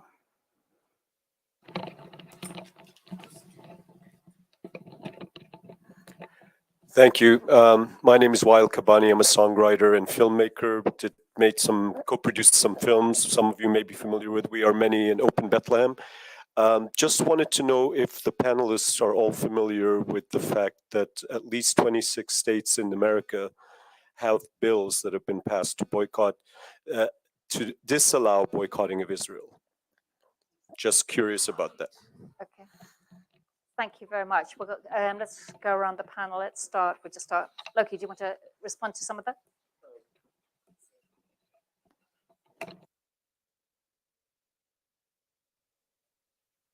Hello. So I guess for the first one, one of the things that I have learned in recent years is that traumatic experiences can impede the brain's ability to produce serotonin, and serotonin is vital for the calming down, the managing of fear, pain, and anxiety, de-escalating these things.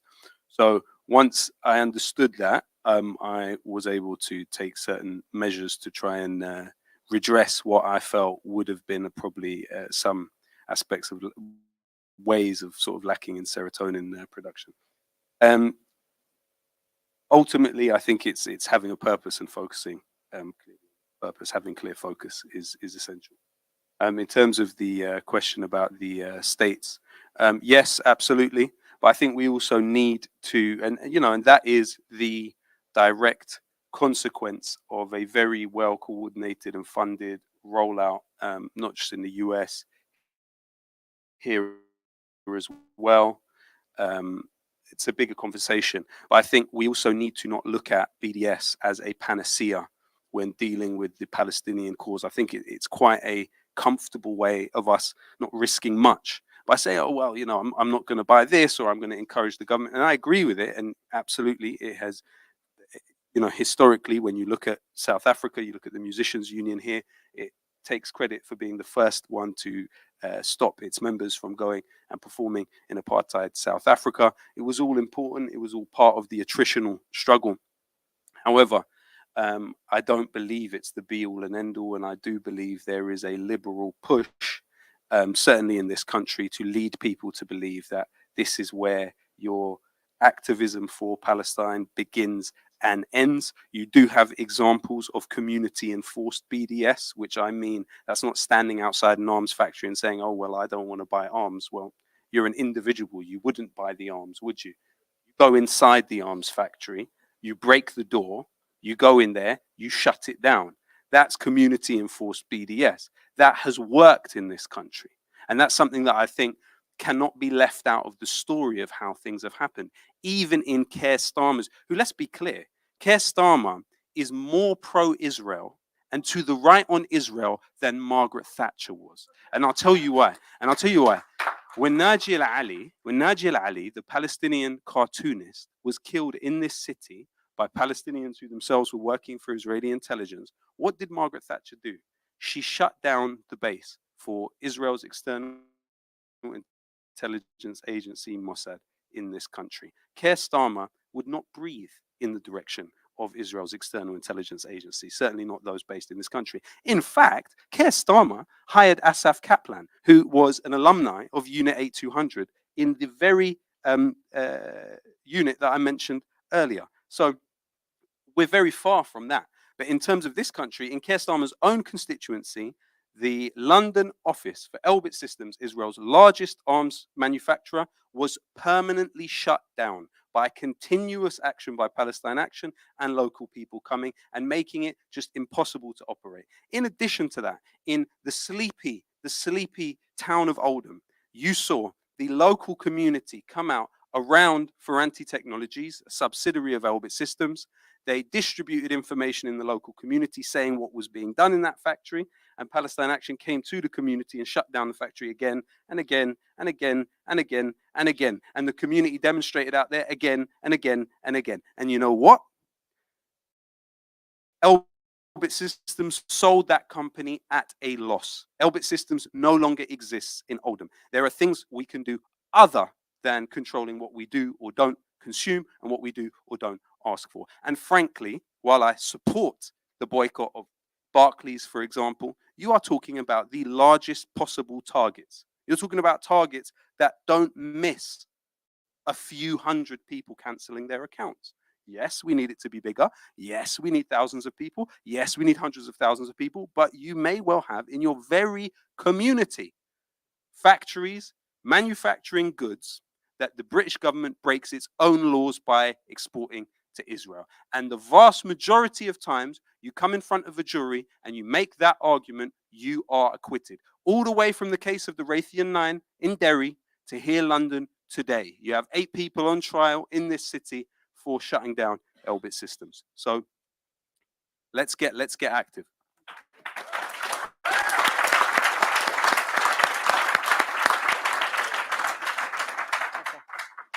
your questions? No, I think the only thing for me is that being with people like this, find your people, find ways of organizing. As the great Joe Hill said, don't mourn, organize. And not to say you shouldn't mourn, we should take time to mourn, but let us channel that energy into organizing and getting better at it. Not, as you said, we are not outnumbered, we are out organized.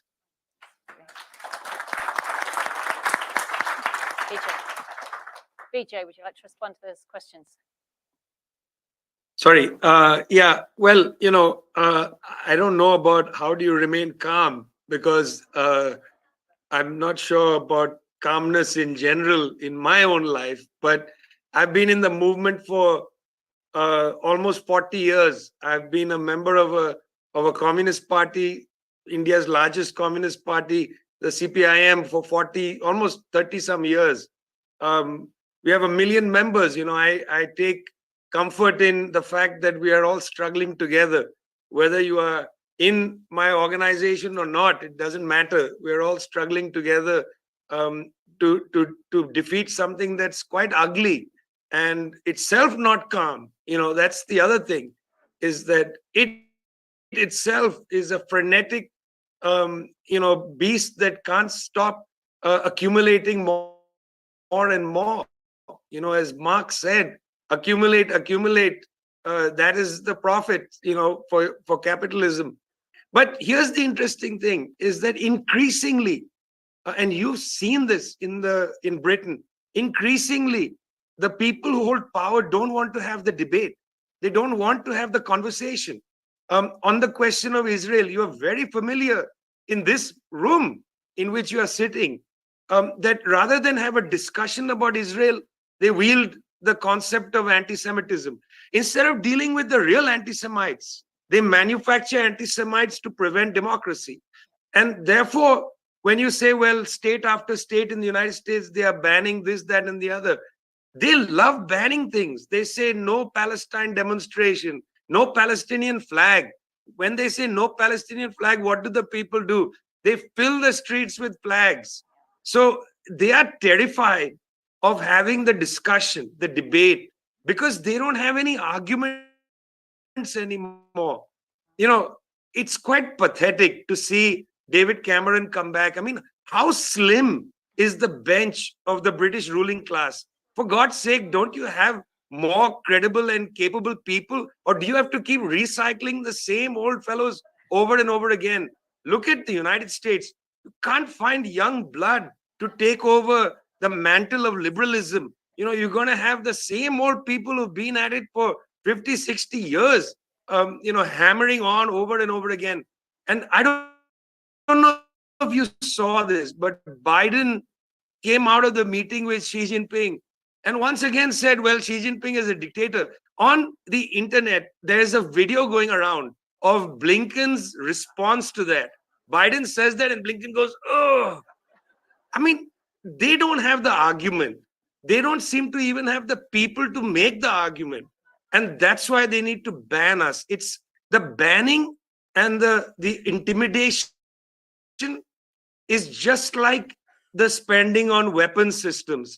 Because not only do they build weapons to bomb you, but they're building weapons to take over information channels, to shadow ban you, to remove you from Twitter and whatnot. These are weapons. We are the ones who are saying, let's have a democratic discussion. They are the ones who are saying, no, we don't want to talk to you. We want to imprison you. Hello, what's going on to your own values?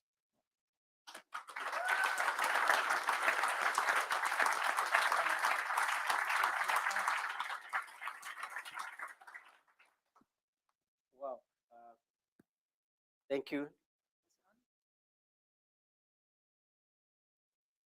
It's working. That's all right. Thank you. People talking about the calm and calm. I don't know, but for me, I'm a revolutionary. Sometimes when I calm, people ignore me. Sometimes I rebellion, people also wake up and want to prison, particularly my opponent, Indonesian government. It's really difficult, but these states, you need the calm and dealing with the situation with the calmly. Otherwise, they will stigmatize you terrorists. I was Interpol list anyway, 10 years ago. I couldn't travel from here to other part of the country, but lucky I have a lawyer, in UK and Australia. Her name is Jennifer Robinson. They removed me, and I travel again, just Indonesia trying to imprison me in here, even this democratic country. But they chase me up everywhere I go. They chase me up. But at some time, a human level, emotional, but you cannot blame. You have to continue, persistent. And that's why never give up. Human being can make history. History never happened themselves. Human being make history. You are the making history today. So that's why I'm right place, and we continue to fight our right for justice and freedom and democracy, particularly in West Papua. Maybe too far away, but in fact that talking about a boycott, and we know the history of South Africa, anti-apartheid movement, that people power are now South Africa free. And my people, we also trying to boycott Indonesian product because West Papua is a palm oil is massive. They destroy it like all London. You check all your noodles where Indonesia produce in West Papua, and all this production. We are maybe next year we will launching the ban because the Pacific Islands, Pacific Council of Churches are already announced. 18 countries in the Pacific, they want to boycott Indonesia product. So I hope that next year we will announce, myself and Jamie already make some videos. So please join us. And I do support any boycott. I support. Thank you.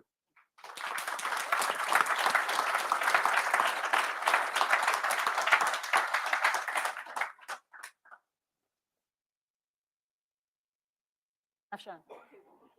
Just last, I think many of us, most of us are living in systems and in societies which have plunged into darkness. We are also witnessing the process of collective dehumanization as we switch on the TV or read news. I think it's hard to remain calm.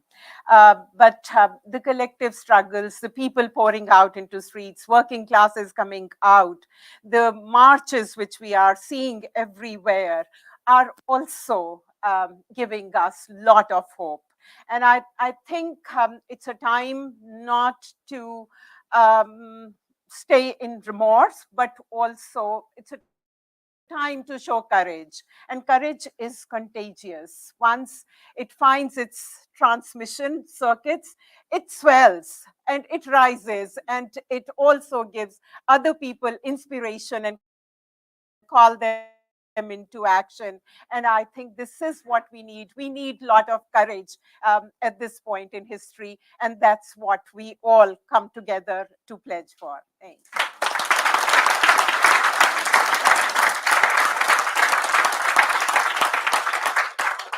Thank you very much, Navshan. And Laura has been signaling to me that we're going to have to end this session. Sorry. So because we have, of course, overrun.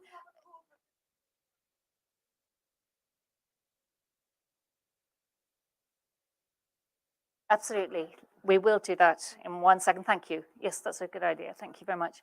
So yeah, I just was looking at some of the themes here. One of them, obviously, is to create debate and to inform ourselves. To remember humanity and dignity, to be very aware when people are using divisive language to try and split us up, and that's done so very easily. As for being calm, I wake up angry every day, and that's what drives me out of bed. I wake up so angry, and I can't remain calm about all of these things. But the thing is to focus, to inform, and to spread the word, and to try and work together. And I think those are some of the messages, I think, for today. And so, yes, indeed. So in our thousands, in our millions. We are all Palestinians. In our thousands, in our millions. We are all Palestinians. In our thousands, in our millions. We are all Palestinians. Thank you very much. Thank you. Sorry about that. That's all right. It wasn't, I don't know why, but that's on my bio. Okay. Oh, that's somebody else's bio. Oh, I see. I'm Gala Erskog. So this is and it the was next there. panel. Yeah, this is not me. Oh, I did pick up I'm pardon. so sorry. I did not even notice it in the document they sent us. But luckily, actually, That's all right. Thank you, sir. Thank you. Very nice to meet you. I've learned so much now. I was in South Africa. Yes.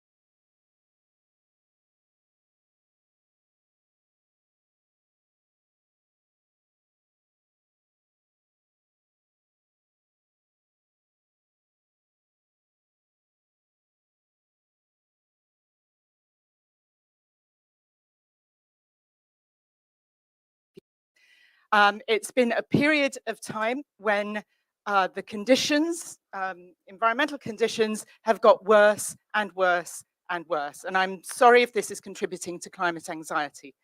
Carbon emissions have gone up, temperatures have gone up, sea levels have gone up, biodiversity has gone down, and so on and so on. I was struck by a comment by Paul Rogers in the first session that said that we live in a culture of hegemonic masculinities. And I can't help but think if we can do it another way, if we can tap into more feminine or feminist ways of communicating, of organizing, of legislation, things might be different. And I am delighted, first of all, to have an all-women panel, which is not that common. And I'm also delighted to see so many women climate and environmental activists these days, that has been increasing since the beginning of my career. And I shall introduce the 4 speakers that we have. The first one is not in the room, and she was not on Zoom either, but she has sent us a couple of video responses. Ati Vivian Villafania is part of the Ahuaca indigenous community of the Sierra Nevada de Santa Marta in Colombia. She's a senior political science student at the Javeriana University in Bogota, Colombia. She was a participant of the Sail for Climate Action and Building Bridges for Climate Action projects. Ati Vivian is part of the coordination team for Unite for Climate Action, a platform comprised of 30 young people from Latin America and the Caribbean with experience fighting climate justice in their different contexts. Ati is also part of ClimaLab, which she supports by coordinating its advocacy work. Scarlett Westbrook, in the middle here, is a young journalist and activist for climate justice. At the age of 13, she became the youngest person in the world to achieve an A-level in government and politics. And at the age of 14, she wrote her first article for The Independent. Scarlett was a leading organizer of the school strikes for climate justice.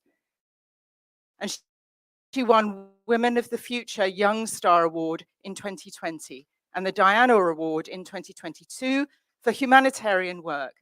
Scarlett is passionate.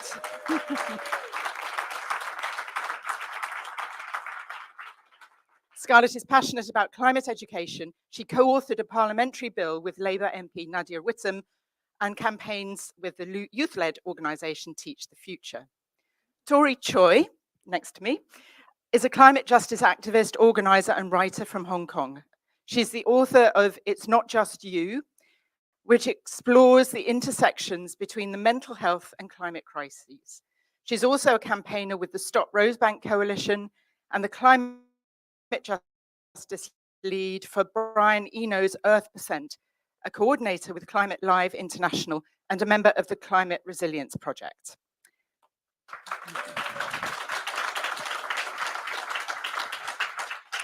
And Navsharan Singh, who you've already been introduced to, but Navsharan is a Delhi-based researcher and human rights activist, has worked and published extensively on informal sector workers, especially women workers, and the precarity of their work and lives. She also works on the vulnerability of internal displaced people and those affected by mass sectarian violence. Navsharan supported Indian farmers during their protests in 2020-21 and has been visiting Kashmir since 2000. She's written extensively on agrarian crises and the struggles of the landless for land rights. And her latest work is a co-authored book, This Land is Mine, I Am Not of This Land. So I'd like to start by asking the 3 of you a question, just to tell us what it's like or how relevant it is being a female and or a feminist in your climate activism. So Tori, do you want to start? Sure.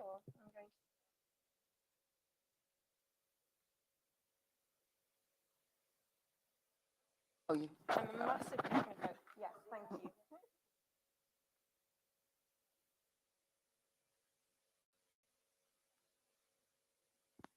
Oh, it's on. Can you hear me? Can you hear me? All right, I'm going to hold my lapel mic in the interest of that. Thank you, Susan. I kind of want to preface this with something that is kind of echoed. I'm sure you've heard that climate change is a man-made problem that requires a feminist solution. And to kind of go a little bit deeper, an intersectional feminist, solution, in part because we do have a lot of people who claim to be feminists who are actually. Oh, can you hear the? Sorry. All right, I'm gonna have to be very still. I move and gesticulate a lot, so I'm sorry about that. Yeah, and we do have a lot of people who claim to stand in service of feminism, but are actually reenacting a lot of the same power structures that we see. And for me, when I think about this issue, I think a lot about how care is politicized and engendered, and how so often, under the constructs of the patriarchy, a lack of care is something which is lionized. And more often than not, when you actually look at the research, a lot of men are fearful of associating with environmental work because they're afraid to be perceived as feminine and also queer, which is something that I've seen quite a lot in the environmental movement. And then if we look at one step further, actually, there's a political scientist called Cara Daggett who talks about this idea of petromasculinity. I don't know if anyone's heard of this term before, but it's the association with oil and gas as an integral part of male identity that is manifesting in the far right, specifically in places like the United States within white conservative men, to the point that they don't even look at oil and gas as just a commodity and something that they're interested in for economic means. It's actually something that they use to bolster their identity because they see it as a form of autonomy, of power, and individualism in many ways. And as a result, it's no surprise that the majority of people who are climate change deniers tend to be conservative white men. And we see that a lot, not just in the United States, but we also see that in the UK. But I do also want to caveat, kind of going back to my previous point about intersectional feminism. We've had many women in power in this government, who either occupy environmental ministerial positions or also energy secretary positions, who are quite frankly not acting in the interest of feminism, are quite frankly not acting in the interest of climate justice. And so I would, be wary of sort of upholding them for the sake of just being women, when actually we find that a lot of women in politics don't stand for an equitable planet. And for me, I guess that's a way for us to be wary of the co-opting of identity politics. I would much rather see allies act under this umbrella of intersectional feminism as opposed to just, saying I'm female and therefore my opinion on the planet is correct. So that's just something that I want to be mindful of.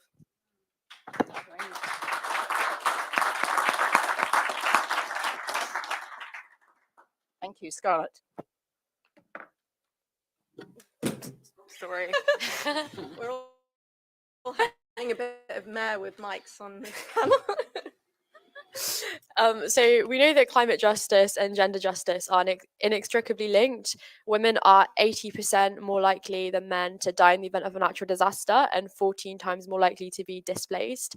We also know that when natural disasters happen, women are more likely to try and help other people and therefore put themselves in harm's way. So the statistics are very clear that women are far more disproportionately impacted by the climate crisis than men are. Yet when we look at policy solutions and tech solutions and all of these other things, they don't figure in or factor in that gender gap into their solutions. We need to address the root causes of why women are more disproportionately impacted by the climate crisis. One reason is that when a natural disaster happens, there are fewer, safer places for women to go where they won't be impacted by, for example, sexual violence, or if they're because women are already less socioeconomically privileged, having less access to cheaper accommodation also is a factor in why women are more disproportionately impacted by the climate crisis.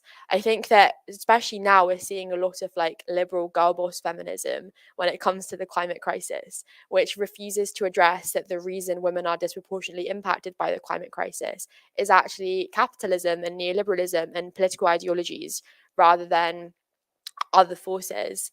And I also think that when we look at the climate crisis, it's women who are more impacted by it, but it's also women who are speaking out about it more.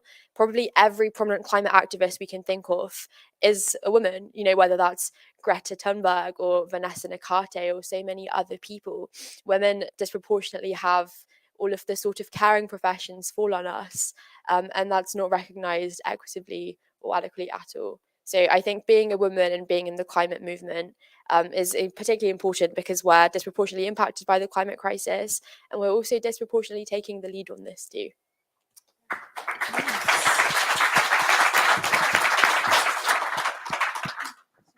Thank you. I think, yeah. Building on what my co-panelists have said, women bear the disproportional share of the crises. And I mean, talking of my experience from working in India, we know that whenever there are droughts, crop failures, most rural people are impacted, and the impact on women is such that there are now studies which have shown that domestic abuse increases, child marriage, underage marriage, and there are also assaults on women's bodily integrity. Their sexual safety, autonomy comes under assault. So all these impacts happen on women. And these are taken up by, there are feminist, climate justice movement people, but there is also something happening parallelly in India, where which makes this entire field of climate justice struggles very, very unsafe because of the criminalization of dissent.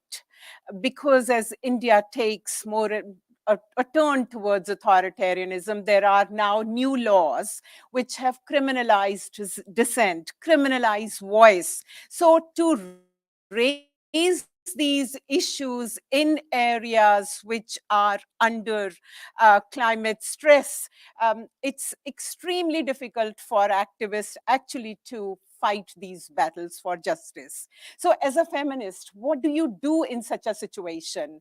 I think what we have learned and what I have learned, and with all my colleagues, we now think politically as feminists. We build alliances with other people. We know that the field is full of male scholars, male activists, and we have to try and foreground our agenda into the agendas which are built by by other actors. So I think as a feminist activist, my role is to build alliances with all kinds of larger movements which are fighting for justice, which are fighting for right to dissent, right to voice, right to speak, but at the same time foreground the agenda, women's agenda, feminist agenda into this larger agenda setting.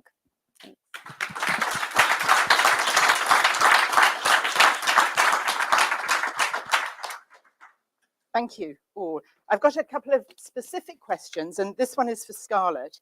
And Scarlett, you've been doing a lot of campaigning outside of the system, or trying to put pressure on the system to change. But at the same time, you've been trying to get a bill through Parliament on climate education. And I wondered how you feel about both approaches. Are you more confident that one works better than the other? Or are they both necessary? Could we have your reflections on that? I'll try to not attack the mic this time. I think that the sort of campaigning method I've used is a bit unconventional in that I'm often shouting outside the same parliament that I end up working in. I think that when we want to achieve a campaign goal, we can't just use one strategy to do that. We have to use absolutely every single avenue on offer to us and just shut down and knock down all of those walls. Despite being in parliament, our bill being really popular, being in the Labour Party manifesto, we've still not made that much legislative progress. The Tories integrated some aspects of the climate education bill that myself and Nadia Whittam wrote, but most of it still remains unintegrated. I think that being in parliament has to always be accompanied with being outside, because if you spend too much time there, the power gets to your head. And that's why we see so many MPs who go into parliament as like principled, wanting to save the world, and coming out not voting for a ceasefire.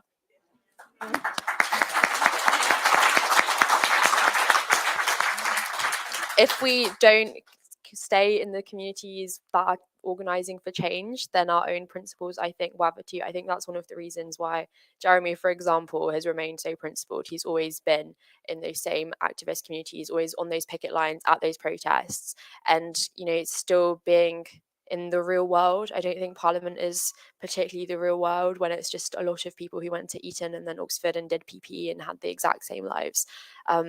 So my sort of TLDR here is, even though it may be unconventional to do both strategies, I think it is really important to try and knock down every single wall possible, to try and fight in every single way possible with every single person that you can, and to remain on the ground and with a clear focus of what it is you're trying to achieve and who you're trying to do that for.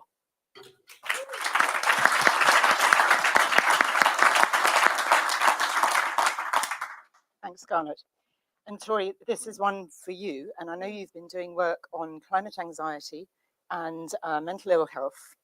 And I think I've read, if I've read you right, you explain this as a system failure rather than pathologizing the ill health and the anxiety. I wonder if you could tell us more about that? Yeah, for sure. So for those who haven't heard of the term eco-anxiety, it's kind of emerged over the last decade or so as a kind of popularized term to describe the grief and the worry that we feel in response to dangerous changes in the climate system. So this can be anything from mental, somatic changes that we feel in ourselves as well. And one thing that's really quite interesting to me as someone who's in the climate movement and maybe affiliates with these emotions and feels them and is around people who also feel these emotions, is that far too often the remedies that kind of tackle them are almost carried out in such a way as to eradicate these feelings. And I actually think these feelings are very adaptive because they are literally our body telling us that there is something incredibly wrong with the system in front of us, the changes in the climate right now. And I really caution the sort of narratives that say that this is a pathology or an individualized failing, because it's not. And it's something that I find incredibly interesting as well, is that when people try and separate the system that we're in from the climate crisis that's emerging, capitalism is quite frankly making me unwell. It's making a lot of people unwell. And also the climate crisis is making me unwell fundamentally. But who's causing the climate crisis? We have to ask ourselves these questions. You know, if that's what's making me unwell, quite frankly, I would argue that a remedy to getting rid of these emotions, or rather tackling them at the root, not getting rid of them, is taking on the fossil fuel industries, the ones who have continuously bribed politicians, who have lobbied to deny the climate science, who continue to make record-breaking profits in a time where so many people are suffering at the moment. And yet I'm told that my eco-anxiety is irrational and that it's something I need to reckon with on my own terms. And I've met climate-aware psychologists who've told me that maybe I just need to go for a walk in nature, or maybe I just need to do some yoga and I'll be okay. And these are people who are positioned as authorities in this space to tell young people what to do with their mental health. And bearing in mind, over 60% of young people around the world say they are terrified of the future that they are going to inherit. And for many people, it's not even the future that they're inheriting, it's what's happening right now and what has been happening in the past. And so I very much see the system change as a fundamental way of looking at this crisis, the mental health and the climate crisis. And thankfully, there are organizations like the Climate Psychology Alliance who are saying, actually, the number one thing that we can do to stop eco-anxiety is we need to keep that carbon in the ground. Now, I'd go one step further and say it's not just about the carbon in the ground, it's about the system that's allowing that carbon to be extracted out of the ground. And you know, I argue, and my book editor Kaya is here, we have very long discussions about actually how moving away from this extractivist system is the thing that is going to lead to much better mental health for all.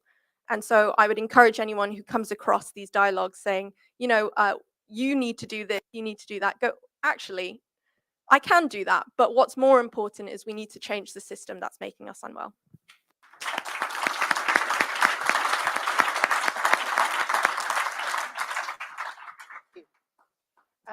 The next question, actually, Tori, I'm going to come back to you first, and it's about climate justice as a direct result of colonialism. Could you tell us something about that in the context in which you work or are active? Yeah, for sure. I think, you know, to a lot of perhaps liberal environmentalists, climate change is seen as something which is apolitical. It's very much an environmental phenomenon, and it's not. It is a political one.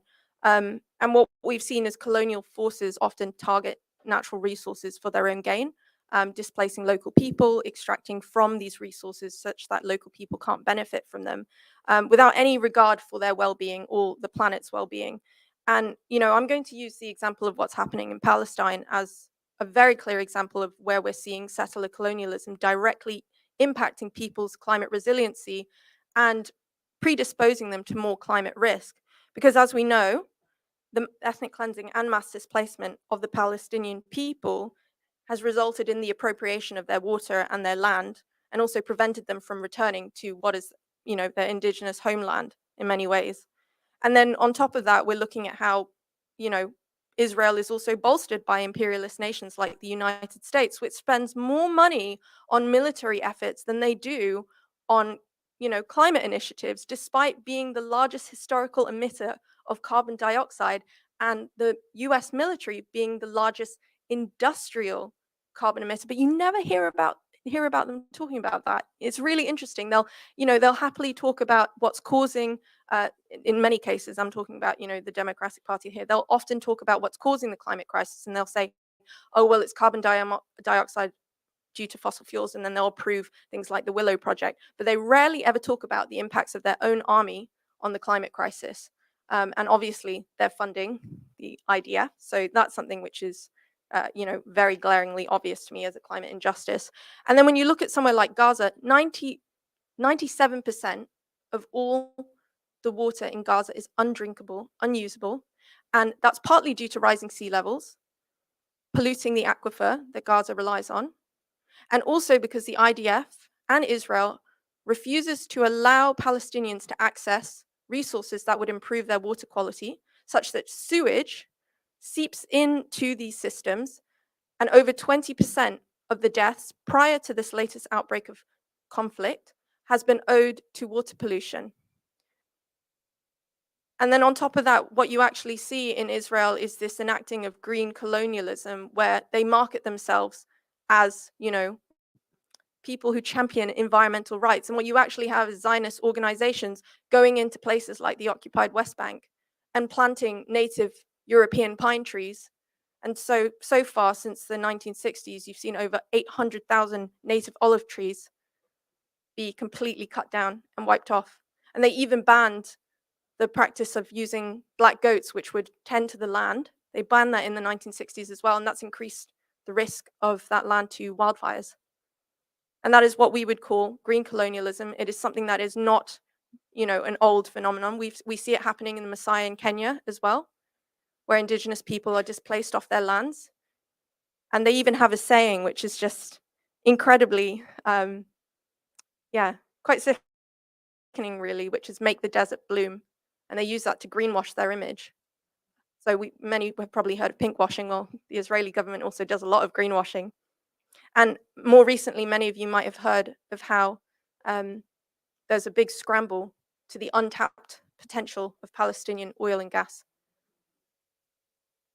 This, you know, I'm not saying that that is the sole reason why so much of this genocide is happening, but it is one which is very much underscored by the scramble for new resources of oil and gas.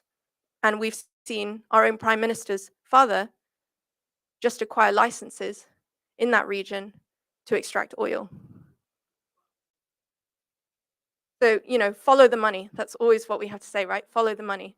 And Palestine and what's happening there is a very clear example of why the climate justice movement needs to stand with the Palestinian people. And I have not seen enough people in the climate movement doing that. And it's abhorrent, quite frankly. And climate justice, like many other justice movements, has been co-opted for purposes that only serve what we would call the physical environment, when the people are very much part of that as well.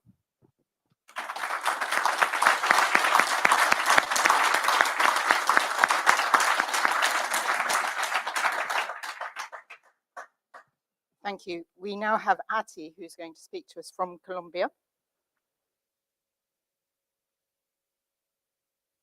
Peace.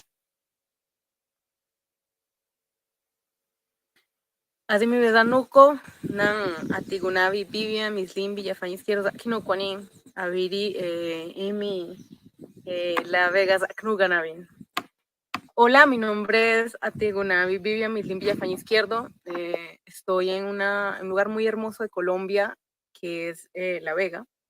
Pertenezco a un pueblo indígena, que es el pueblo arhuaco de la Sierra Nevada de Santa Marta al norte de Colombia, una región megadiversa, porque precisamente tiene cinco pisos térmicos y tiene 4 pueblos indígenas habitándolo, y nos consideramos nosotros mismos como guardianes de esa zona, que es tan estratégica para el mundo. Visionamos que es el corazón del mundo. Frente a la pregunta de la relación de colonialismo y injusticias climáticas, cabe destacar que esto que hoy vemos a mi espalda es precisamente la riqueza que por años se ha buscado llevar de diversidad, de biodiversidad. Se han exportado árboles, se han exportado minerales, se han exportado en gran medida carbón y combustibles fósiles que fortalecen la economía de países como Inglaterra, como Reino Unido. Lo que yo veo precisamente es que ese vínculo de colonialismo sigue reproduciéndose hoy bajo otras lógicas.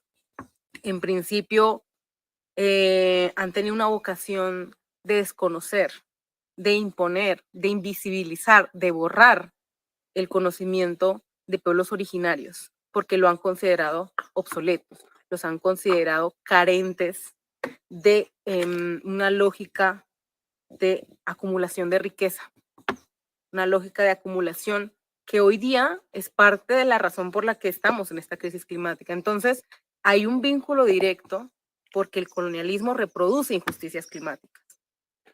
Y eso ha dado lugar a que muchos de esas poblaciones originarias hayan reducido en número, hayamos perdido gran parte de nuestros conocimientos, y que hoy día estemos en un ejercicio profundo de recuperación de comunidades resilientes que han trabajado en buena medida para seguir reproduciendo esos conocimientos que hoy día se necesitan más que nunca. Entonces, pese a que ese sea el vínculo, hay que empezar a dar voces a estas poblaciones originarias porque tenemos parte de la respuesta frente a esta crisis.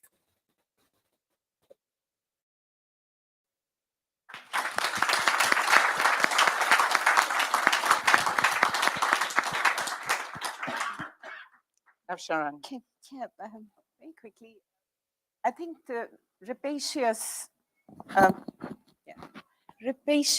plunder of resources, which it started during colonial times, where the process was not only that lands and mountains and rivers were plundered, but also the claims of indigenous people who lived on those lands and what buried under it. Their claims were, their knowledge systems were delegitimized in the name of being obscurantist views, and the whole discourse of modernity actually put them against any progress that if they were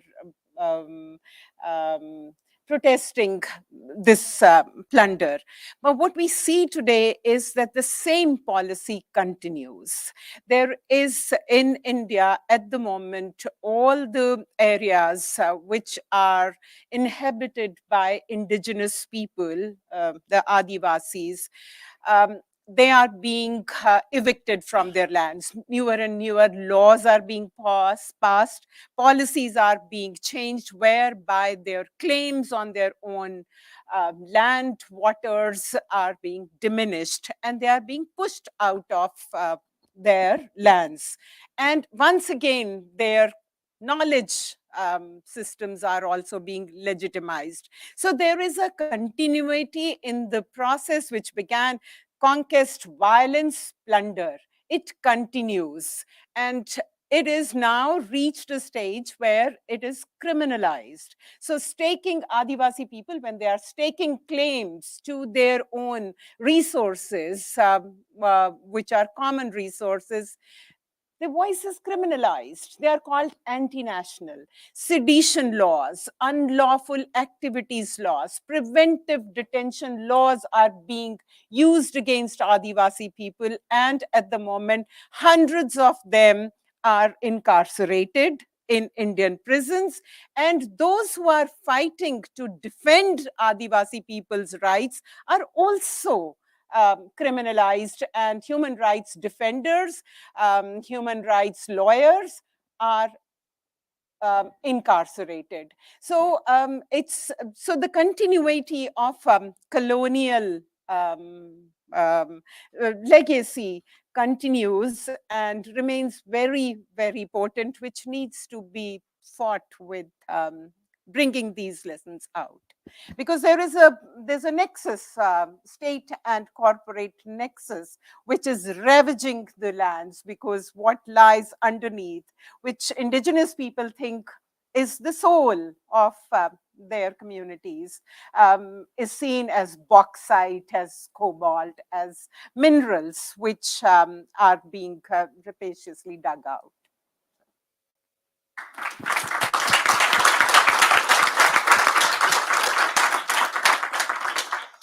At this point, I'd like to invite some questions. I have one more question to the panel, but that I'm saving till last.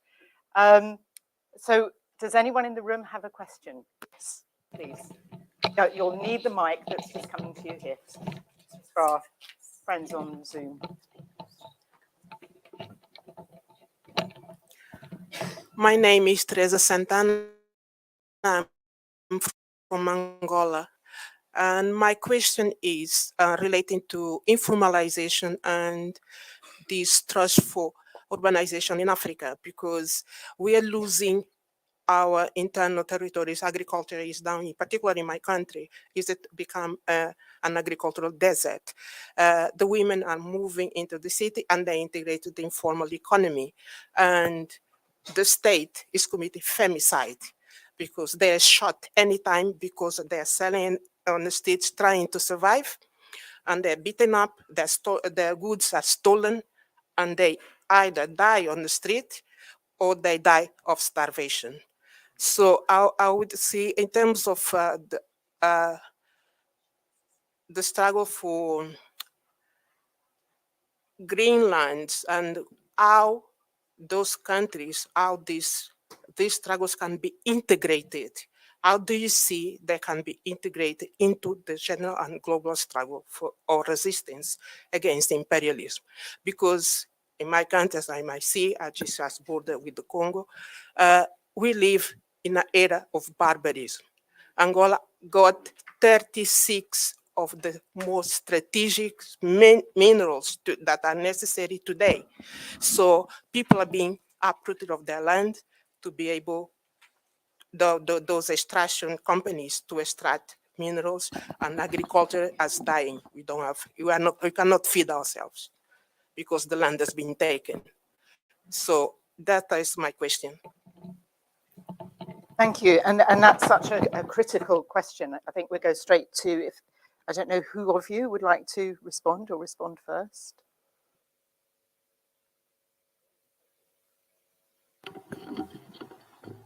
I think that's a really good question.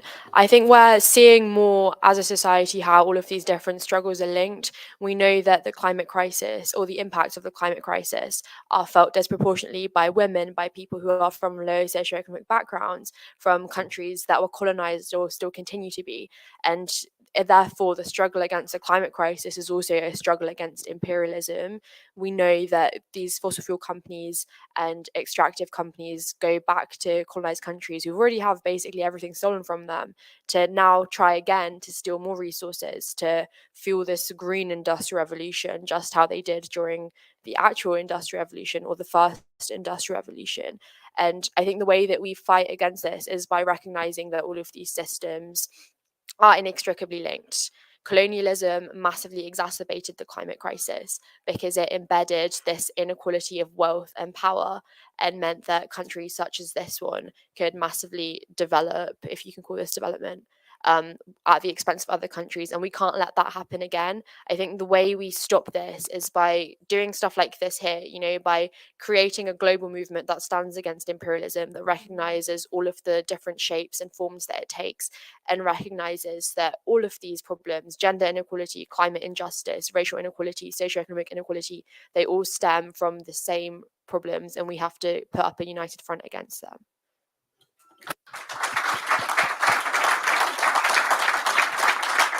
Thank you. I'll just add on to what Scarlett was saying. The Palestinian youth movement talks about this idea of sharpening contradictions, which is essentially when, you know, the contradictions in society, be it, you know, unveiling, unmasking what this government is doing in Palestine and overseas, becomes more and more clear, and people who are previously not very radical or not necessarily informed about what's happening start to see the government for what they really are. And as a result of that, what you're seeing is people who perhaps were once apolitical starting to become engaged in these conversations, as we've seen with hundreds of thousands of people taking to the street for Palestine. And what has happened as a result of that is people are advocating for a free Palestine, but now they're also advocating for a free West Papua, a free Congo, a free Kashmir. Everyone is waking up to these realities. And I feel as though as a result of this, this will snowball. And it's really great that you raised your voice here and you were sharing your stories, because every single person in this room will remember that and they'll bring that with them to the work that they do. But I do also want to call out the climate movement, call out a lot of justice space, incredibly anti-Black. Why is it that so many of the genocides that are happening on the African continent are not acknowledged? You know, I have a lot of Congolese friends who never thought that any of these struggles would come to the fore. And as Scarlett was saying, what we're seeing is capitalism with this green denominator now, green capitalism. But it is not green or equitable if it results in the killing of those most dispossessed. It is not equitable. It is not climate justice, quite frankly. And that's what we have to interrogate as a movement.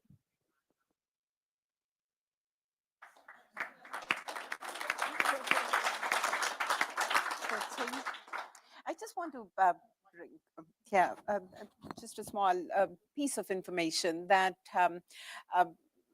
Israel, we read it in the newspaper, sent a message to India that they've lost their construction workers, they've lost their caregivers, because now Palestinians who were doing these jobs are no longer allowed there. And India agreed to send 500,000 workers to Israel. And this was in the news, but all the labor unions came out and they said no to this. And they said, no, we cannot. Our own people cannot be sent in harm's way. But there was one more thing, which we thought was very important to say. It's not only sending workers to a war zone. Indian workers will probably go because there are no jobs, and they will go. But we will not go to destroy solidarity, to go because we will be strike breakers. No, there has to be a no to such a movement at all costs. And that's what we resolve to continue to fight on the streets against such a policy of sending Indian workers to break solidarity with Palestinian people, break the strike, and be in service of the Israeli occupation. Yes.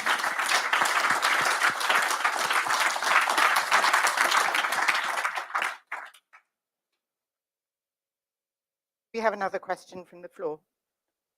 I think the woman at the back hasn't asked a question yet. Oh, you'll have to wait for the mic, I'm afraid.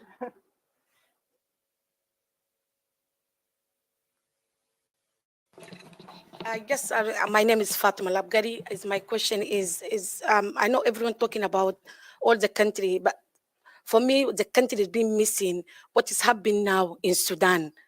You know that the situation in Sudan and the worst humanitarian in Sudan and the crisis over 6 million, and they don't have a place, and plus there are having died like over 6,000 people died.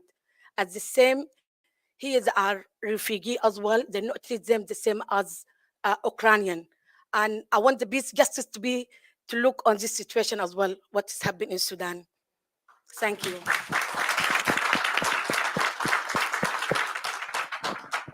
Thank you. Do we have any online questions? No? So perhaps we can take one more. I think there was a person in the front here, just to make sure the people with the mics get their exercise. Yes. Solidarity to Sudan. Hi, I'm Roz. I'm a mum of 4 and a grandmother and an artist. And I just wanted to ask about this this horrible accusation of anti-Semitism whenever an individual wants to point out the atrocities that are being committed that our government are backing. And I think it's really a major issue that it's silencing people. A lot, even I say even artists, but I mean a hell of a lot of artists are not making any noise, and I think it's because they're just terrified. And I just want to know what the panel thinks about that, and how, you know, how can you find the courage and the I don't know, whatever gumption it takes to stand up to that. Thanks. Because I'm not an anti-Semite.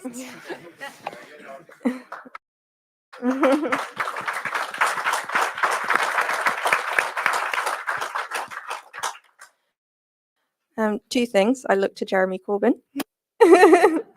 And secondly, Namod and Jewish Voices for Peace. There are plenty of Jewish people who are standing up in solidarity with Palestine. And, you know, I also just want to take this time to recognize to our Jewish siblings out there who have been completely villainized by their own community for doing so. That's not easy. And I have friends from the Jewish community who have been disowned by their own families for where they stand. And that's no easy thing. But their courage gives us strength. And I think we need to lean on each other in these times of need.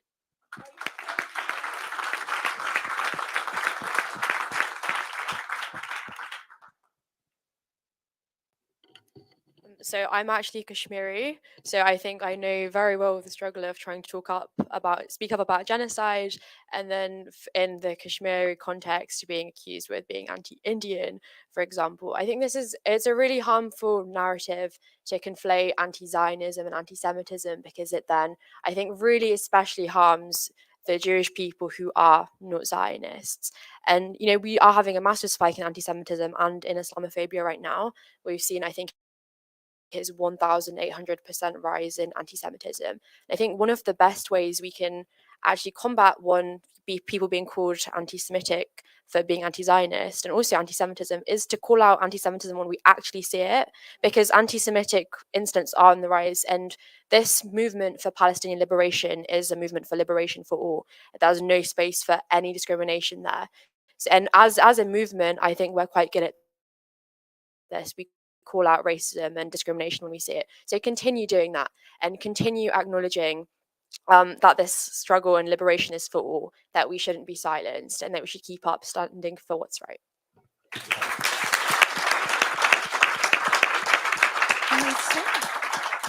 I think just to say that where you began, that as soon as the bombing began, we saw women, feminists from both sides of border coming out singing and talking about liberation for all. And that's where our hope lies.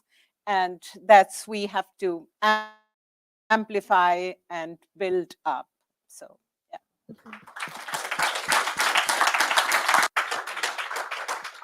Thank you.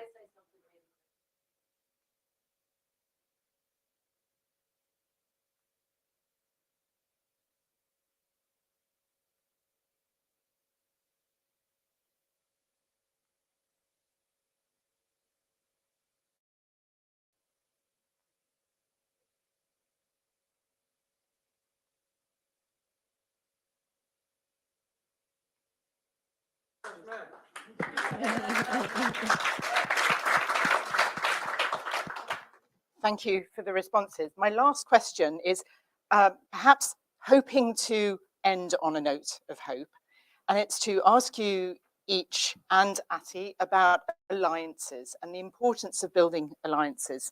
And we have talked about that, I think, elsewhere today. But if we could have Ati's response first.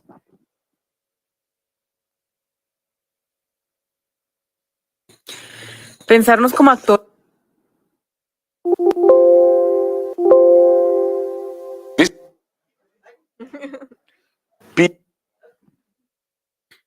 Así me veo.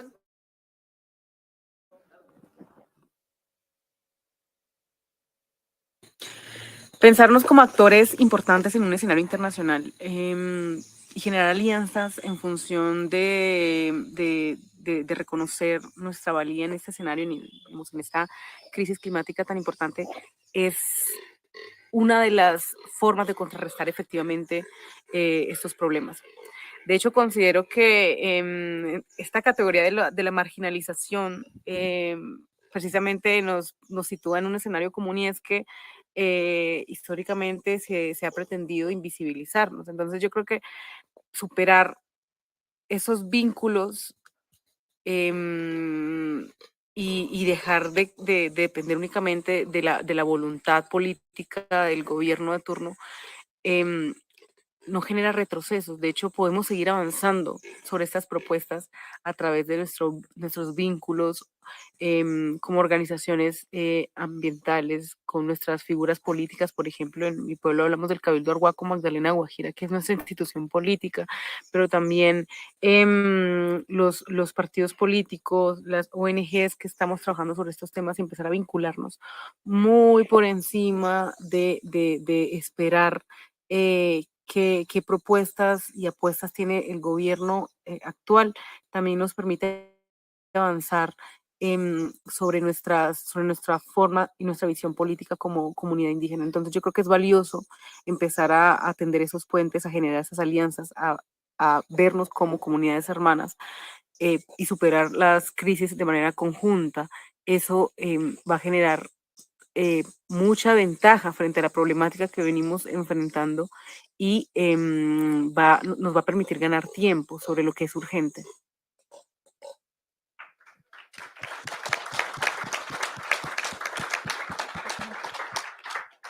Carla, would you like to say anything about creating alliances?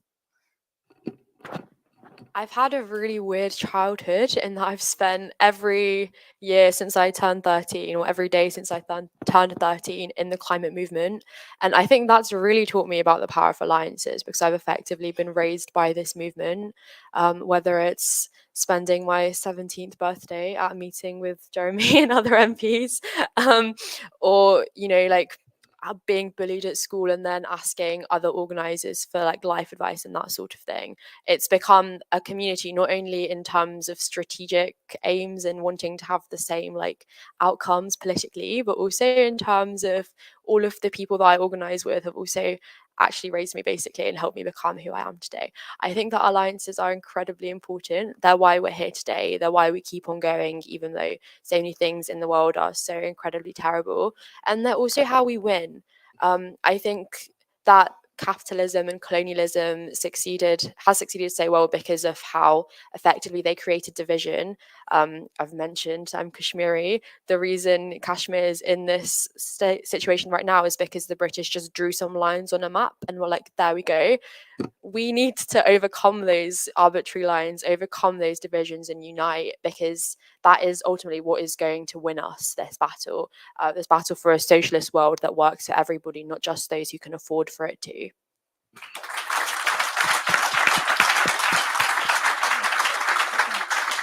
So just to say that arbitrary lines have been drawn, and the lesson from Palestine is also telling us that there is a history which precedes the moment, and we have to be mindful of that and build alliances looking at that history. And that's the only way of going forward, only way of actually putting up a meaningful resistance to all the operations which are happening.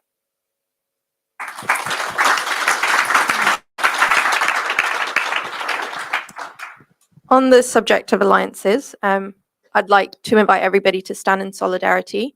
As I've mentioned, or rather, as Susan mentioned, I am part of an organization and a movement called Stop Rosebank, which is trying to shut down the Rosebank oil field in the North Sea, which was recently approved by our own government. And it is a grave climate injustice. So I want to say first that as climate campaigners and as members of the campaign to stop the Rosebank oil field, we stand in solidarity with the people of Palestine. We are opposed to those that profit whilst causing harm to people and the planet here and everywhere. Now, one such company is Ithaca Energy. Ithaca is one of the biggest North Sea oil and gas operators in the UK. It owns 100% of the Cambo oil field, which we successfully managed to shut down, and 20% of the even bigger Rosebank oil field, both of which, if developed, would be disastrous for our climate and millions of people already on the front line of the climate crisis. Ithaca invests absolutely nothing in renewables. Ithaca has also lobbied our government against the windfall tax that is designed to claw back some of the obscene profits oil and gas companies are making to help millions in this country who cannot now afford to heat their homes. Ithaca made more than £700 million in profit in their first half of this year. That wasn't enough for them. But that is not why we are standing here today. And I'd like to invite my comrade Kaya to say a few more words about Free Palestine. Can everyone hear me? Thank you. No, we're standing here today because Ithaca's parent company, the Delek Group, is one of Israel's biggest energy companies. Delek is also on the UN's blacklist of companies profiting from doing business in Israeli-occupied West Bank settlements. As Peter Frankenthal at Amnesty International UK has said, Ithaca and Delek must comply with their international responsibilities and stop doing business with Israel's illegal settlements. Settling civilians in occupied territories violates international law. Businesses which profit in the context of this illegal situation are contributing to systemic violations against Palestinians. Ithaca and therefore Delek have profited from doing business on occupied land, while Palestinians again and again pay the price. In solidarity, we call for a ceasefire now, an end to the suffering of Palestinian people, of all civilians in this conflict, and an end to the profiteering that is destroying lives and wrecking our planet. In our millions, in our billions, we are all Palestinians. Thank you.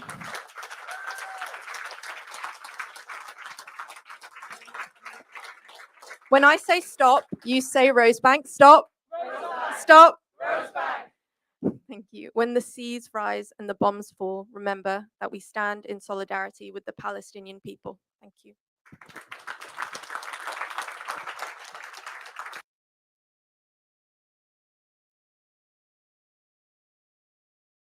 Thank you all very much.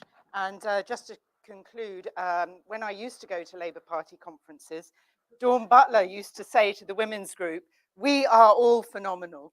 So we are all, feminists all, ecologists, environments all phenomenal. Thank you so much to the panel.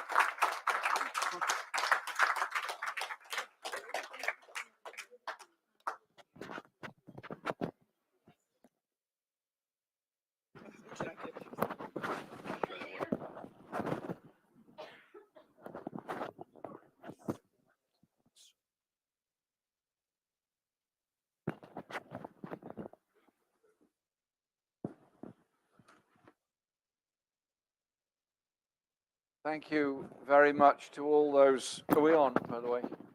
Thank you very much to all those that have done so much fantastic work today. We've just got a very short ending session to this wonderful conference that we've held. But first of all, on behalf of everybody here, I'm sure you'd agree that we should thank all those that have worked so hard to put this conference on, to make sure the technicals work. The volunteer team over there, Sam, Francesca, Laura, Karen, Alison.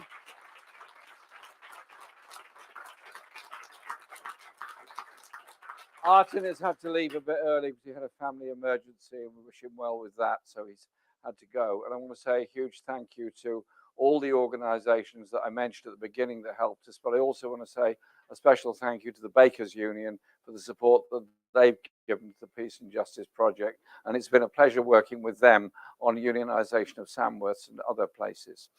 Today we had 5 great sessions.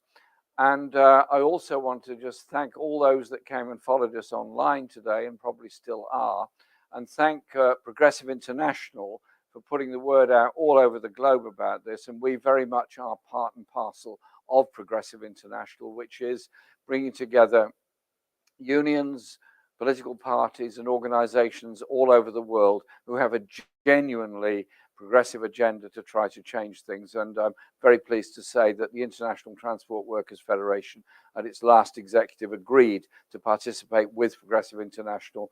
Workers' Party in Brazil, for example, are involved, many groups in India and all over the world. And so we are part and parcel of all of that. And the whole point of this conference was to try and give meaning to all the issues we've raised. Now, I plead absolutely guilty. We tried to do far too much today. Every session could have gone on for at least double the length of time that we allocated for it. Each speaker could have reasonably spoken, except me, for at least double the time that they were allocated. And so what we genuinely want is 2 things. One is your feedback on the conference, your feedback on what you learned from it, what you gained from it, and what you thought could have been done differently or could have been done better. I think that is important. But also your feedback on the organizations and work that you're involved with in trying to bring about social justice within our society. And as you will see from the program, the Peace and Justice Project has the 5 points, all of which I'm sure everyone here would agree with. They are 5 points that can unify people in their struggle, not just for social justice in the UK and across Europe, but global social justice as well, which has to be environmental justice, it has to be workers' rights, it has to be the ending of wars, and it has to be a reallocation of resources away from the arms industry into peaceful processes. That's why our book on the arms industry coming out next year will be our 2nd book. The first, Poetry for the Many, is doing very well. I'm sorry if you couldn't get a copy today. That's because we sold out of them.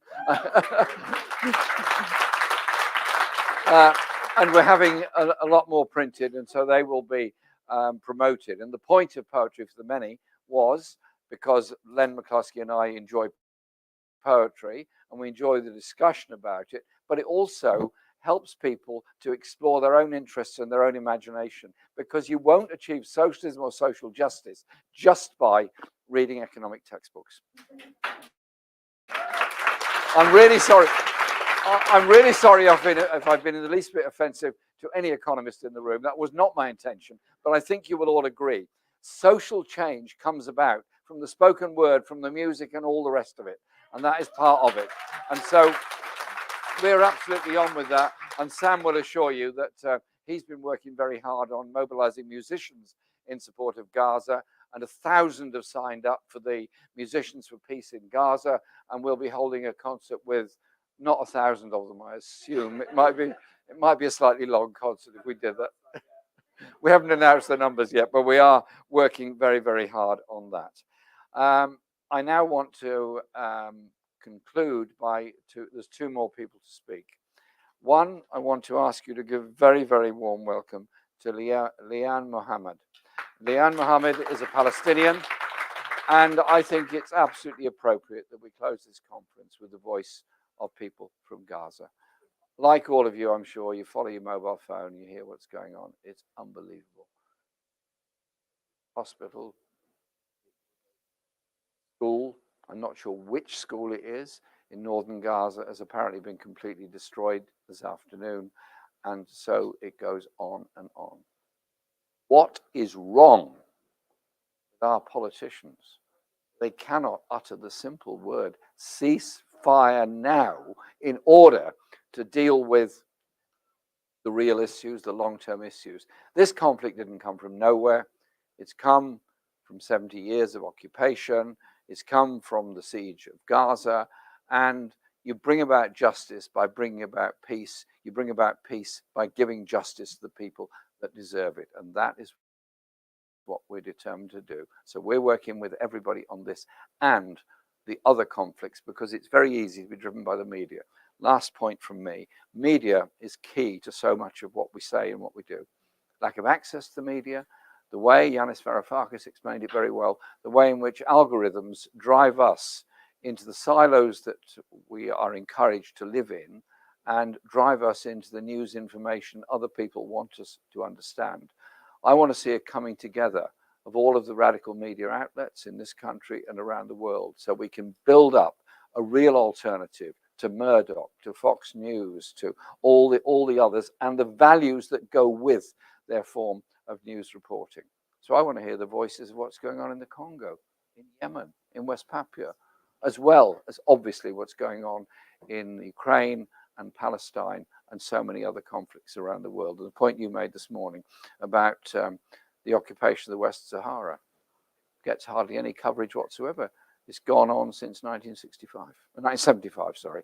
And again, that's yet another conflict that hardly gets any mention. So it's our job to give space to that.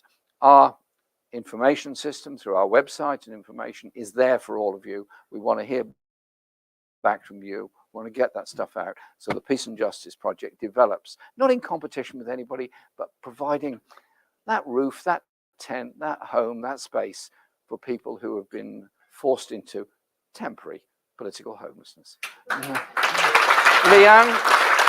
Leanne will speak now, and then Laura Alvarez, who's put so much energy and effort into this conference, she will then say a final thank you and goodbye to you. Leanne, please come forward. You better.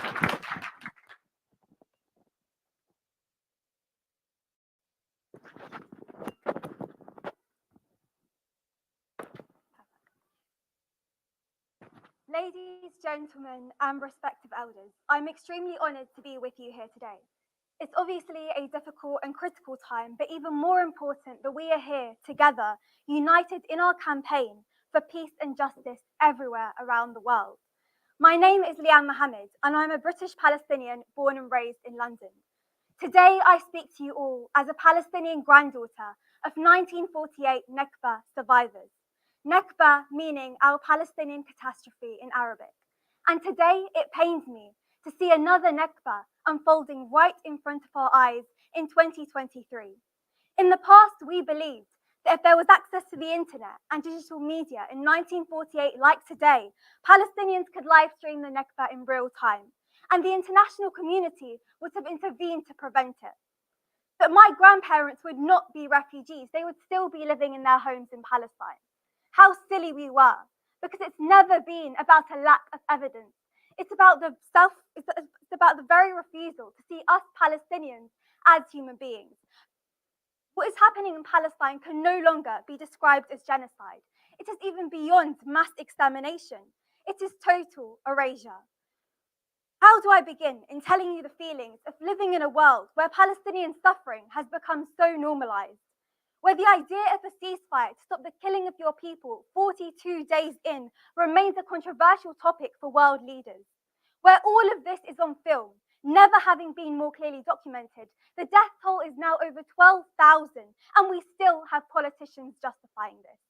A world where we cannot mourn our dead because we are too busy convincing the world that a genocide is taking place.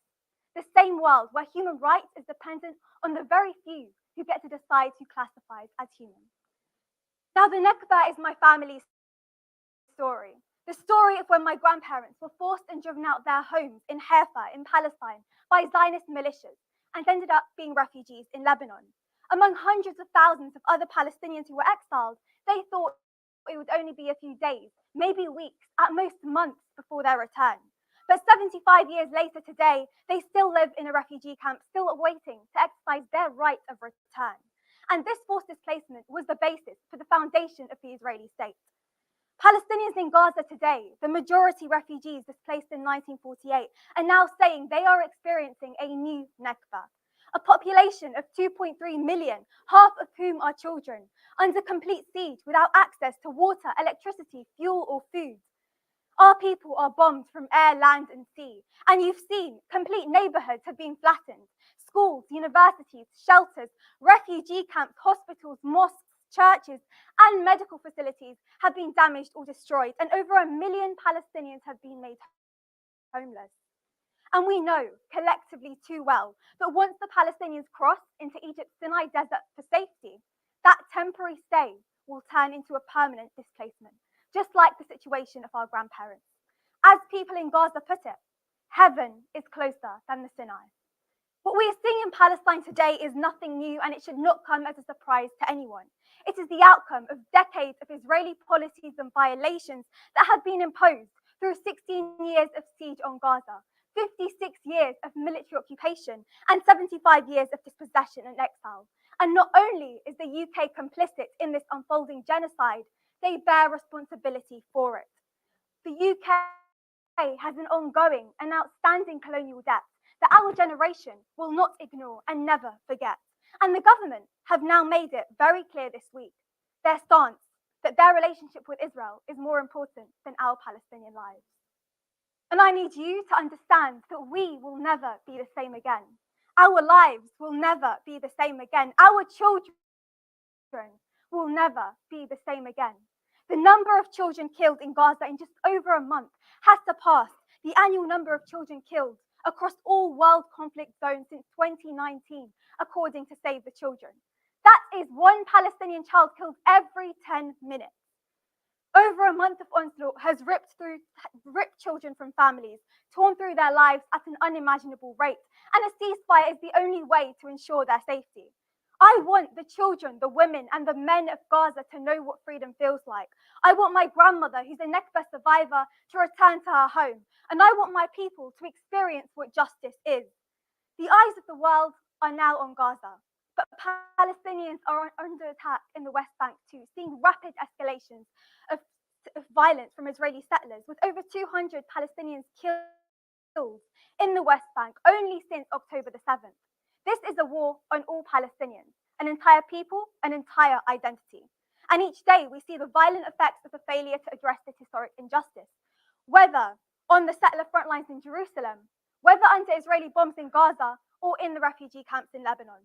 For us Palestinians, there is no P in PTSD, and the family trauma that we have endured is never ending. Everybody has the right to live with freedom and dignity, with us Palestinians being no exception. And this is why we have to keep fighting injustice, not for Palestine's sake only, but for humanity, for human rights, against supremacy, against racism, and against imperialism. Now is the time for us to channel our rage into action. So keep taking it to the streets, keep showing up, keep speaking up, keep Palestine viral, keep posting on social media, keep targeting companies complicit in these human rights violations, keep boycotting, keep organizing, keep the momentum going. Keep Palestine alive in your conversations, in your movement building, and in your hearts.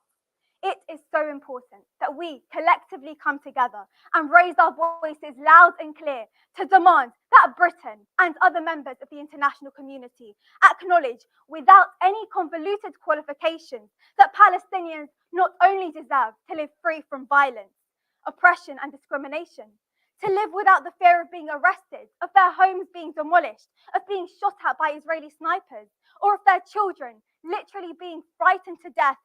Just as Palestinians right now, children in Gaza are being frightened to death under Israel's bombardment. But that our right to self-determination is unequivocal. The bottom line is that your solidarity is now needed more than ever. And the fight to defend fundamental Palestinian rights is a universal one, allied with all struggles for freedom, justice, and equality. And your allyship is so important because we know that as Palestinians and here as British Palestinians cannot do this alone. Thank you.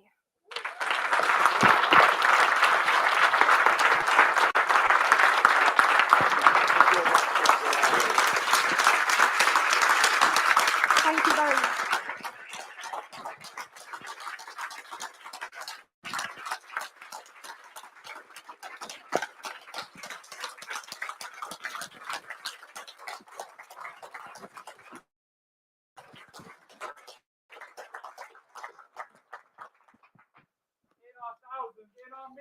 We are all Palestinians. Thank you, Lenny. Thank you for your wonderful words. And thank you, everyone, to be here since 10 o'clock in the morning, to be here in the 5 sessions.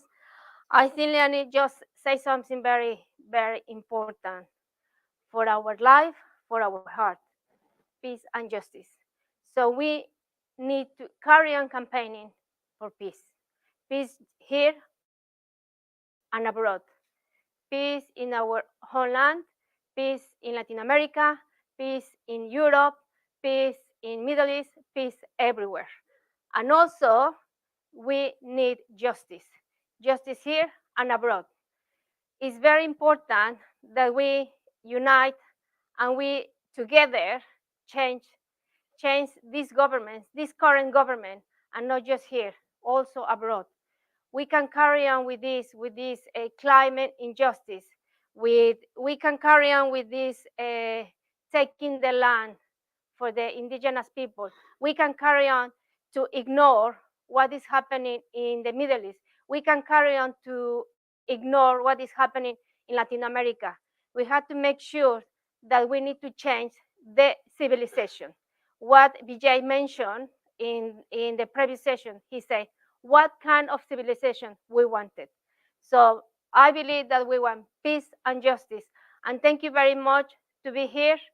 And hopefully we will come together again quite soon and next year. And then please follow in our channels on social media, Facebook, Twitter, Instagram, and please keep campaigning for peace and justice.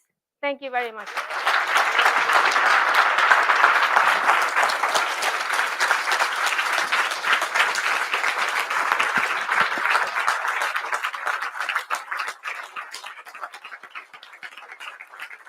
Thank you very much, everybody.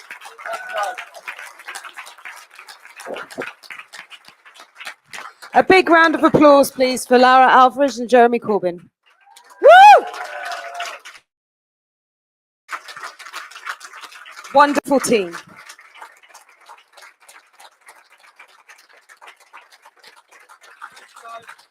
Thank you. We have over